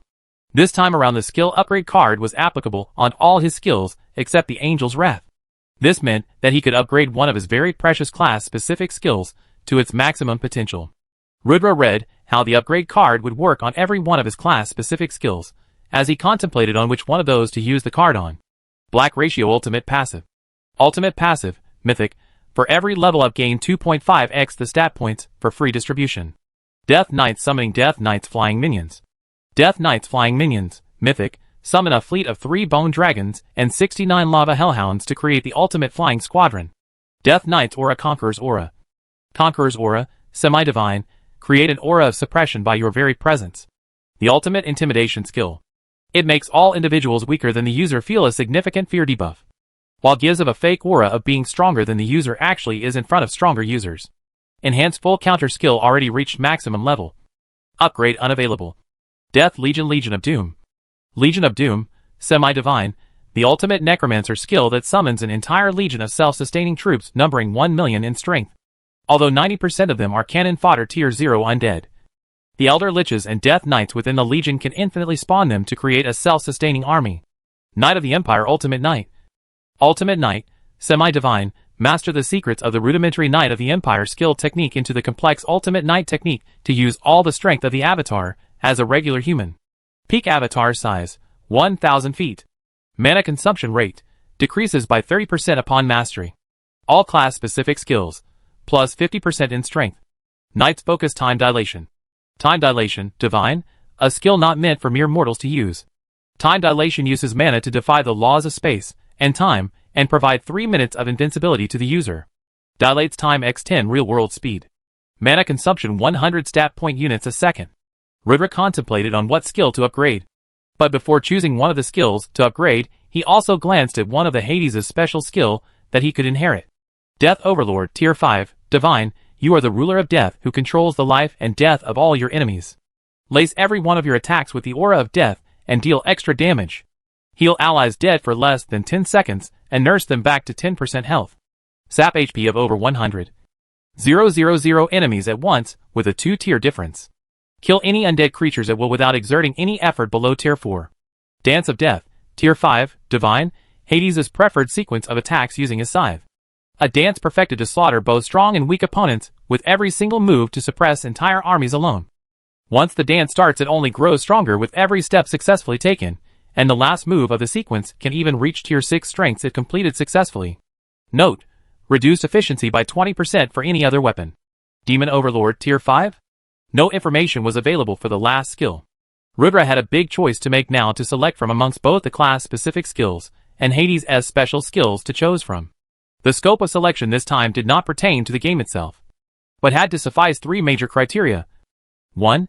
Practical application in real life. 2. The effectiveness of the move against the struggle on Lucifer. 3. The difficulty to learn the move. Rebirth had learned it the hard way in the last 2 weeks that the higher grade the moves were, the more difficult they were to learn for real. With him being on a strict timeline, he needed to take into consideration all 3 of these factors and make the most appropriate choice. // guys, you know the drill. Please select the 2 skills you guys think are the most useful for Rebirth considering the 3 criterias I have stated below, and comment what you want him to choose. Also, please give the appropriate reasoning for your choice, as this is literally the critical component for the coming mega arc against Lucifer. I have to insist on maximum participation this time around. Please write what choice you want to be picked even if you don't provide the reason. But comment down below for sure. A longer chapter than usual, cause it's my birthday today. Hopefully you all enjoy. // Chapter 689 Rebirth's choice. However, since that was not possible, he needed to make a choice on as to what skills he wanted to choose. Rebirth firstly decided to proceed by shortlisting the choices to just 2 in each category. And after a lot of thinking, he came to the conclusion that from the upgrade card the best 2 choices were the Ultimate Knight and Time Dilation. From King Hades' skills, he was tempted to choose between Dance of Death and Demon Overlord. Although he did not know the complete effects of Demon Overlord, he felt like it was a gamble worth taking, as he could feel it in his bones that the move must be something special. However, he did not want to make such an important choice on chance. Ever since he had reincarnated, he had made his own chances, and depended on luck and fate as little as possible. It was true that he had gotten lucky a few times, but mostly, he got things done through his careful planning and meticulous execution. Hence, although the move was 20% weaker when used with a sword, he went with the Dance of Death as his primary move. Rebirth was aware that the move would be difficult to master. However, the rewards for him achieving mastery in that move were significant as well. He could always control how much effort he needed to put from his side to become the best. However, he could not control the base property of attack moves themselves, hence deciding to put all his effort into mastering the move on a daily basis. Rebirth selected the skill. Now with one choice made, Rebirth only needed to pick between Ultimate Knight and Time Dilation. This was a very difficult choice to make, as both moves had their very strong pro points. The Ultimate Knight was a very versatile move that would allow him to express the best of both attack and defensive capabilities, as he could compress the strength of his massive avatar to his small body, and use it for both defensive robustness and attacking efficiency. Rebirth was really tempted to learn this move, as it would take his PvE capabilities to next level.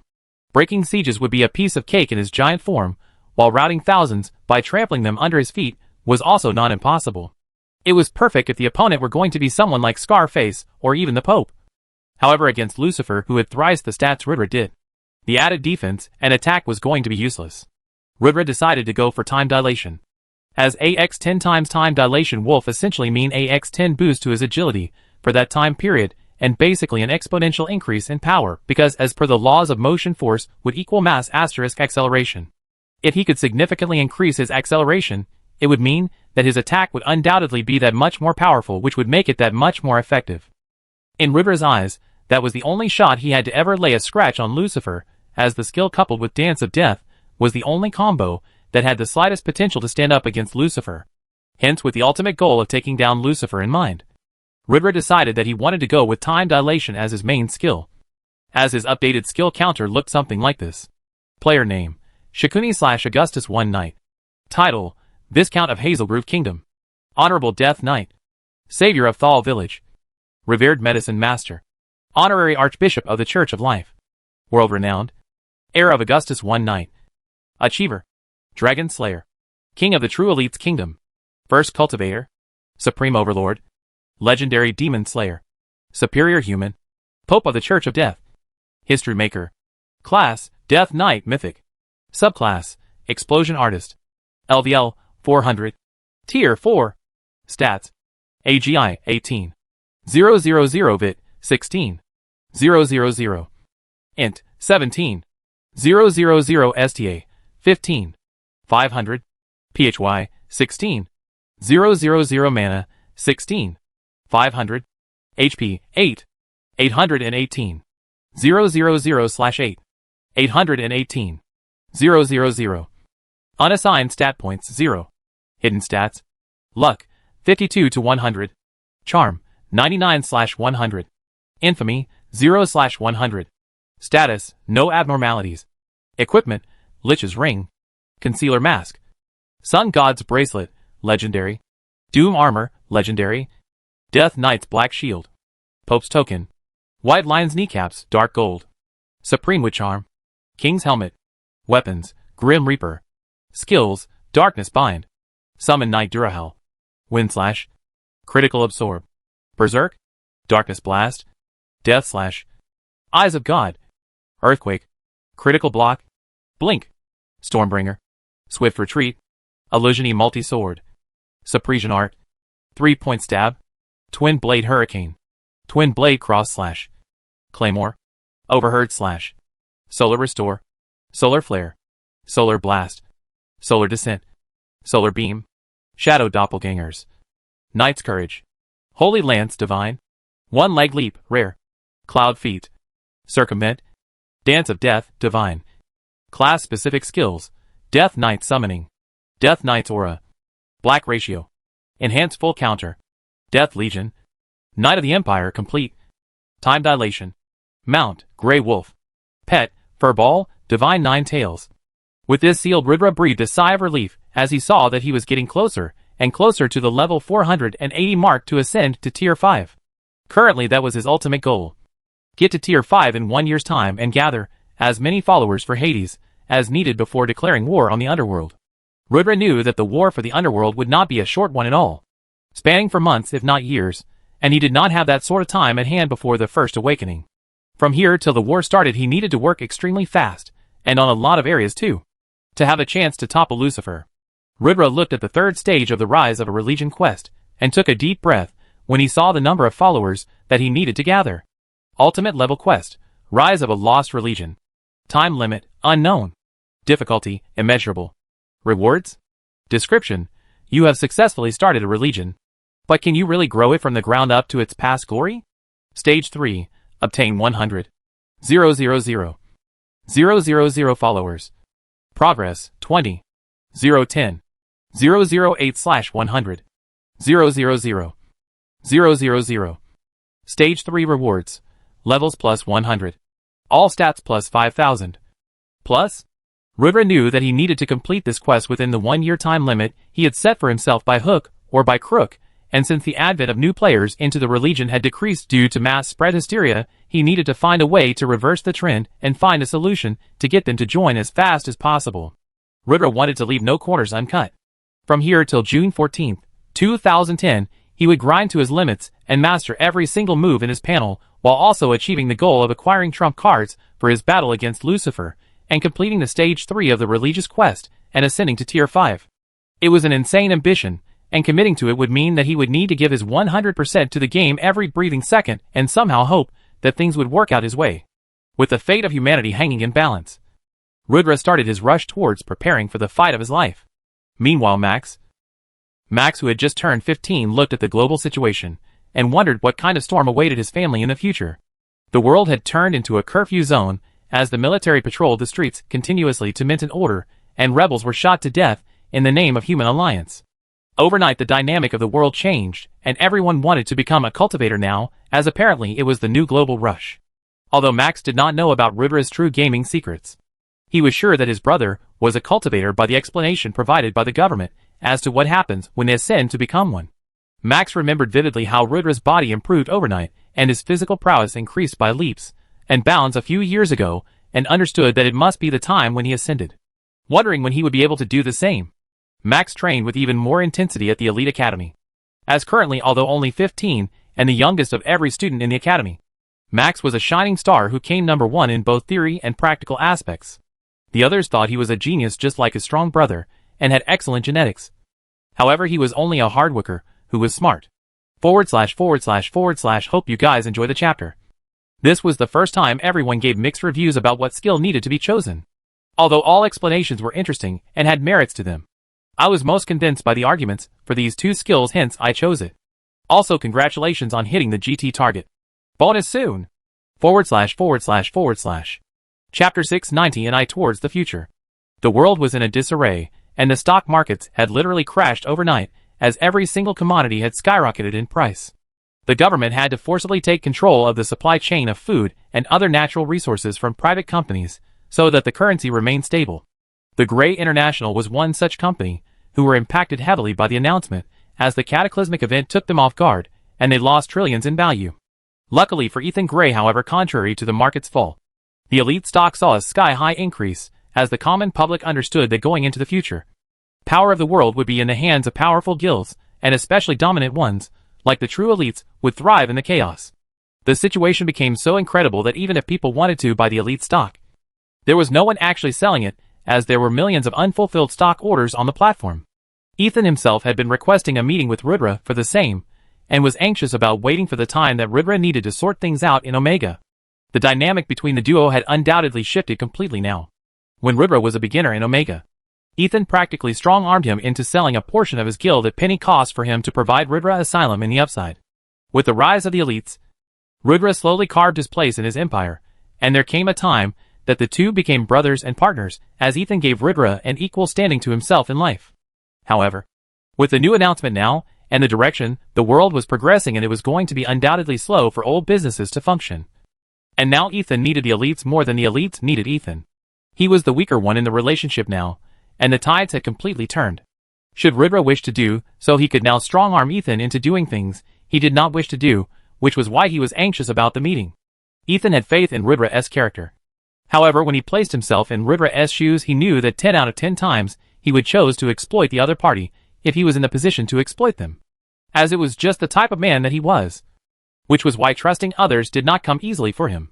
When the two finally sat face to face in Ethan's conference room, Ethan fidgeted with his favorite glass crystal. However, unlike the usual arrogant fidgeting today, it was a nervous one. He said, "So, what's the plan?" Rudra looked at Ethan and let out a deep sigh as he started to explain him about how things were about to happen in the next 2 years. Ethan listened intently and tried to gauge Rudra's mood from the meeting, as he could not find any traces of arrogance or hostility in the other party, which gave him a sign of relief. After explaining the changes in Omega, Rudra said, "It's time for us to start building our own ecosystem in the upside. We already have the talents. Now we should work on creating a self-sustaining ecosystem here that has a surplus of energy, food and livestock to squander every month should the population expand in the future. I don't trust the government to be able to hold down the fort much longer, and sooner or later the real-world currency will start to devalue seriously. The stable 1 gold to $500 ratio that held steady for the past 6 years has crumpled down to 1 gold equaling $2,000, losing 4 times its value. The world is going crazy right now, and we need to be a step ahead." Ethan completely agreed with this analogy. Although him and Rudra were rich along with most of the upside, the wealth they had would mean nothing if the currency devalued. Now was the time to invest in technology and commodities, as soon these two would become obsolete. Rudra continued, I think you need to start playing Omega. I can have someone power level you very quickly in the game. We can start a power leveling program and level every single rich man who needs quick leveling into the program for a fee of $1 million. However, the prerequisite is that they must bring 1,000 individuals with them to join the Church of Death. For you it's free. But help me start this program. I will also wire you most of my liquid money out of Omega. Put someone from your department on it to buy as many candidates as they can to convert to Church of Death, while use the rest to promote the fluff out of it. Make it a cult. Make it a trend. Do whatever you need to do. Reels. Memes. Word of mouth. Bribe. Threaten. Just get people to join. ASAP. Ethan took notes of what Ridra said and nodded as if it would be done. In his mind, he kept thinking Ridra would talk about doing him a favor next or some sort of exploitation. But those words never came out of his mouth. In the end, he only patted Ethan on the shoulders and said, "Don't worry, my brother. Although your business is failing currently, there will be an entire universe to conquer once we integrate. Get into Omega. Get those levels and sort the real world out for now. Us two brothers will conquer the universe later." Ethan said nothing. But internally, he was choking on his own tears. Ridra was truly a golden investment that he had made. The other was fully aware of his dilemma and position, but never once did he even think about exploiting it. Instead, he left with an assurance that everything would become alright later, swearing to never betray this man for petty benefits in his life. Ethan Gray finally turned from a complete businessman to a true brother and ally of Ridra Rajput. // bonus chapter for hitting the GT target. Enjoy. // Chapter 691 A Love Affair. At the table, Neetwit, Naomi, Max, Mr. Rajput and Mrs. Rajput were all present as Ridra found the atmosphere extremely awkward.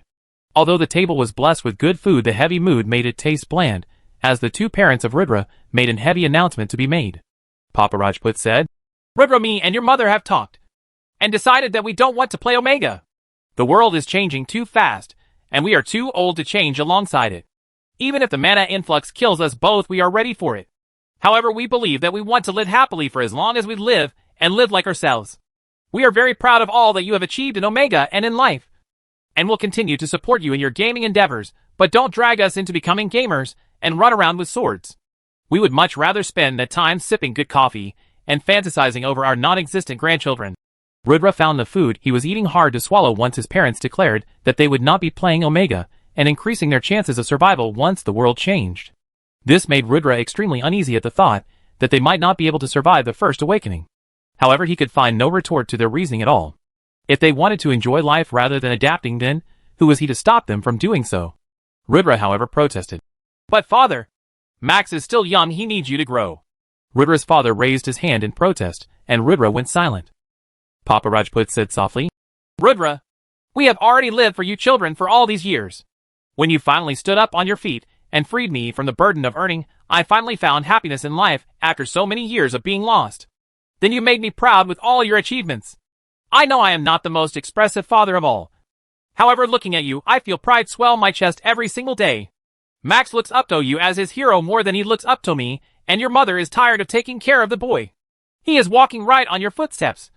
Training, graduating from academy, and all. He will also join Omega next year. So now you take care of the boy. Let both of our roles in your lives end now. Let me and your mother start living for each other now, and spend time with each other. We will still worry about you, look after you kids, and do whatever is needed, but not at the cost of our mental peace. Our world was the petrol cars and the PlayStation games. We don't understand the Omega, nor do we want to." Max stood up and left the room at this moment, leaving his food half-eaten as everyone looked at the angry young kid with concern. Ridra started to feel extremely ugly at the developing situation, as anger welled up inside him. He bit his lower lip to contain his emotions, but failed to do so as tears welled up inside his eyes. It was at this moment that his mother said, "But we can do all that Omega stuff if you agree to fulfill one condition of ours." Ridra looked at his mother with his teary eyes and said passionately, "What?" His mother gave her father a knowing smile as she said, "If you promise to get married to our beautiful Naomi in the coming month and giving us the news about an incoming grandson, then for the sake of our grandchild we will suffer in Omega." Naomi blushed a deep red tone as Neetwit nodded vehemently. Ridra was confused as to what was going on. However, with his bottled emotion swaying him, he said, "Okay, I agree." It was at this moment that Max shouted, "Yes," coming out of the staircase where he was hiding. While the others hugged, Only then did Ridra realize that this entire dinner was a setup by his mother and father to manipulate him into marrying Naomi. Ridra's eyes started to twitch looking at how his mother played his emotions, as he felt ashamed to call himself Shikumi. Compared to his mother, he was an innocent fool when it came to scheming. However, his anger soon dissipated after seeing the joy of his family members, as he threw a loving glance at Naomi, realizing how cute she looked while blushing. Ridra thought that it wasn't the worst thing in the world to get married to such a beauty either. Chuckling, he had a merry dinner with the family later. As for the first time since the news about the First Awakening was dropped, Ridra freed his mind from the burdens of tomorrow, and finally started to live in the present. His stress was busted and his mind cleared. In fact, he felt so good that he inadvertently started to use his powers. Although Ridra did not understand how mana worked in real life. But when accidentally, he redirected the flow of mana into his new gray eyes in the real world. Everything changed for him for once, and for all after he saw the altered reality through his god's eyes. With him able to see every item around him as a glow that contained universal energy. With Nitwi glowing the most while his mother and father glowing very dimly. Ridra could see the thin wisps of mana in the atmosphere around him, as a massive headache started to throb his brain after it became overloaded from seeing a new reality. Ridra felt like a baby who was stimulated from his surroundings after opening his eyes for the first time, as everything felt new and different. Cutting off the mana flow, Ridra clutched his throbbing head as he readjusted to normal vision. // Chapter 2 for the day. Enjoy. / Chapter 692 Ridra's altered vision. His mom and Naomi were already throwing him glances of worry, and he needed to react quickly. Smiling at them as if he was just in deep thought, Ridra casually chatted for 20 seconds before making an excuse to go to the bathroom. Once he locked the bathroom, however, he crashed on the floor clutching his head in pain as he tried to redirect the flow of mana away from his eyes as fast as possible. In his attempt to do so, he channeled it through his palms, as although he did not consciously try to do it. He used the move Darkness Blast in real life, as his muscle memory kicked in when he would redirect mana to his palms, as he blew up the imported toilet seat in his bathroom. Boom! The explosion rattled Ridra as everyone in the house panicked as to what happened. However, Ridra only looked at his palms in anxiety and started to wonder what the F was going on. He was having his own Spider-Man moment, as he did not understand the source or reason behind his powers. However, once his brain calmed down, and he silenced the banging sounds of the relatives outside the bathroom, he started to understand everything that was going on. Since the start, the only reason why Omega was able to affect his real body while playing the game was because the miraculous VR pods must be running on a technology that used mana. Although Ridra had no idea how they harnessed it. But he was sure that the spinal needles injected into him every time he gained connected to his mana veins, and somehow provided him with means to evolve in game while using real mana. His real body was altered in the process, as after becoming a cultivator his muscle mass increased, and his body's attachment to mana increased. The meditation techniques he practiced refined the muscles in his body, as they enriched them with a source of energy that was usually untapped, making him grow in real life just as he grew in game. Now that the game's auto-attack feature is off, and people have to start to actually figure out on how to perform the moves by channeling the mana through themselves. Ridra was unconsciously repeating the same actions in real life. Everything in Omega was real. The moves were real, the skills were real, and there was a fair chance that since characters like Hades and Lucifer and Emperor Cervantes were real, minor characters like Ruby would be real too. Ridra was a walking superhero in real life now. And it meant that soon everyone else would start to figure this out too, and the world would be covered with ability users. If he could produce moves like Darkness Blast in real life, he could maybe also produce moves like Darkness Vine and Darkness Absorb, which meant that the world was moving towards a very unstable era. While using the moves in game had no real consequences because nobody actually died from those attacks. But if the fights of Omega spilled out into the real world, it would be catastrophic. Ridra felt the world to come crumbling down on himself, as there were too many unknown variables that were being introduced day after day, and he started to feel like his own strength was not enough to hold the sky up anymore.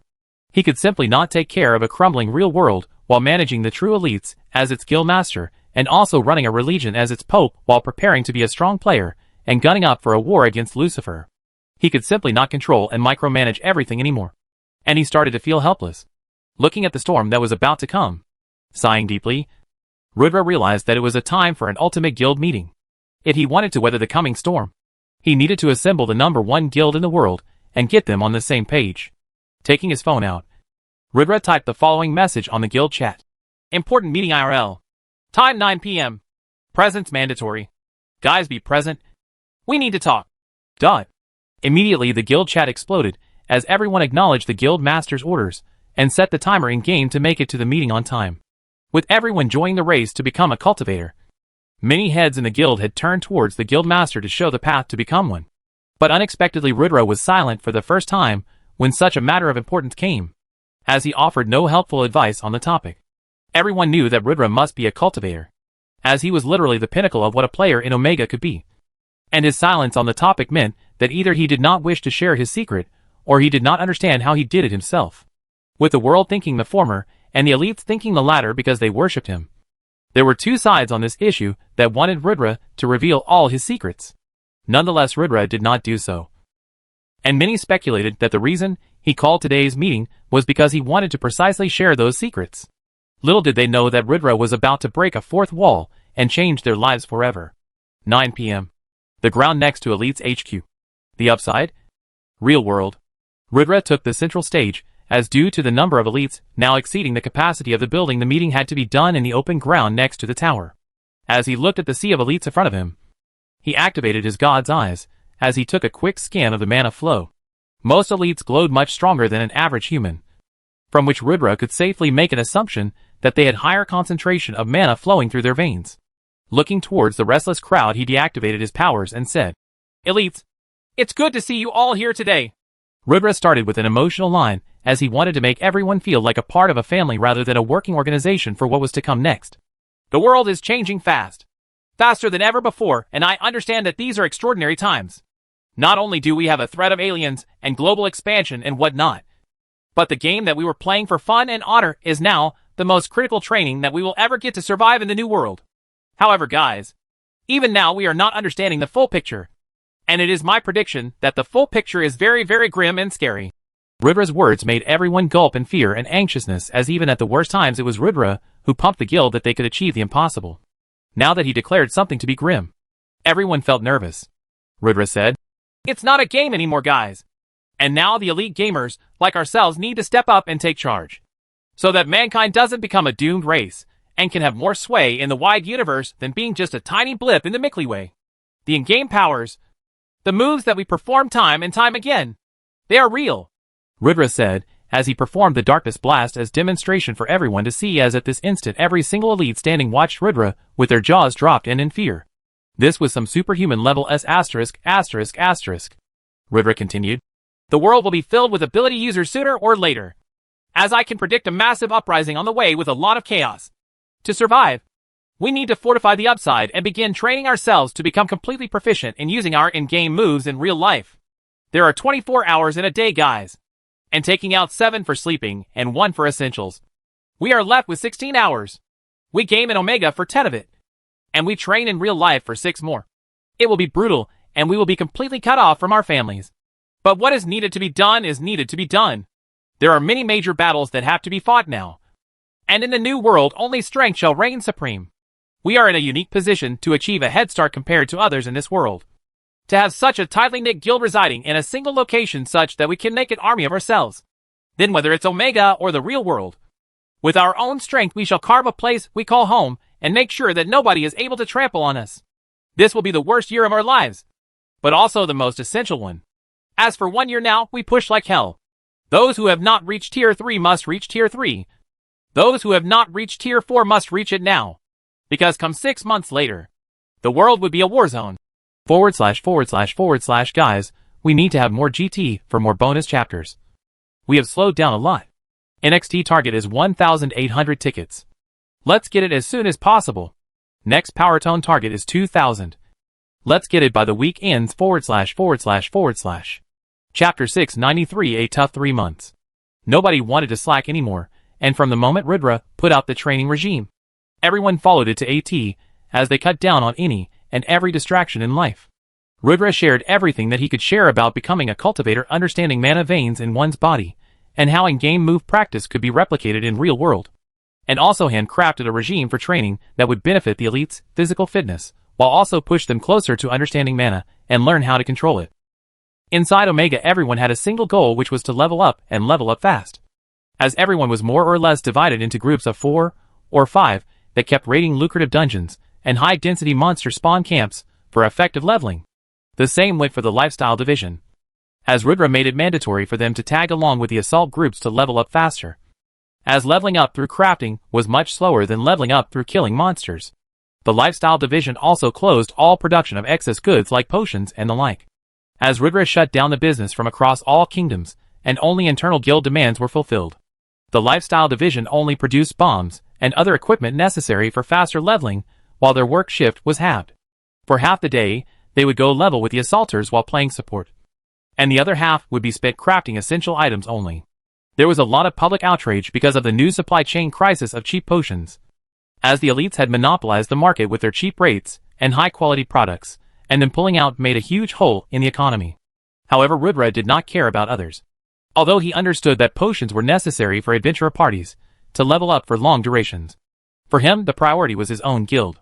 The lifestyle division was already working to its limit, and he was not going to sacrifice their chances of survival in the new world by making them work for extra hours and lose out on leveling up.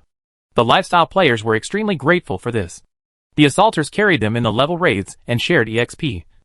Otherwise, most lifestyle players across the world in other guilds were left stranded. But the elites were a tightly knit community. This was mostly because of Rudra's own personal ideals that the lifestyle division got equal importance. As for him, his people came before other people, even if the entire humanity suffered the same fate at the moment. More and more people wanted to join the elites, however Rudra was adamant about not taking any more people in, as he did not give in to any social media pressure or news channel protests calling him a tyrant. As even if the others willing to join were from Japan, he was not opening the gates of the upside for anyone at all. Ethan Gray's power leveling started as he was paired with Neatwit himself, gaining 120 levels in a matter of 1 week, breaking the record for the faster growth ever. However, he reached a bottleneck at the Tier 3 promotion quest, as without the elite skills of a gamer, it was impossible to go past this level even with AD rating. Unless he learnt a lot of skills and started using them effectively, it would take him a lot of difficulty to move further. Hence, he was left to train with the other elites in mastering new moves until he could clear the test. Finally, Ethan's scheme of power leveling brought in a lot of rich friends from across the world, who managed to in turn bring a lot of people to join the Church of Death. As Rudra, through steady marketing as a cult that looked after each other, managed to poach a lot of devotees, after making them believe that in the new coming world the Church of Death would be a community that would protect each other at all costs. He managed to gather 20 million followers in 3 months' time across the nationwide Church of Deaths, as his staff now expanded to countless paladins and bishops while having 4 church cardinals. The rewards went on for everyone and not just Rudra, as even the lower tier management like paladins and bishops got a lot of system quests that yielded a lot of great rewards too. This resulted in them actively working hard for the church, and the reputation of the church hence increased as a result, with everyone liking the player-managed churches. The hype surrounding the Church of Death was artificially inflated by the Grey International Corporation, as Rudra burned his real-world cash reserves in trillions to get paid artists and con in to create a hype by narrating unreal events that happened when one joined the Church of Death. The way Rudra painted the picture was that when others bullied solo players that had nowhere to go, other fellow church members would show up every single time and take the fight to the offenders, making a cult of tight-knit family who always had each other's back. Even the slogans of the church started to become stuff like "You shall never walk alone," or "Death never betrays," as during the dark times for humans as a race, the comfort that such a group provided drew more and more people every single day. At this rate, Rudra expected to be able to barely meet the deadline before the 1-year timeline he set so that he could complete the church's quests, as in between he completely shifted his focus to master all the moves he had. Rudra had a schedule where he would practice 2 normal moves for 1 week until mastery, and take 1 special move/class specific move as the 3rd move that was practiced for an entire month until mastery. At this rate, in 1 year Rudra would be able to master all his moves and his combat efficiency would return to peak, as the same moves that he mastered online in Omega, he practiced offline in real life too. Rudra was able to recreate moves like Overhead Slash, Wind Slash, Darkness Bind and Darkness Blast, and the other simpler moves in real life. However, moves like Blink could not be performed, as while he mastered them in-game, he was sapped of all mana in his body when he tried to do it real life before he could even activate the move. Rudra understood that his mana capacity was not enough to perform moves that defied the laws of physics, and hence focused on the moves that he could perform. He did not have a suitable sword IRL, and the ones he bought broke very often under the stress of his attacks. And even swords forged from pure titanium, or even pure diamonds, could not bear the strain of Rudra's attacks. Things got so difficult for him that he had to use swords made out of materials that were used in satellites. However, even space-grade products broke after a few uses, as Rudra understood that unless he could find in-game materials like mithril, the real-world swords would not be able to support his strength. Within 3 months, through sheer determination, all of the elite elders managed to break into Tier 4 and become cultivators, while 12,000 other members also became cultivators. Once they became cultivators, everyone's bodies changed, like Rudra and Cubercorp became a daily visitor to the upside, as they brought new cultivator pods for the ascended.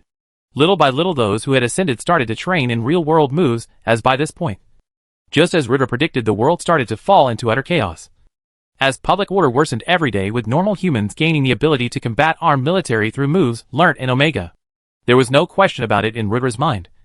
Humanity was going to become a jungle where the law of survival of the fittest would apply, and once more, after a full century of peace, humans would start to fight amongst themselves, as society would regress into primordial era.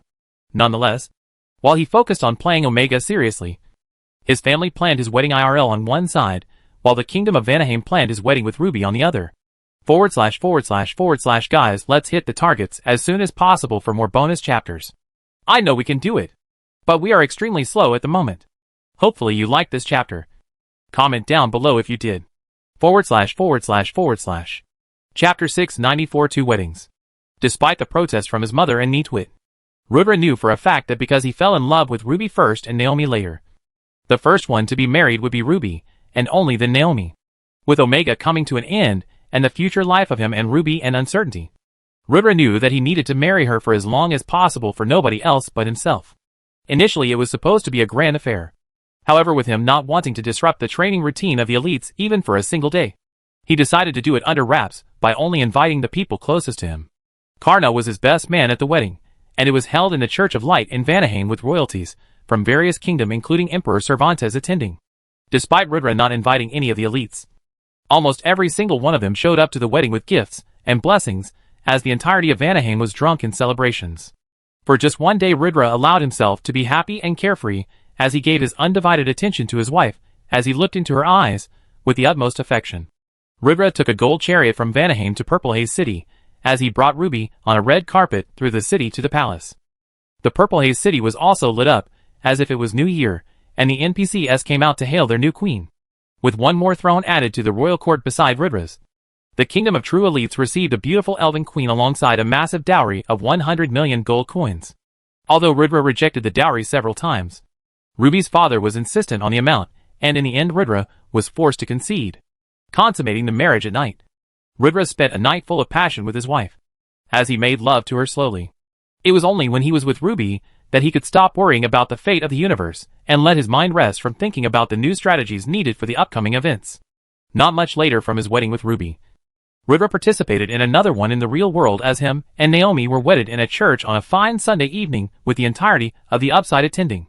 It was a dream come true for Rudra's parents, and this time around Fatty Kalash was the best man to his wedding, as Ethan Gray, Max, and the parents of various young elites were in attendance. Surprisingly, SMG was not present at this wedding, as he made an excuse to be clinically ill. Naomi was extremely happy at the wedding, and wore a beautiful red velvet dress that made her look like an exotic beauty, which matched Rudra's handsome tuxedo well to make them a match made in heaven. Rudra looked into Naomi's eyes the same way he looked into Ruby's, but soon realized that although he loved Naomi, she was undoubtedly his number two, as the feelings he had for her were nowhere near the feelings he had for Ruby. Nonetheless, he never let Naomi feel like this was the case, as he gave her his undivided attention on this special day as well. Just like Ruby, Naomi was also seated in a gold-plated Bugatti, and brought to his house on a red carpet, as she and Rudra spent a fiery night consummating their marriage.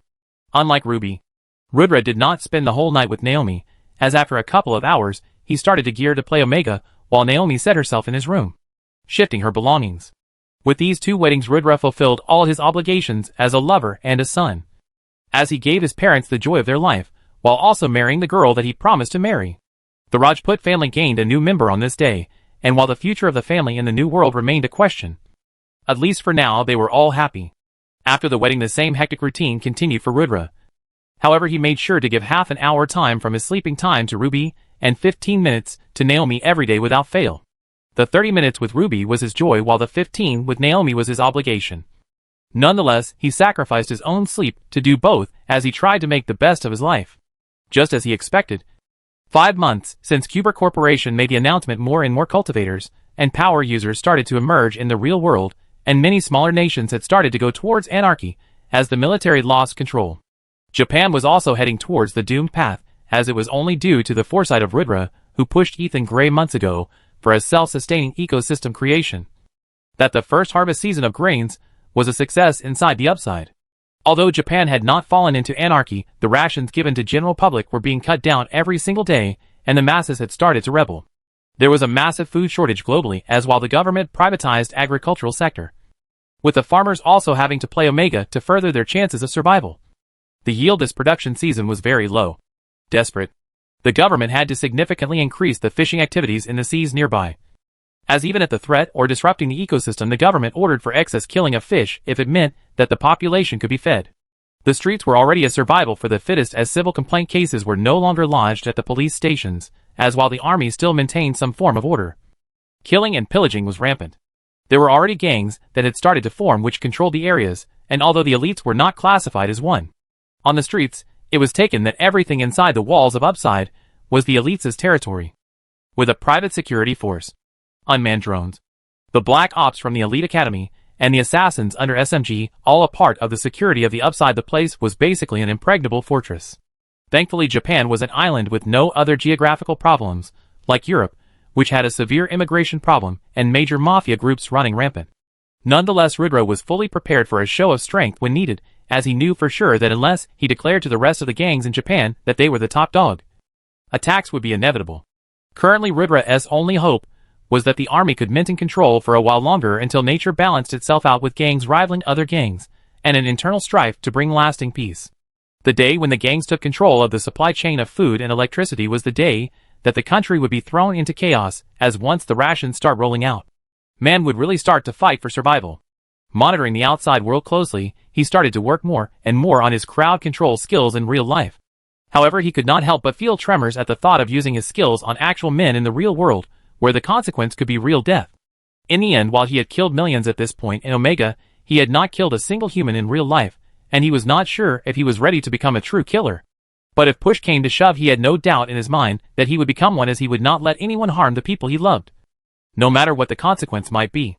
With the Church of Death progressing smoothly in the last 5 months and on track to hit the target for reaching 100 million followers by the time limit Ridra had set for the event to take place, Ridra's main focus now shifted to start stocking up on trump cards, as he scoured the entire map of Omega with his god's eyes to look for priceless treasures. Whenever he would find something interesting, a guild member would be dispatched with the coordinates to the location, and the item would be fetched to him by 5 weeks' time.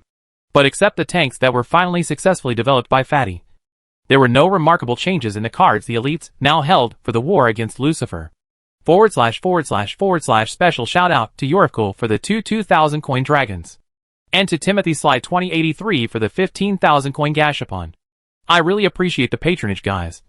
The gesture makes me feel much appreciated as an author, and fills me with newfound passion for my work. I am truly humbled and grateful to you both. Naturally, like with every super gift, a bonus chapter would follow soon after. Slightly smiling face / Chapter 695, The Master Manipulator at Work. People would fight for loot and item drops with teammates like their lives depended on it, while kill steals and shameless battle tactics became common. There was a lot of unrest amongst players, and nobody seemed to trust anyone anymore, as the atmosphere in Omega became extremely tense and toxic. While major physicians saw this change as a sad turn of events for humanity, and labeled it as the rise of anarchy, Ridra, being the master manipulator that he was, saw an opportunity. He knew that should he plant his seeds right and manipulate the crowd opinion successfully enough, he could use all this unrest to fuel his war against Lucifer. However, such a massive manipulation needed time to grow, and needed to be steered carefully towards the planned direction for the goal to be achieved. Ridra had never used his image and power that he had created in Omega to rip off the general public. However, this was going to be the first time he was to do this. The times were getting desperate, and in desperate times one must take desperate measures. Ridra had the interviewer DutyPie flown from a private pawn to the Upside, where he was silently pressured into giving Ridra the exact interview that he wanted. Everything from the questions to the responses, and the editing was to be controlled by Ridra, as DutyPie was only a mouthpiece. Nonetheless, the masterfully crafted interview was an event that was advertised globally under DutyPie's name, as he labeled it the secret to Shikuni's power. A one-on-one exclusive. The promotional video was a compilation of PewDiePie filming some of Ribra's most amazing feats of strength, as whoever saw it was hyped to see the interview where Ribra would personally give his tips and tricks. Although PewDiePie was forced to do the interview as Ribra wanted, he actually flew to Upside on his own free will, and the mainstream attention he got from doing this interview, as well as the money he got offered by the various news channels who wanted to cover this interview, was insane. So in the end, he had no complaints, as he did his best to play the role he was given honestly. But if he had any thoughts about rebelling, they vanished once he sat down face to face with Ribra. Those deep gray eyes and the intimidating aura his body had all screamed that he was a Sigma male. Looking into the ominous eyes, PewDiePie felt a chill go down his spine as he immediately became subservient. The interview started to roll out live worldwide as PewDiePie tried his best to keep his calm and captivate the audience. Good afternoon, ladies and gentlemen. Today I'm here with a man who has revolutionized the way Omega is played.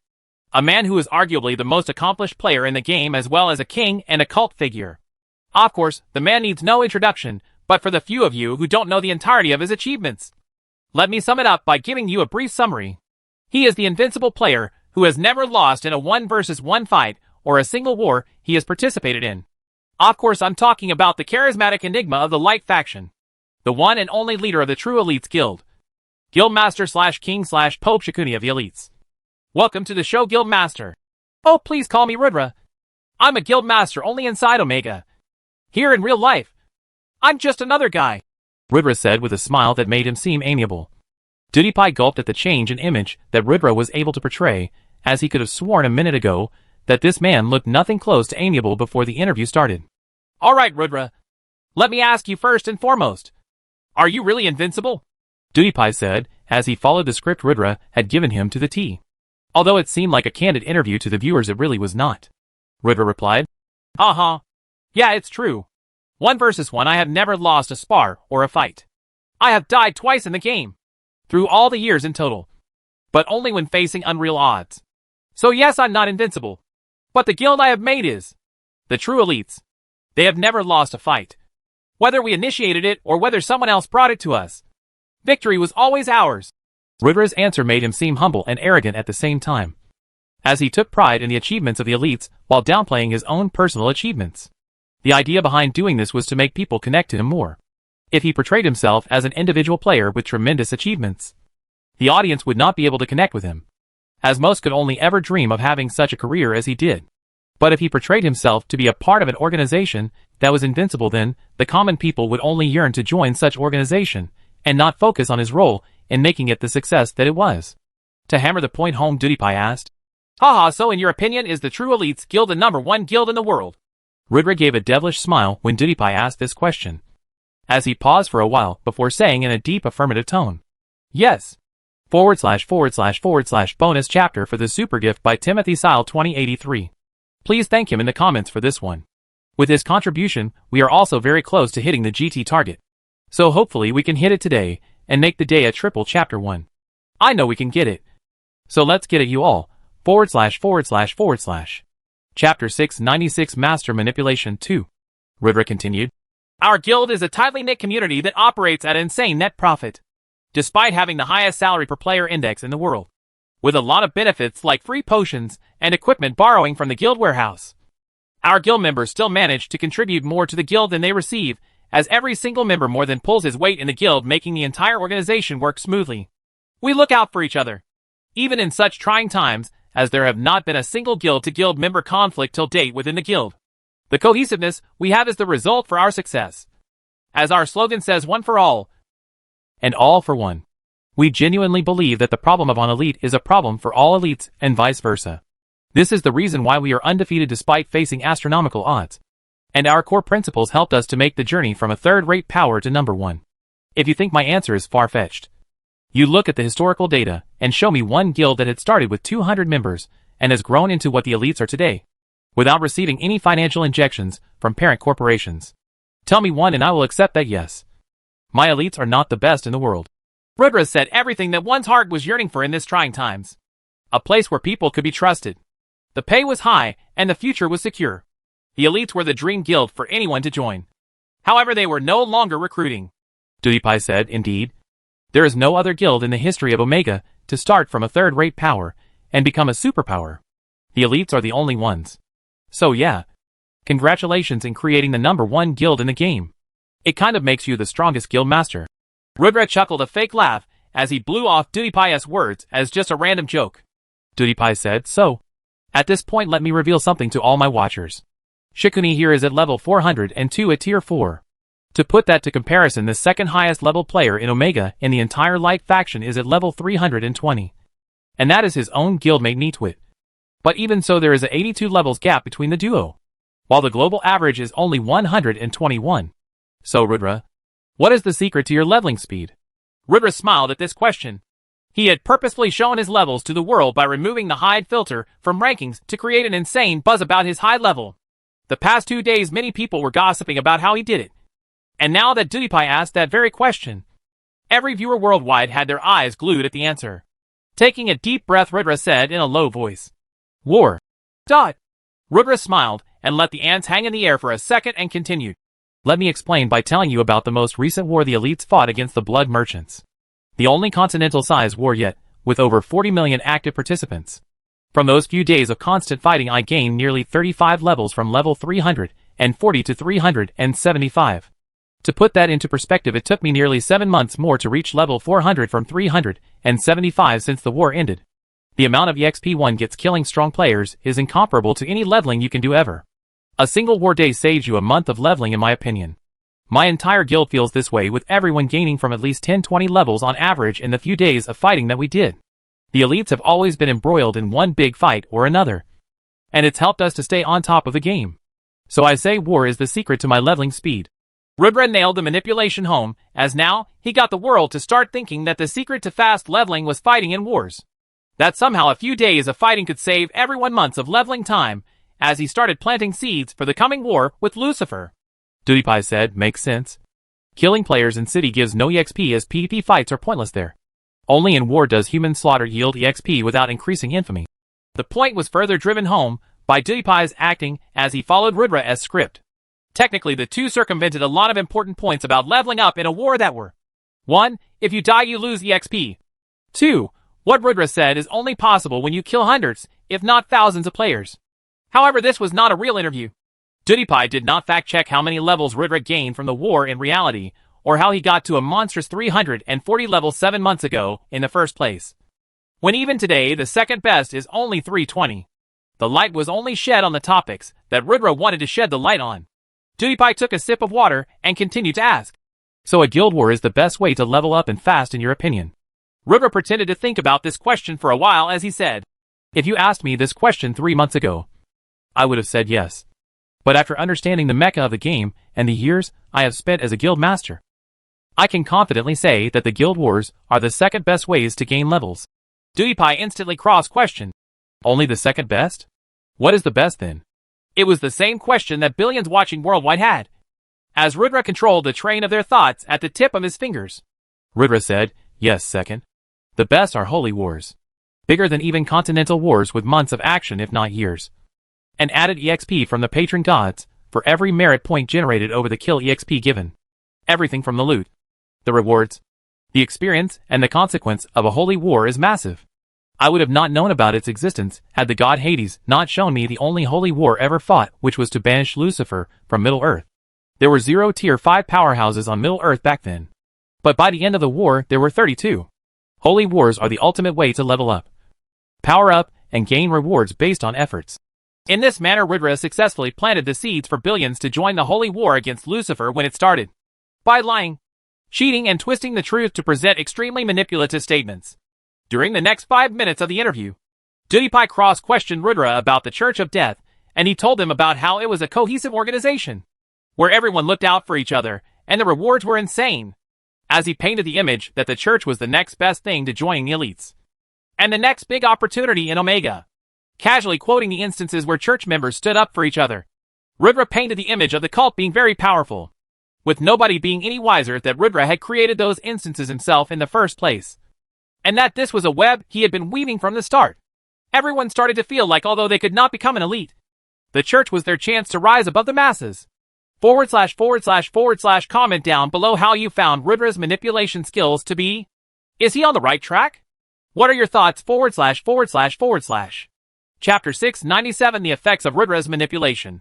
Naturally, his words had far-reaching consequences, as from the very next day of his interview a massive line could be seen in front of every Church of Death. As once again players found a reason to join the cult by the numbers, after the news about the First Awakening was dropped. The selfish players came in hopes of getting better quests and EXP-giving missions, while the players that were looking for support in this tumultuous world came looking for a brotherhood. Nonetheless, both parties were satisfied with the Church. Rudra not only scaled up the quests that gave out EXP, but he also made it so that EXP was the only thing that the Church gave out, as he put a stop to all other forms of monetary rewards. The wave of players wanting to join the Church increased day after day, and the revised estimates showed Rudra that he would reach the target of 100 million at least 45 days before the previous estimates, as the interview had streamlined the process by a huge margin. The fact that Rudra was already at level 402 shocked the world, as no other player in the light or dark faction was remotely close to Rudra. Unless, of course, there were hidden powers who chose not to display their true level on the ranking boards. But the situation became such that Rudra's influence over the world increased day by day, as no matter which faction or institution a player belonged to, nobody could say the name Shikuni without putting some respect behind it. With the Church expanding, he was labeled as the most influential player of all time, as now he indirectly had over 70 million followers in his religion. This number was only going to increase in the coming future, which meant that alongside ruling a kingdom of millions, and a super guild, Rudra was also running a private religion to make him a person who could sway the map of the continent should he please to do so. Even Rudra did not realize how much power he had anymore, as at his single action, literally 1 million players would jump into activa lava volcano should the need be, while a lesser man would have been swayed by this sudden shift in power. Rudra was laser-focused. He knew that against Lucifer it was still not enough, and while things looked smooth for now, it was a long journey to actually dethroning him before the First Awakening. The funny thing was, the Church of Death started to actually become a cult, where everyone had everyone's back, as the seemingly weak bishops that he had appointed on a whim started to become devoted followers of the religion, who could drive people to hold up the doctrines of the Church that Rudra had casually made for manipulation.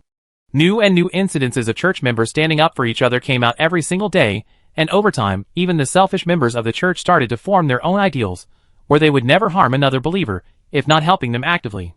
The followers of Hades started to wear a side pendant on their necks to signify their religion, and the Church of Death started to make a killing by selling those, costing only 1 silver to make. It was given to devotees for 25 silver for an insane profit margin, and every single day, the Church sold hundreds of thousands of these. Rudra, taking advantage of the cash flow, started to bribe his way into opening new locations for the Church in different countries, as he would pay ridiculous amounts of money to the NPC kings to let him open one in their territory. The result of this expansion was that NPC and players, who were otherwise too far away from the Church, now got the access required to join this brotherhood, as this further fueled the faster growth of followers. Finally, 9 months after the announcement was made and 3 months before Rudra's planned timeline to accomplish the goal of 100 million followers, he hit the 90 million mark and was expected to gain the last 10 million in the next 22 days, accomplishing his goal a full 60-70 days before his initial estimates. However, while the situation inside Omega progressed smoothly, the situation inside the real world broke down completely. The real world, just as Rudra anticipated, the food shortage finally hit Japan, and the army lost control of the streets once the government was unable to supply rations. Global trade had already become close to zero, as no agriculturally rich countries wanted to export their products anymore, as they hoarded grains and supplies even if they did not need them at the moment for self-preservation. The moment the food stopped coming, the streets turned violent, and the already established gangs ran rampant. The army had been given retreating orders, and the higher-class citizens that were better connected had been evacuated into special economic zones that had an abundance of food and security. Battle lines were separated in Tokyo, and while the upside was within the special economic zone, and hence still safe for the moment, every single day the government threatened to raid its supplies to ease the burden on the population mass. However, Ethan Gray was also not someone that could be suppressed so easily, having dirt on every single government official, as well as some key military officials. He was able to fend off the threat of the government to share food. The elites and Ethan Gray were also high-value assets for Japan, and keeping a look at the future, they did not want to offend these big names, as the gamers of Omega were the best bet for the future of the country, and the elites were at the forefront at the moment. However, some people still found the idea of not sharing food to be extremely selfish, and detested the uber-rich of the upside, who dared to be selfish at even such trying times. In reality, Ethan Gray had submitted a proposal to the government 6 months ago about the possible food shortage crisis that may occur, and they had ample time to implement measures to get one crop cycle rotated. However, the bureaucracy was too slow to implement these measures and selected many unqualified people for the job, which resulted in the produce not being sufficient, while the commoner struggled day to day on the streets. Life at Upside was basically the same. However, all of that changed when one of Ethan Gray's employees at the Gray International took matters into his own hands. Apparently, he had a girlfriend in the chaotic streets of Tokyo, and he was so smitten in love with her that to help her, he was willing to even open the gates of the Upside for her group to storm in and raid some food. He had planned everything out, from how he was going to access the server room and disable drone security, to how he was going to manually disable the door safe fail after pretending to be the maintenance guy. The Upside was one of the safest havens in the world, but it was designed to deal with external threats and built on the assumption that everyone inside was glad and privileged to be there. This was a mistake that Ethan Gray had made in his security implementation, and it was a mistake that was going to cost him dearly. As the internal employee coordinated an attack with his girlfriend, a whopping total of 230,000 humans stormed the special economic zone and started to fight with the army from the entry point nearest to the Upside. Although many were killed in the open fire, the ability users started to gain the upper hand very quickly over the army, as it was for the first time that the world properly got to see a fight where the ability users started to outclass modern weapons. Moves like the wind slash and just some other advanced sword attacks could easily slice the metal off normal cars, while the even stronger attacks could slice through even tanks. The time for the traditional weapons working as a deterrent was over from this day forward, as many cultivators who had their muscles and skin strengthened were barely scratched by the .45 caliber bullets, while some others could catch them with their bare hands. At the end of a long and bloody fight, the only call that was relayed by the routed army to the command station was, "All units lost. I repeat, all units lost. The Upside is compromised. // Congratulations for hitting the GT target, you all. It took us quite a long time to get it, but we finally have. Bonus soon. / Chapter 698 The Raid. Naomi. Papa Rajput and Mama Rajput had gone to the doctor because Naomi was feeling ill since the past few days, and her appetite had become as little as a grain-feeding bird. Technically, it was Rudra's job to take her doctor, but with him busy in Omega as usual, Naomi's in-laws had to take up the duty. The preliminary tests had came back, and the doctor sat with the 3 patients with a wide smile on her face. Mrs. Rajput asked, "What is it, doctor? Is Naomi all right? No matter what therapy we need to do, or no matter how expensive the medicine is, please don't hesitate to tell us." The Rajputs were anxious. The health of their daughter-in-law was extremely important to them, but the doctor's reply shocked them a lot as she said, Yes, I need to prescribe and detailed therapy, with many vitamins, calcium and nutrition tablets, as well as a health routine and diet plan. But it's not because your daughter-in-law needs it. It's because of the small little baby inside her." Naomi's eyes widened in shock, as Mama and Papa Rajput were stunned speechless. After a few seconds, Naomi said, "I am pregnant," the doctor said with a wide grin on her face. "Yes. Congratulations, my dear." An atmosphere of immense joy was created as this news broke out, as the Rajputs cried and hugged each other in joy. The biggest dream of the 2 parents was coming true, as they were finally going to be grandparents. Although Naomi was a bit shook up by the sudden news, she looked at her belly in joy and thought about how this baby would bring her and Rudra closer and smiled. She thought about his shocked reaction when she would break the news to him, as she excitedly talked to the doctor about the proper way to take care of herself. The doctor suggested that she quit Omega for the time being and focus on living a healthy life in real world, and go for long walks with her husband in the lush gardens of the Upside for good health. For Naomi, such steps were music to her ears, as that was exactly what she wanted for herself too. Long walks with Rudra as they fell deeper and deeper in love. And now that the doctor suggested it, she had the perfect excuse to make him comply. Even if he could not do it every day and only once a week, she would still be the happiest person in the world. She knew for a fact that while Rudra liked to be cold on the outside, he was a real sucker for family and cute stuff. When she would break the news to him, he would be the happiest man in the world. In her head, she was already planning the surprise reveal. Meanwhile, the traitor amongst the Upside, Shura, was the name of the employee who was betraying the Upside by sneakily putting down the defenses.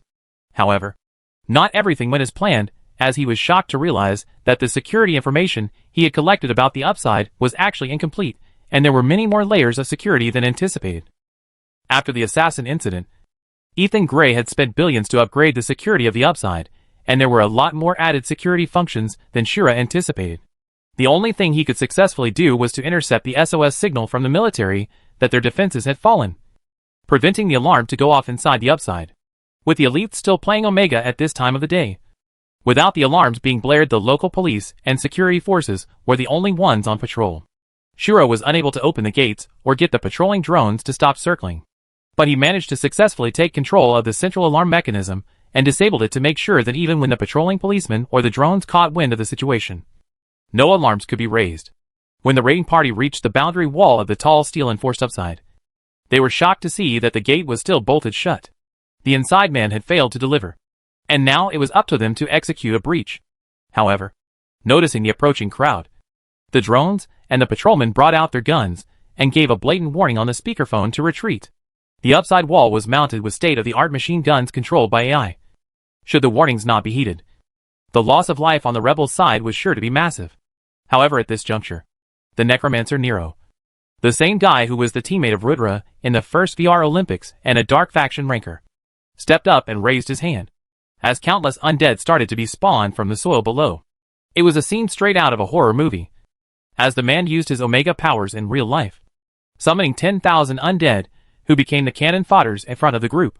Alongside Nero were the Mori brothers, Patch and Jean, also one of the most proficient gamers of the country, but one of the many unfortunates who did not live in the upper side of the town. While Patch Mori summoned zombies, being the zombie-mancer that he was, Jean Mori used his ultimate move, the Hell's Slash, to leave a 12-inch scar on the upside's gate that shook up the whole structure. Sensing the hostility, the defenses were activated as the guards as well as the AI opened fired, and the war finally broke out. / bonus chapter for hitting the GT target. Good job everyone. For the 3 days left in the month, I will do a bonus chapter for every 200 GT we can get. So from here on out, 1600, 1800, 2000 every 200 tickets. Expect a bonus. So please help me get there. Special shout out to Savanthi for the 500 coin massage chair. Thank you so much for the patronage / Chapter 699 Panic. It was sheer chaos. And no matter how hard the policemen tried to hit the alarms, the sirens would not ring out, and they had trouble alerting the backup forces with the internal communications being jammed. Ethan Gray had really integrated a lot of security measures. However, the master control to internal communications was still inside the Gray International Tower, and with the defense's plan to keep outsiders from interfering and not insiders, it was still jammed by the inside man. The result was that by the time the policemen manually ran to alert the others, the invaders got a few precious minutes to open up the gates. As the assaulters started to punch the gates with their full strength, trying to pry open the side of the gate that Jean Mori had dented with his sword. Bang! Bang! Bang! Bang! Bang!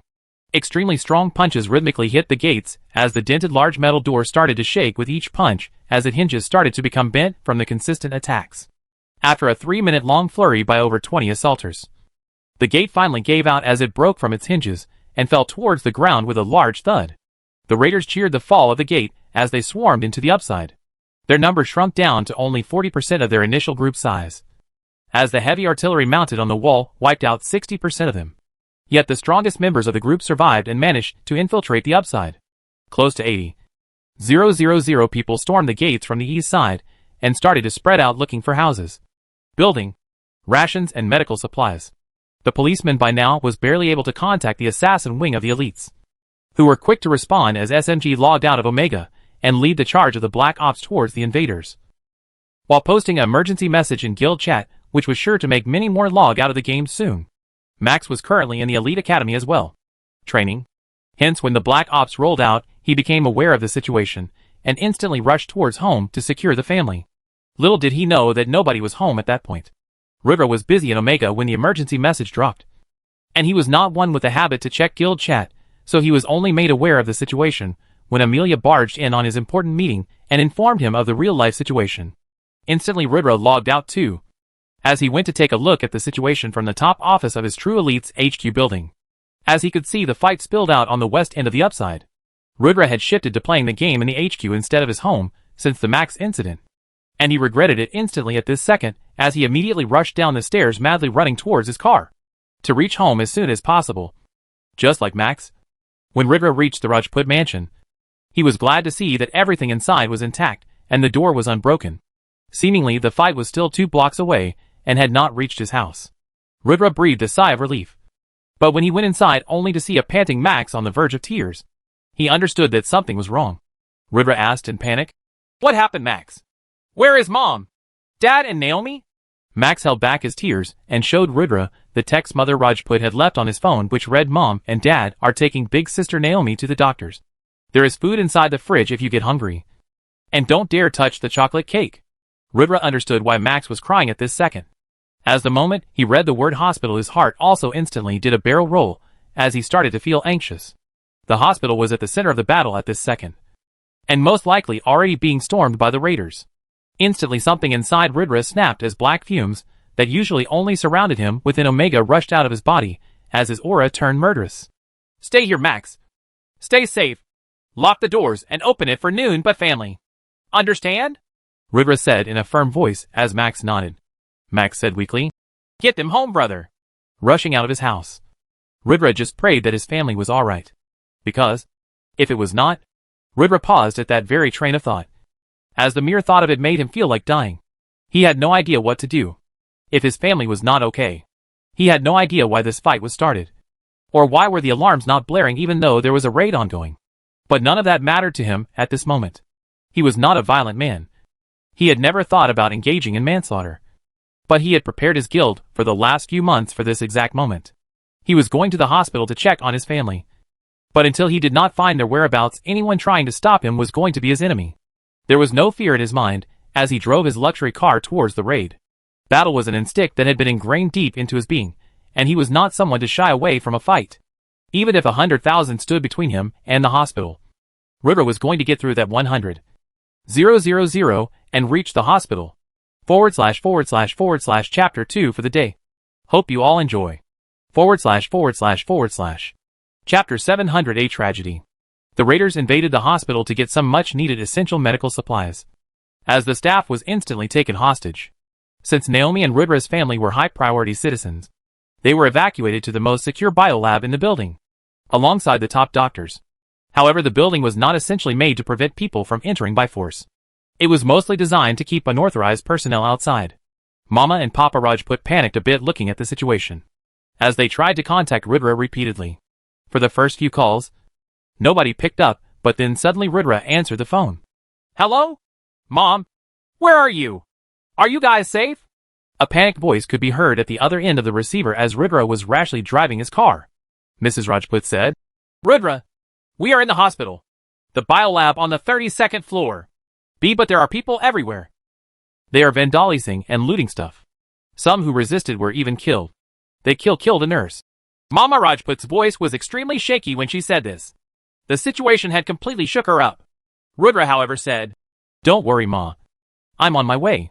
Stay put, and I will be there. Don't disconnect the call, and keep me posted. Mama Rajput hugged the phone to her chest, as she and Papa Rajput hid Naomi behind them. The parents were off the mindset that no matter what happened to themselves, no harm should befall the baby. However, to their horror, the biolab doors were busted open as a youth walked in with an intriguing look on his face. Ag! Mama Rajput shrieked as the door was busted open, as she looked at the youth and started to shiver. Ho ho! Look what the car dragged in. Nero said as he looked at Mama and Papa Rajput alongside the head doctors. Mom! What's happening? Rudra said on top of his lungs as Nero closed the distance between himself and Mama Rajput. I know you. I know you from that interview you did about your lovely son, Rudra Rajput, aka Guildmaster Shakuni of the Elites. You are his beloved mother, aren't you? Nero said as he ran his fingers across Mrs. Rajput's cheeks. Mahendra Rajput was not one to take this bullshit, as he sucker punched Nero right in the face and shouted, Keep your hands away from my wife. Nero looked at Papa Rajput and smiled, as he licked the one drop of blood that the opponent's punch drew with a wicked smile. Darkness Absorb. Nero used Darkness Absorb as instantly he started to suck the vitality out of Mahendra Rajput's body, leaving him a shriveled corpse in just 10 seconds. Ag hi. Everyone in the room started to scream, from the doctors to Naomi to Mrs. Rajput, who was inconsolable at the moment. You monster? Naomi commented as he looked at Nero, and a tear escaped her eyes. No matter how much Mama Rajput bare her husband's chest, or how much she wailed, there was no reaction from the corpse at all, as Nero had killed Rudra's father. Rudra shouted over the phone. What happened? What the hell happened? I swear if anyone harms my family even a bit, I will torture them for an eternity. I am Shikuni of the elites, damn it. Nero picked up the phone from Mama Rajput's chest, as he said over the speakerphone. Shikuni? Shikuni? Shikuni? How are you, old friend? Remember me? Nero? The guy who helped you win your third gold medal in the VR Olympics. The guy who repeatedly DM'd you for help when the government abandoned him and his sister. Remember how he requested to join the elites and you rejected? Remember how he begged your assistant for a meeting that she never granted? Well, my sister died, Shikuni. And it is on you that she did. So now I took away your father. Something inside Rudra snapped when he heard this, as uncontrollable grief and anger filled his body. The car he was driving got its engine combusted, and the glass windows from all the buildings around him got destroyed at once. As he said in a menacing tone, "You dare." Nero had apparently tried to contact Rudra time and time again over the last few months. He was one of Japan's best assets and had contributed so much for the country. But because he was a dark faction solo player belonging to no organization, he was abandoned as an unimportant asset. The streets became more and more violent each passing day, and his attempts to contact Rudra became more and more desperate. However, he never managed to get past Amelia and schedule a meeting with Rudra, having barely any time to talk to his wife. Rudra was naturally not taking in any visitors at all, and his resolve to add no other members to the elites was firm and resolute. The result was that Nero, Patch and Jean Mori, and many other top-level players turned sour on him as they hated him to the core for not helping fellow players out. It was AF, ed up logic. But currently it was AF, ed up world. Nero had begged the gods to save his sister, but she died anyway, and since that day, he had become a heartless beast and a monster. He did not come knocking in the hospital to target the Rajput family in particular, but to punish the people who had the means to save his sister but chose to operate the hospital in a private institute like the Upside, and not open it up to the general public. His enemy were the doctors. However, he ended up meeting with Mrs. Rajput as a coincidence, and his anger on Rudra just exploded. Nero did not care anymore. He wanted to make Rudra suffer the same pain that he did. He wanted to make him feel that in the end, he was also a mortal gamer, and should be down to earth as his arrogance had reached the sky. However, Rudra was not in the wrong here. He had external DMs turned off, and closing the elites was a personal choice that he could always make as its leader. He was not the cause behind Nero's sister to die, and seeking revenge on him was pointless. However, none of that mattered at the moment, as Father Rajput had been killed. If Rudra had any reservations about killing the raiders, they were gone now. He was going to tear his way through to floor 32 and senselessly beat the shit out of Nero. However, the question was, would he get there in time to save the rest of his family? Or would he be too late? On the call, Nero said, Now you feel my pain. Now you understand my suffering. How does it feel to be vulnerable? Invincible King Shikuni? The undefeated. The unbowed. All those accomplishments in the game, and yet a selfish prick who won't help others. You run a damn kingdom. If you wish for it, you could buy this whole country food for a year. But no. You and Ethan Gray hoarded inside the Upside and distributed lavishly for feasts of the rich. Not anymore. Today you pay. Today you suffer. Since you killed my sister, I kill everyone you love. Because that is only fair. Today you lose King Shikuni. Today your family dies. Rudra heard this but did not say a word in reply. He stepped out of his car and looked at the sea of raiders in front of him, ripping off the door off his supercar. He held it from the door handle and activated the god's eyes. Words were of no use anymore. Now it was time for action. It was a race against time now to save his family. And Rudra was going to try his best, wielding the door handle as a weapon. Rudra slaughtered his way through the raiders, as he was an untouchable beast in battle. He could see every single openings, every single weakness of his opponents. As just like in game, he knew just where to strike to get critical damage. Within 1 minute, he slaughtered over 123 men and managed to break the bones of 22 others as he opened a path for himself towards the hospital gate, and kicked 3 men to knock it open for him. As he immediately ran towards the emergency staircase and started to scale the building at blinding speed. Praying in his mind, Rudra thought, please God, please keep my wife and mother safe. I'm almost there. // guys. Hope you liked this chapter. Please comment down below if you did. Feel free to predict what happens in the next chapter as well. Let's see if you can predict my line of thinking after reading 700 chapters of this book. Join the Discord if you haven't already for more novel-related discussions. https://discord.gg/j3uue9j//